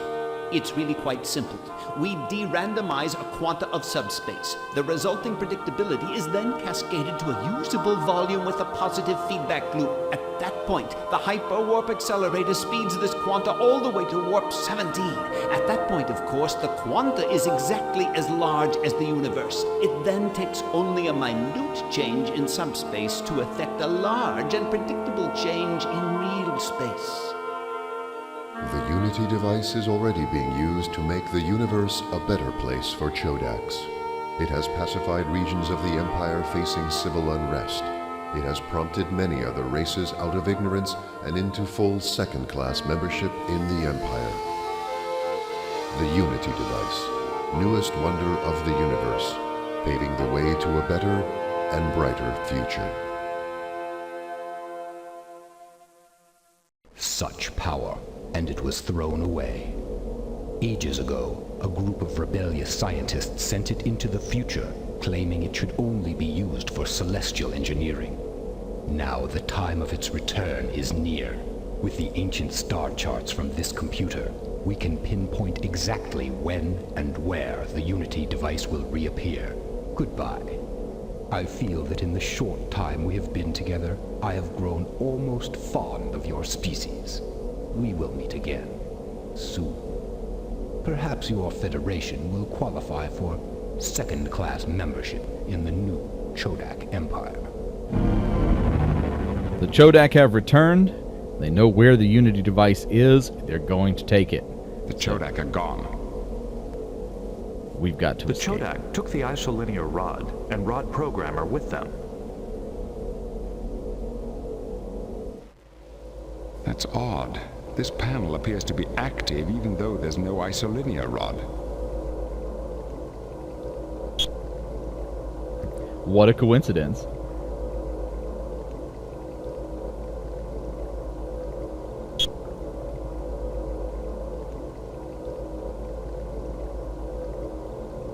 So it seems like there was a rebellion in the Chodak Empire. So the Unity device was the item that they used to control people, to keep the Empire together, but something happened and people felt that it shouldn't be left in the hand of a bureaucracy, and so we don't know exactly what happened to it, but we know that it was either destroyed or sent away, or the Empire was cut off from being able to use the Unity device. And so here we are trying to kind of figure out a little bit more about the device itself, Chodak, what happened, and then try to find our way out of I here. represent a group of concerned scientists who have seized control of the Unity device to prevent further abuse of its powers. Many of you will doubt our motives, but what we do for the Chodak race. We shall not judge our bureaucrats and admirals too harshly, though their acts threaten the existence of the universe itself. Their minds were insufficient to grasp the danger they caused. We are taking the device to a place in time where they will never be able to reach it. Every 456,000 Balchaks, the device will reappear in the normal space-time continuum. Once the Chodak race has developed the necessary intelligence and wisdom, it can reclaim the device. Got Gimlash out.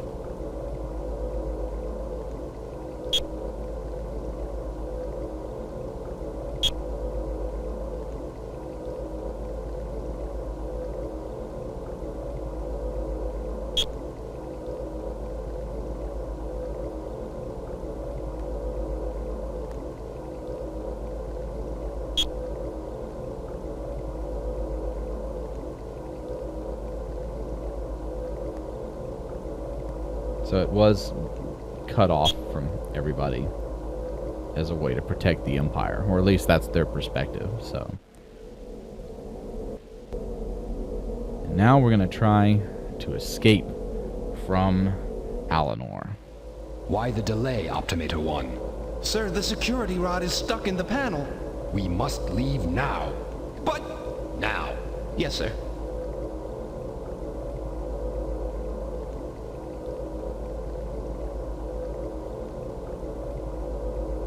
And so they don't seem to notice us, or they don't care.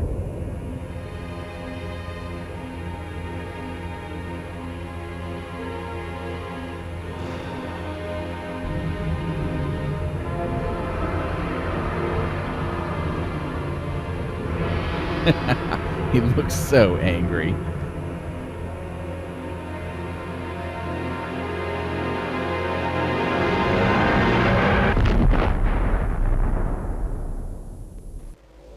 In typical Star Trek fashion, we brought them the piece of technology that they need to potentially conquer the galaxy.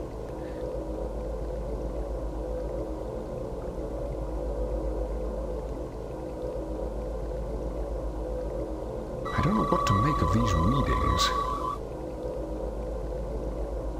Wait a minute. I think this Chodak might still be alive. Any ideas, Mr. Data? Yeah, Data, you get over here and do this. Why am I trying to do this with Picard? I might be able to synthesize a stimulant to bring him back to consciousness.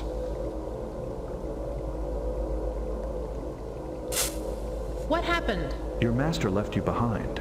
How long ago did they leave? A few minutes. Then they should be clear. Do you have a security rod?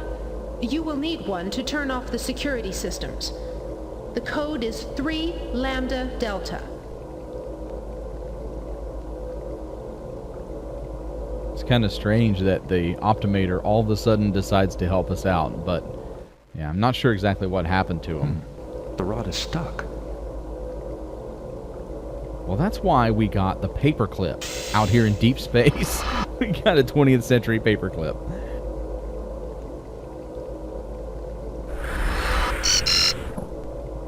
Three Lambda Delta.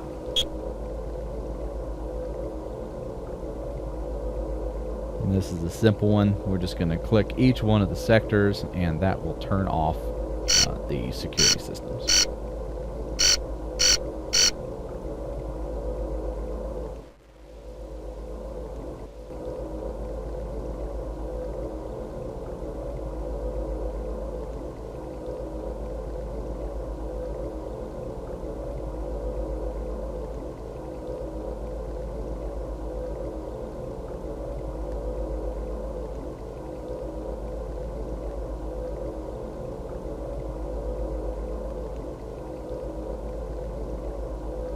One more final long walking sequence for Data.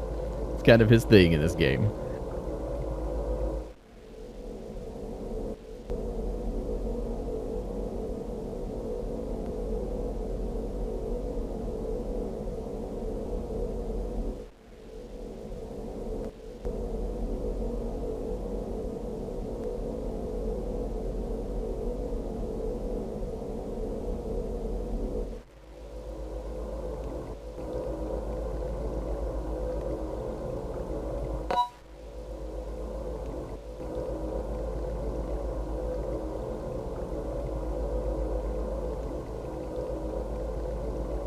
So this is another one of those puzzles where it's hit or miss, and so well, I say hit or miss, it's trial and error.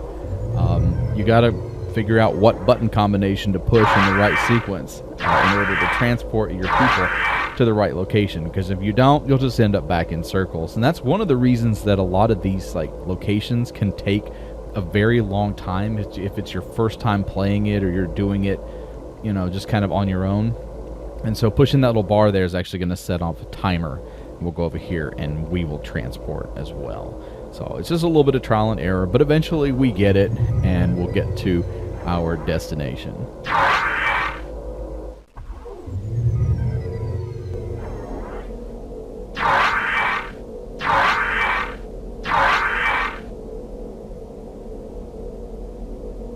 Still waiting on Data. There we go.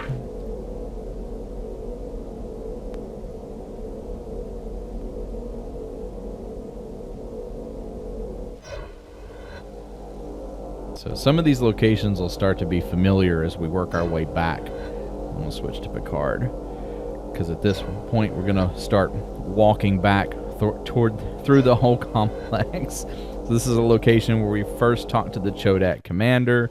This is the location of humanity's first meeting with the Chodak Empire after we destroyed one of their capacitors. So we're going to head back to the Enterprise because we need to chase down that Chodak Admiral. At this point, we've got the Romulans and the Chodak that are chasing the Unity device, and the Enterprise is just kind of sitting here. So let's get back to our ship.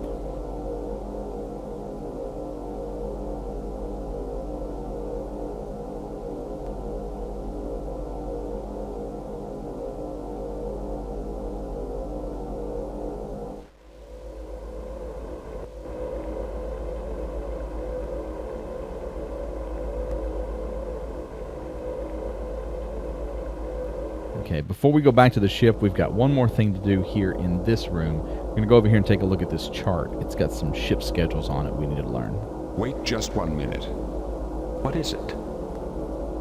There's something familiar about this schedule. Didn't the Chodak commander's log we received on Frigis also mention the space liner Rinkill? You are correct. It appears likely that one of the Rinkill's destinations on this schedule is the Unity device. The files in the Hall of Records referred to Dar Nogel as the location of the device. A time regression analysis using the Chodak chart from Horst 3 might reveal the current positions of the star systems on this schedule.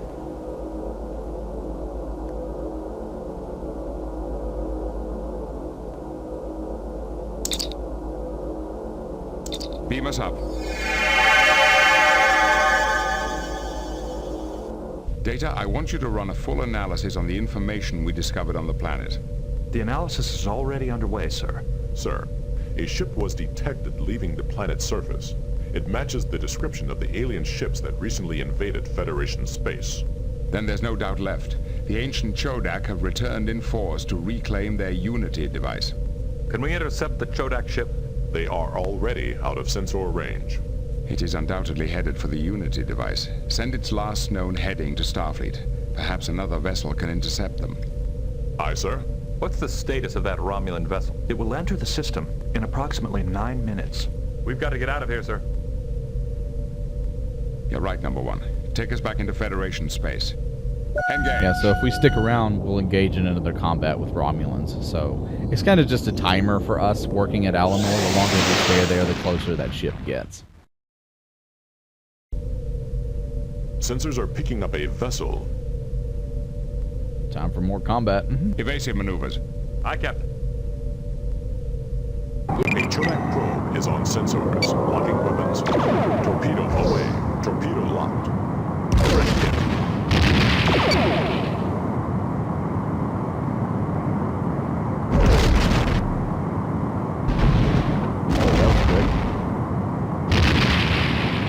Chodak probe or something. The Chodak probe has been destroyed. Data, how is your analysis of the Unity device information coming along? We still do not have sufficient information to find the device. What information are we missing? Using the Chodak star chart we discovered on Horst 3, I was able to locate all the stars listed on the space liner schedule. However, neither the Unity device nor the Dar Nogel sector are listed in the chart. Can you use the transit times listed in the schedule to triangulate the location of the device from the stars whose positions we do know? We do not have any way to translate the Chodak time system. But we can at least limit the area of search. Without a better translation of Chodak time units, we can only limit the area of search to a radius of 3 sectors. That could be anywhere in the Zatanis Nebula. It would take months to search that volume of space. Entering Federation space. If we could measure that Chodak pulsar ourselves, we might be able to translate Chodak time. That would allow us to triangulate the location of the Unity device from the information we already possess.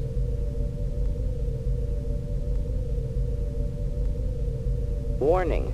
Entering the I think it's neutral cool that zone. Troy actually comes up with the solution for translating Chodak time here in a moment. Entering Federation space. Laying a course for the Gambara pulsar. Engage!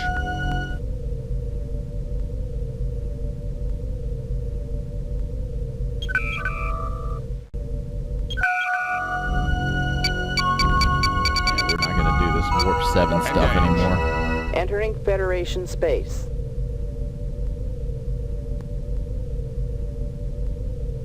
Warning. Entering the neutral zone. In order to translate these time units and figure out the location of the Unity device, we've got to go to the pulsar that Warning. the Chodak used Entering as their Romulan time space. measurement, Warning. and see if we can Entering nebula. analyze it and use it to Warning. Black use it to find hole. the The device. shields are damaged. Captain, we have cleared the nebula. We are approaching the coordinates of the Gambara pulsar. On screen. Let's have a look at it. I do not believe that will be possible. Why not? There is no pulsar at these coordinates. The only stellar object in the vicinity is a black hole. Did we misinterpret the Chodak star chart? Our calculations were correct. The pulsar must have collapsed into a black hole sometime after the Chodak race disappeared. That appears to be the case. However, according to sensors, the collapse occurred quite recently, approximately 30 years ago. We need that pulsar to locate the Unity device. It looks like we're 30 years too late. 30 years too late, huh? Take a look at the black hole one more time, and then we'll figure out what we need to do. Any suggestions, Counselor? We may be 30 years too late, but in a way we do have our own time machine. If we travel 30 light years away from here, we'd be able to observe light from the pulsar before it collapsed. We would need an unobstructed line of sight to view the pulsar from that distance. The best position for such an observation would lie deep within Romulan territory. Well, we might have to take the risk and do Selected destination is a black warning. Selected destination is a black hole. So I'm inputting a set of coordinates that I know will work, but there are a variety of different settings that you can use at this point. You just really need to travel 30 light years in a direction, and you'll be able to see the pulsar as it was 30 years ago. So, but in this case, we're going to follow kind of the story Sensors line are picking up a vessel into Romulan space. Helm. It's going to cost us a few battles, though. Yellow alert. The ship is decloaking. Locking weapons. Torpedo away. Torpedo locked. The enemy ship has sustained major damage. Captain. You will find it short-lived.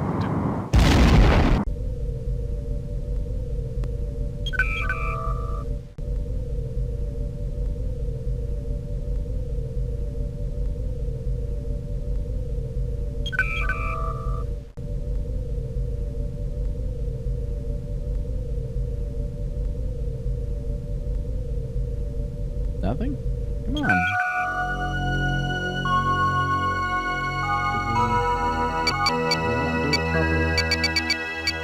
Let's change our local address here. It should be pretty quick.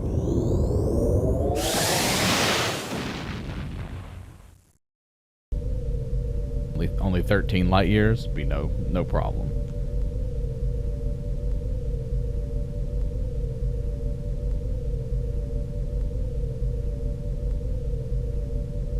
Captain, sensors are detecting light from the pulsar prior to its collapse. Good. Begin analysis. The rotation rate of the pulsar is unstable. The timing information we obtain will not be entirely accurate. If we can't translate Chodak time units into Federation standards accurately enough, we won't be able to pinpoint the location of the Unity device. Then our best guess will have to be sufficient. Captain, I have completed the translation.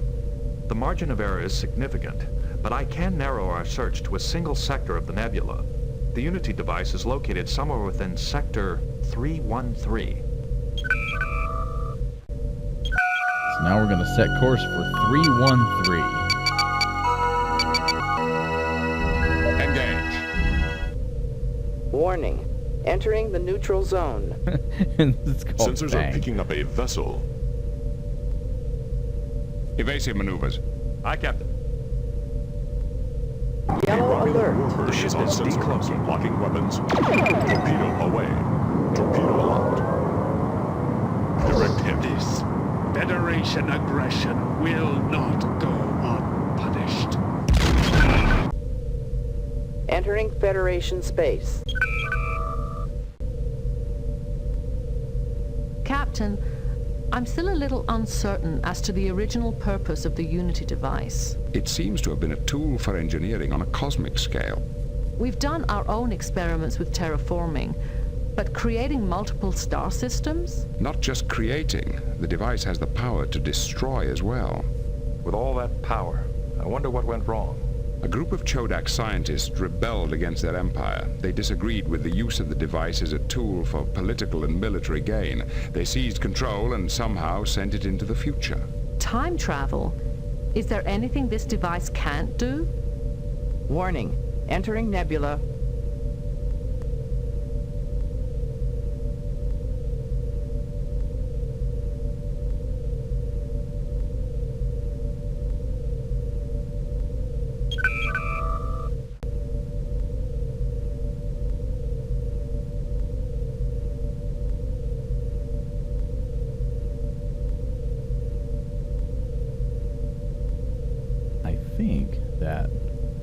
should get a commentary here in a moment.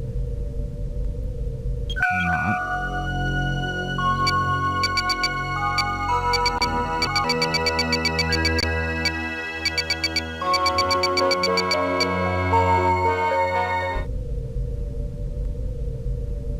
No?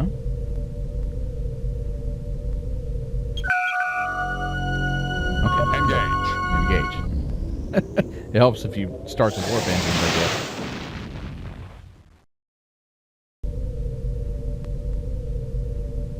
Ah, Unity device, finally. And here we go. After all this time, we are about to arrive at the ancient Chodak Doomsday Machine.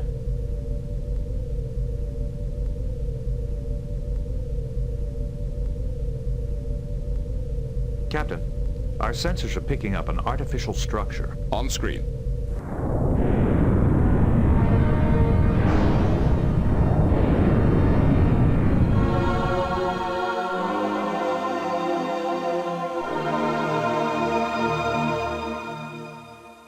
Analysis? It is extremely large. Approximately 314 million kilometers in diameter. Material composition, unknown. That's incredible.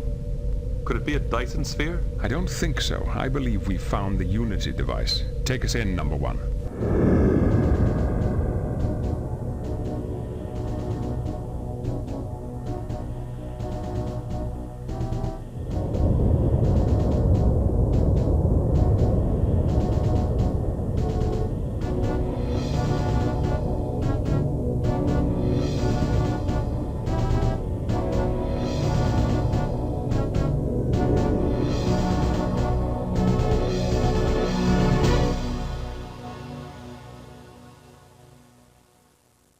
Sensors are unable to penetrate the device structure, but gravimetric analysis indicates that it is probably hollow. Can you find a suitable location to beam an away team into the device? Sir, I do not advise using the transporter. Why not? The device does not fully exist in this time continuum. The temporal boundary surrounding the device would disrupt our transporter signal. Keep searching. There must be some way into the device. The sensors are also picking up a large quantity of debris around the device, as well as significant residual radiation. The debris appears to be the remnants of several Romulan and Chodak vessels, possibly the result of a battle. I do not detect any survivors in the vicinity. The Garidian warbird is uncloaking. It is the asylum. We are being hailed. On screen. Greetings, Captain Picard. Captain Pentara, it appears that the Romulan and Chodak fleets have destroyed each other. Not exactly.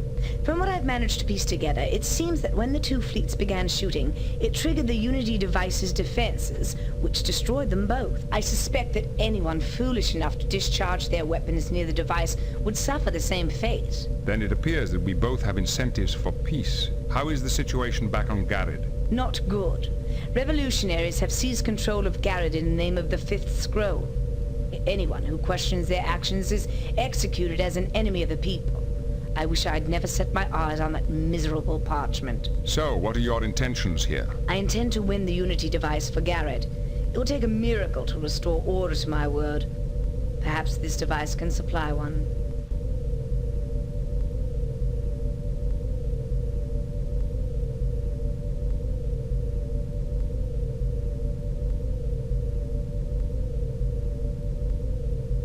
Captain, vessel approaching bearing 161 Mark 204 on an intercept course. It is a Chodak dreadnought. Shields up. Red alert. We are being hailed. On screen. Well, Captain Picard, you humans are more resourceful than you appear. Prepare to die. The dreadnought is arming weapons. They have locked onto us. They are closing. Evasive maneuvers. They did not fire. I do not understand. Sensors indicate that their systems are functioning normally. I sense hostility, but also deception. Were they bluffing? Trying to get us to fire first? Yeah, they wanted us to destroy ourselves by shooting first. That's a nice strategy.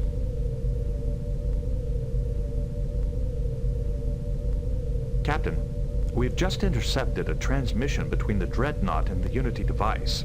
It is a coded binary signal. The transmission is opening a large access port on the surface of the device. The Dreadnought has launched a shuttlecraft. It is heading towards the access port. The Garidian vessel is also launching a shuttlecraft. Mr. Worf, assemble a security team and meet me in Shuttle Bay 3.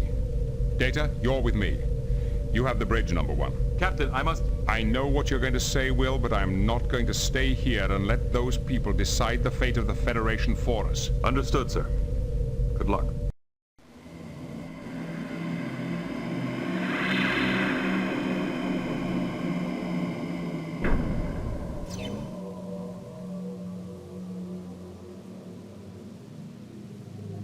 Sir, according to the ship's sensor reports, both the Garidian and the Chodak shuttlecraft landed nearby. I see no signs of either landing party, Captain. We'll have to find out which way they've gone. They have superior knowledge of the device and a head start.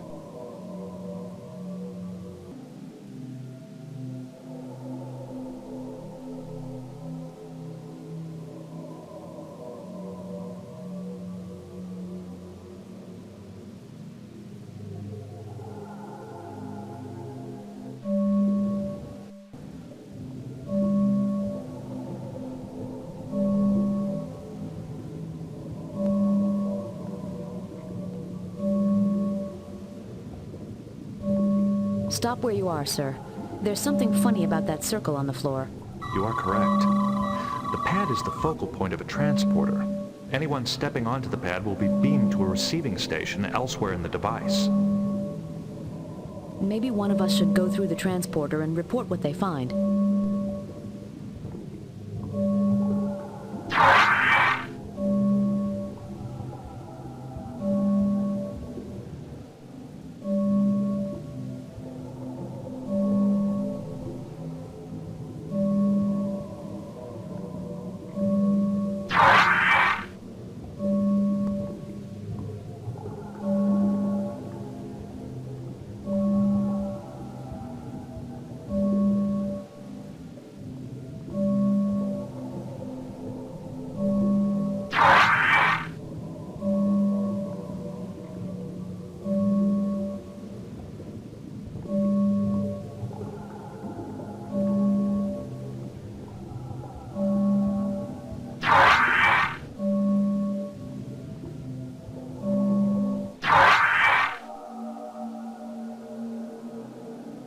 Where's the rest of my team?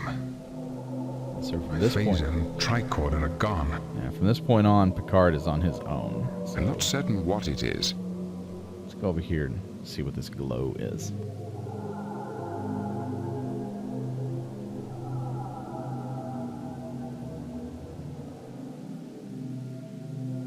Welcome, Jean-Luc Picard, chosen representative of the United Federation of Planets. You have done well so far. If you prove yourself worthy in these final tests, the Unity device will be yours. Who are you? It doesn't want to answer. I'm pretty sure it's the Unity device, or probably what it calls itself.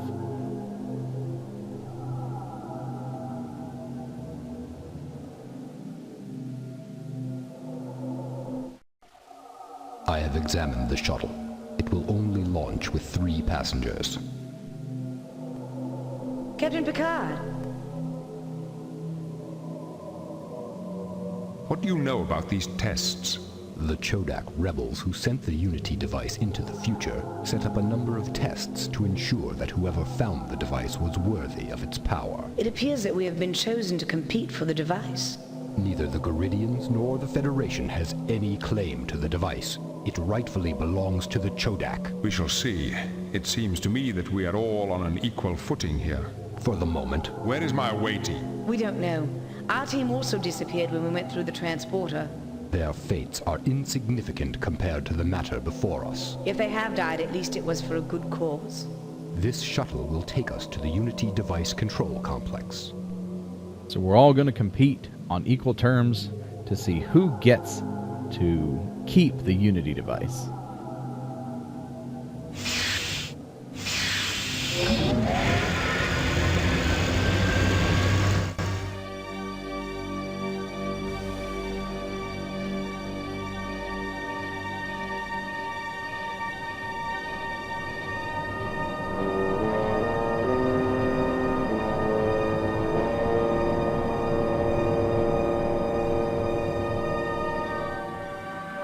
I would like to know more about the tests we face. I do not know exactly what form they will take, but trials and tests have always determined rank and position in Chodak society. How powerful is the Unity device? It can alter physical reality anywhere in the galaxy. The wreckage of the Romulan and Chodak fleets clearly demonstrates its potential as a weapon. Its capabilities are infinitely greater. Theoretically, the Unity device could be used to unmake the galaxy. Then it would indeed be a catastrophe if it fell into unscrupulous hands. Unscrupulous or incompetent, even a well-meaning master could wreak havoc with its power. What do you intend to do with the device, if you should get it? The ancient Chodak brought this power into the universe, and we accept that responsibility. We will rebuild the Chodak Empire and control the Unity device ourselves.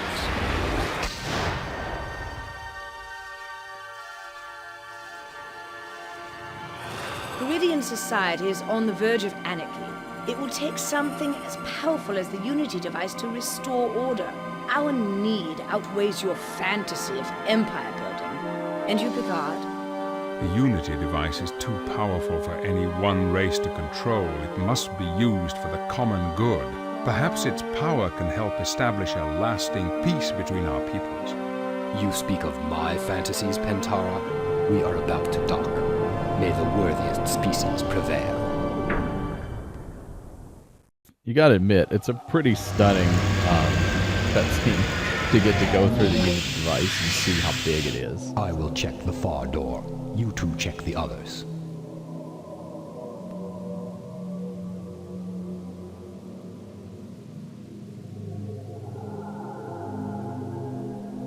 Your words made much sense to me, Picard.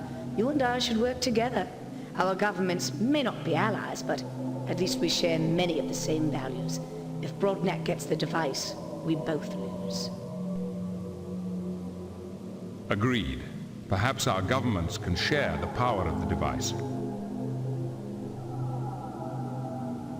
I don't trust her, but I think she's the better option than trusting the Chodak Admiral. He's made it pretty clear that he's not interested in working with any of us.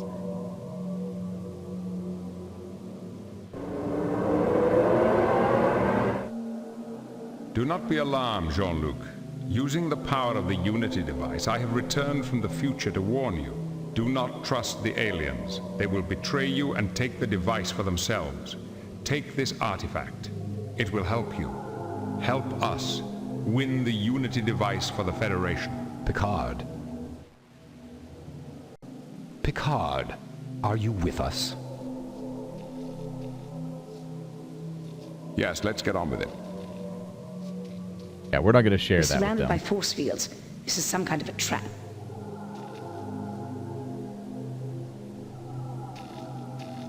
The force field will lower when one of us passes this test. What is the test? This table is the apparatus for the second challenge, one of the oldest of the Chodak tests. What is this second challenge? It is a test of stamina and cunning given to Chodak youth. It is used to cull the weak and feeble-minded before resources are wasted on them. How does it work? You will find out once the test begins. That is hardly fair. The Chodak have spent many millennia preparing for this day. I have spent my entire life getting ready to pass these tests. Is it fair that I give up the advantage I have earned? If you are truly the most worthy, then explaining the test to us won't put you at a disadvantage. It will make your inevitable victory all the more noteworthy. Very well. Pick up these semicircular blocks. When it is your turn, place one or both blocks in the receptacles. Picard, your left receptacle targets me. The right one targets Captain Pentara. Then push the button. A jolt of energy will be delivered to one or both of the others. The last one standing passes the test. So we're going to electrocute each other. When will the test begin? Momentarily. It is your turn first, Captain Picard. This is one of the more interesting things that we get to do in this game.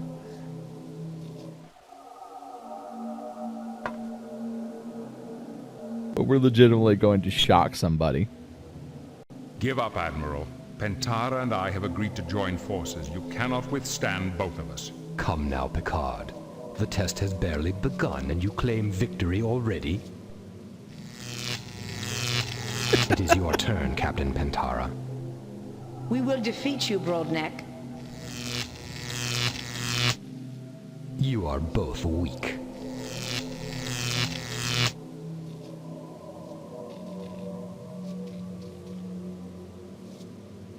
It is your turn, Captain Picard. You're losing, Admiral. If you agree to give up your quest to rebuild the Chodak Empire, we can work together and find another way out of here. You don't understand. Membership in our empire would improve your species. I like my species the way it is. Quote stolen from the best of both worlds. Every Garidian will be dead before the first Chodak steps on Garidian soil. If that's the way you want it. It will be interesting to see which of you falls first.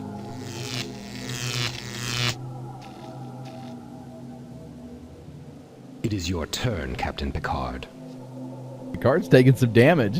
Let's give him another jolt. You can't win, Broadneck. You have not defeated me yet. We will defeat you, Broadneck. I have sworn to regain the Unity device for my people. It is the destiny of the Chodak race, but I have failed. Before you kill me, promise that you will use the power of the device wisely. I have no desire to kill you, Admiral, but we cannot allow you to rebuild the Chodak Empire by conquest. But our intentions are benign. You would be happier under our leadership. Finish him now, while we have the advantage. Even if we defeat Broadneck here, the Chodak will still have to be dealt with. The Unity device will take care of them.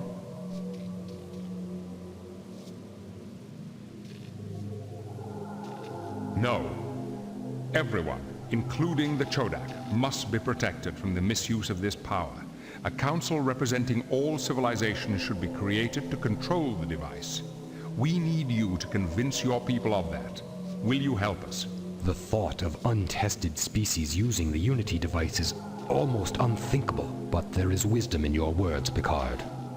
I will cooperate. Good. Now, let's find a way out of here.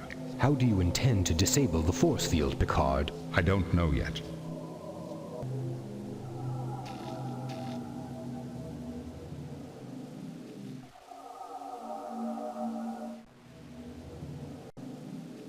So now we got to figure out how to take down the force field. And if I recall, yeah, it's the generator here. Pretty obvious. I cannot use this. I cannot use this with that. Oh yeah, gotta put it together. I cannot use this with that. What? I cannot use this with that. It's supposed to go in there. The lower air gap is larger than the upper air gap. It's a metallic disc. There we go. I just needed to look at it first. The force field energy is emitted through this device. The field energy jumps across the air gap to the field emitter.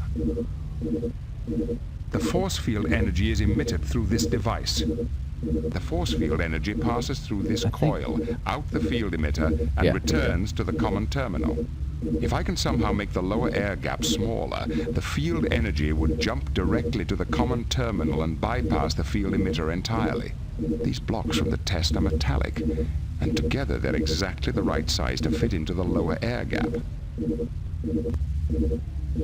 Because they're part of the test.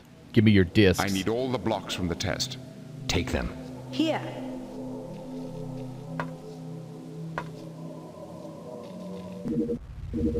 I cannot use...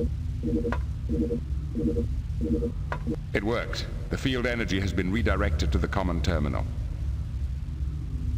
Fits like a glove. There, the force field is down. You humans are resourceful. Now what?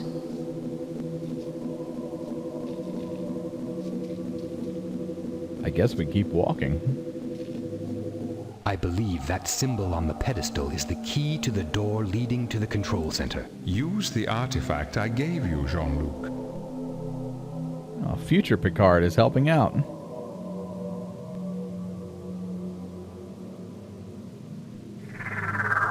Oh, cool.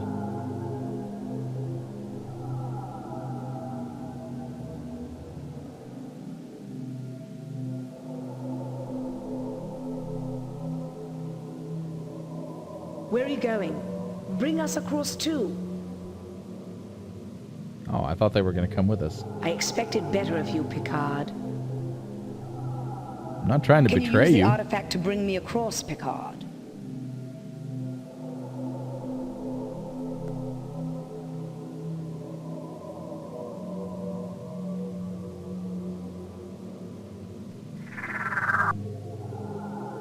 Yeah, let's bring both of them. I don't understand why you brought us across. We agreed to work together. I had assumed that agreement was a compromise you made out of weakness.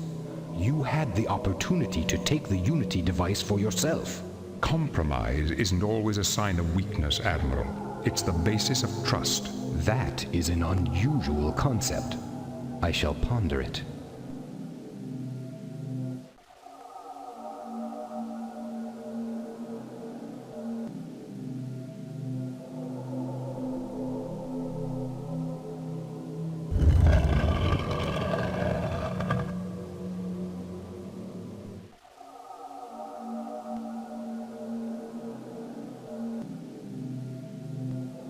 Hey, look, it's that creature from the Unity device trailer that we had to watch on Allanor. It's kind of weird looking.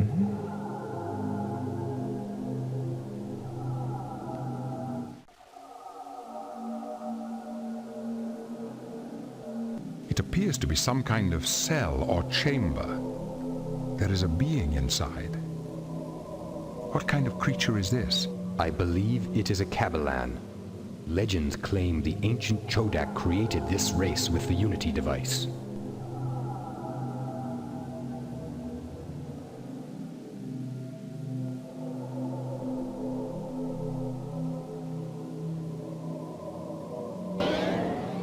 Greetings, aspirants to the Unity device. I am your judge. Before you advance any further, you must each tell me why you deserve the device. The Unity device was created by the Chodak. It is our birthright. Whoever controls the device controls the galaxy. The Garidians deserve it as much as anyone else.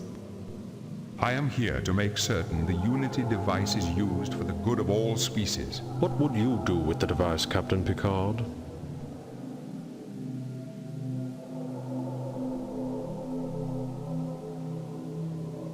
The Unity device should be used for the good of all.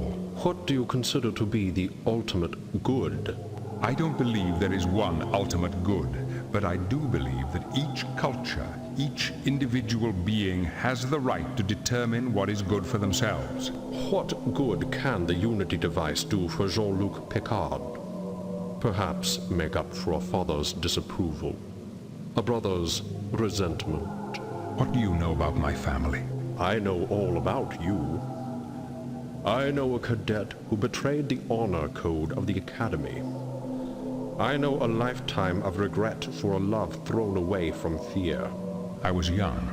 Those were the mistakes of a youth. What about the mistakes of a man?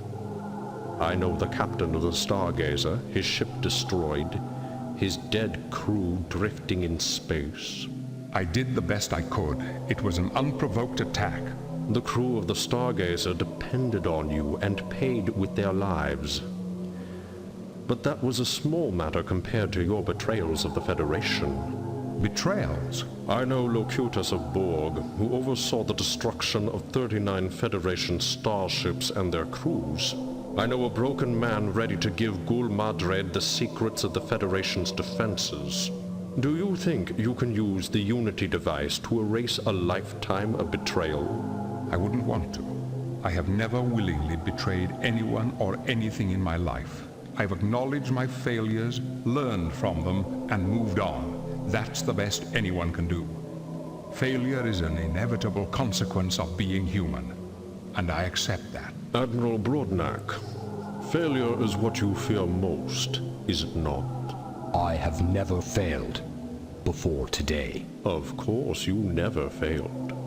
You always took the safe, certain path. I consider that a virtue. You do not even know what virtue is. As master of the 9 challenges, you condemned countless Chodak for the smallest mistake. Chodak are not allowed to fail. The challenges were meant to improve the Chodak, so that you would be worthy enough to reclaim the Unity device. But instead of mastering yourselves, you merely mastered the challenges. You have wasted 1,000 millennia. Perhaps we have dealt with form before substance. However, all meaning resides in form. Substance is but chaff. I cannot even trust my own people to use the Unity device wisely. We must all go together. You have proven yourselves worthy. And now we can enter into the Inner Sanctum of the Unity device.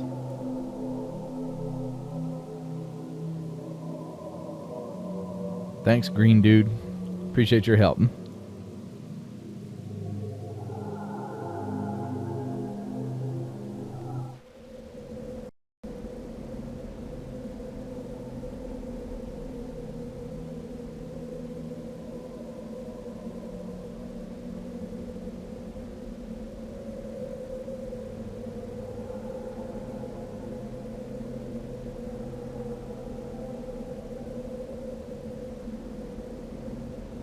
It is kind of cool seeing a lot of these places that were shown in the trailer for the Unity device were actually there, standing on the edge of our destiny, I guess you could say.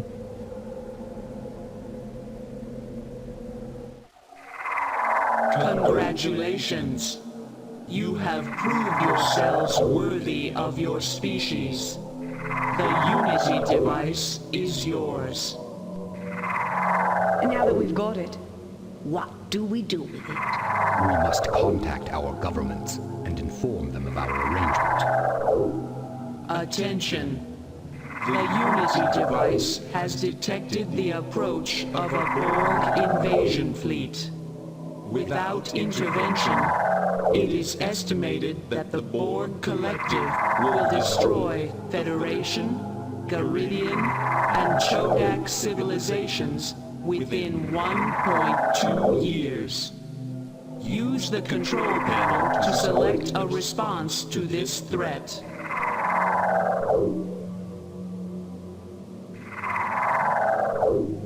So we've got an incoming Borg fleet. Destroying their invasion fleet would force them to the negotiating table. As you said, Picard, the Unity device should be used for the good of all, even this Borg race. Are you mad? The Borg don't negotiate, and they don't give up.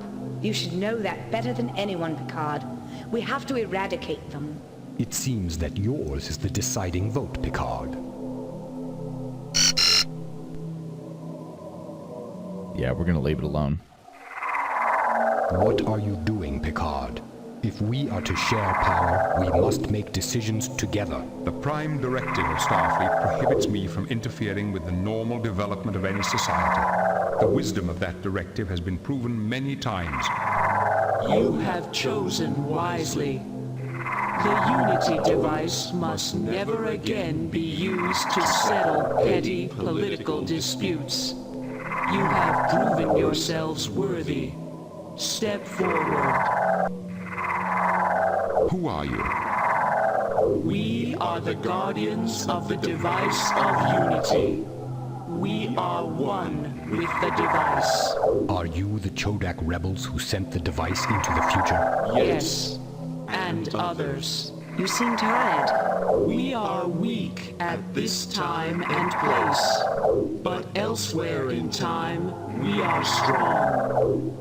Each member of our collective identity anchors a span of time. Without these anchors, the space-time continuum would tear apart into isolated fragments of existence. We need one of you to join us, to become one with the device, and establish an anchor in this time. I will join them. It is my duty. But we agreed to share power. There is nothing to share. Our purpose is our own. We do not serve the purposes of others. What is your purpose? You could not truly comprehend unless you joined us.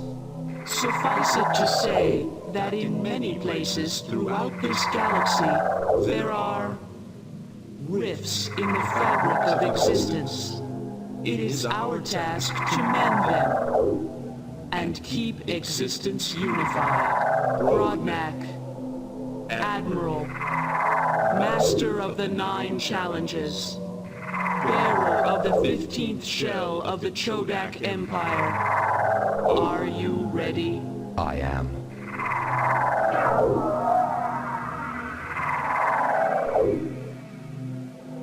Without your help, he who was Brodnak would never have accepted this union. You have our thanks. Farewell.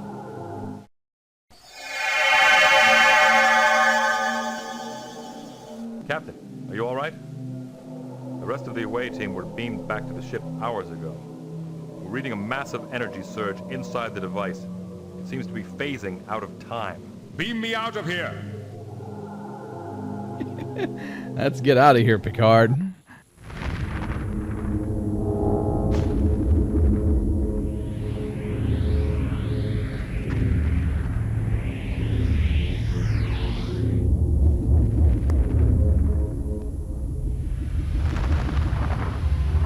Do we have the captain aboard yet? Negative. We have lost contact again.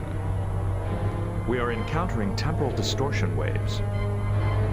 The energy buildup inside the device is critical. If we do not withdraw... We can't leave without the captain. Help! Plot an escape course, 50% impulse. Transporter room. Keep trying to get a lock on the captain.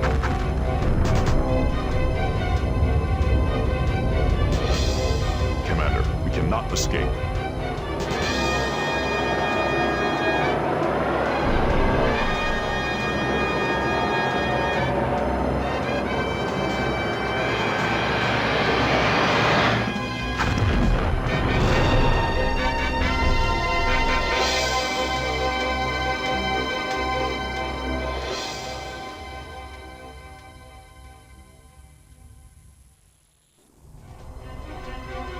Damage reports. No serious damage. A few minor injuries. What about the captain? We were not able to... Sir, I am picking up the captain's communicator signal. Sensors are reading life signs. He's okay.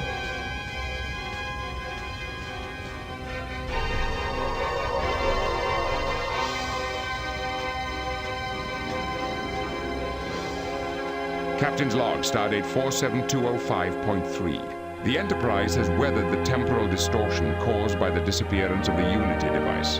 All that remains are questions. Brodnak joined the device to enable it to continue its mission, mending rips in the fabric of existence. If he fails, the consequences could be catastrophic, but somehow I feel certain he will prove equal to the task. I can't help but wonder, if someday the Federation is able to create another Unity device, will we also have the wisdom to use it well? All systems operational, Captain. Very well. Helm ahead, warp factor 2. Engage.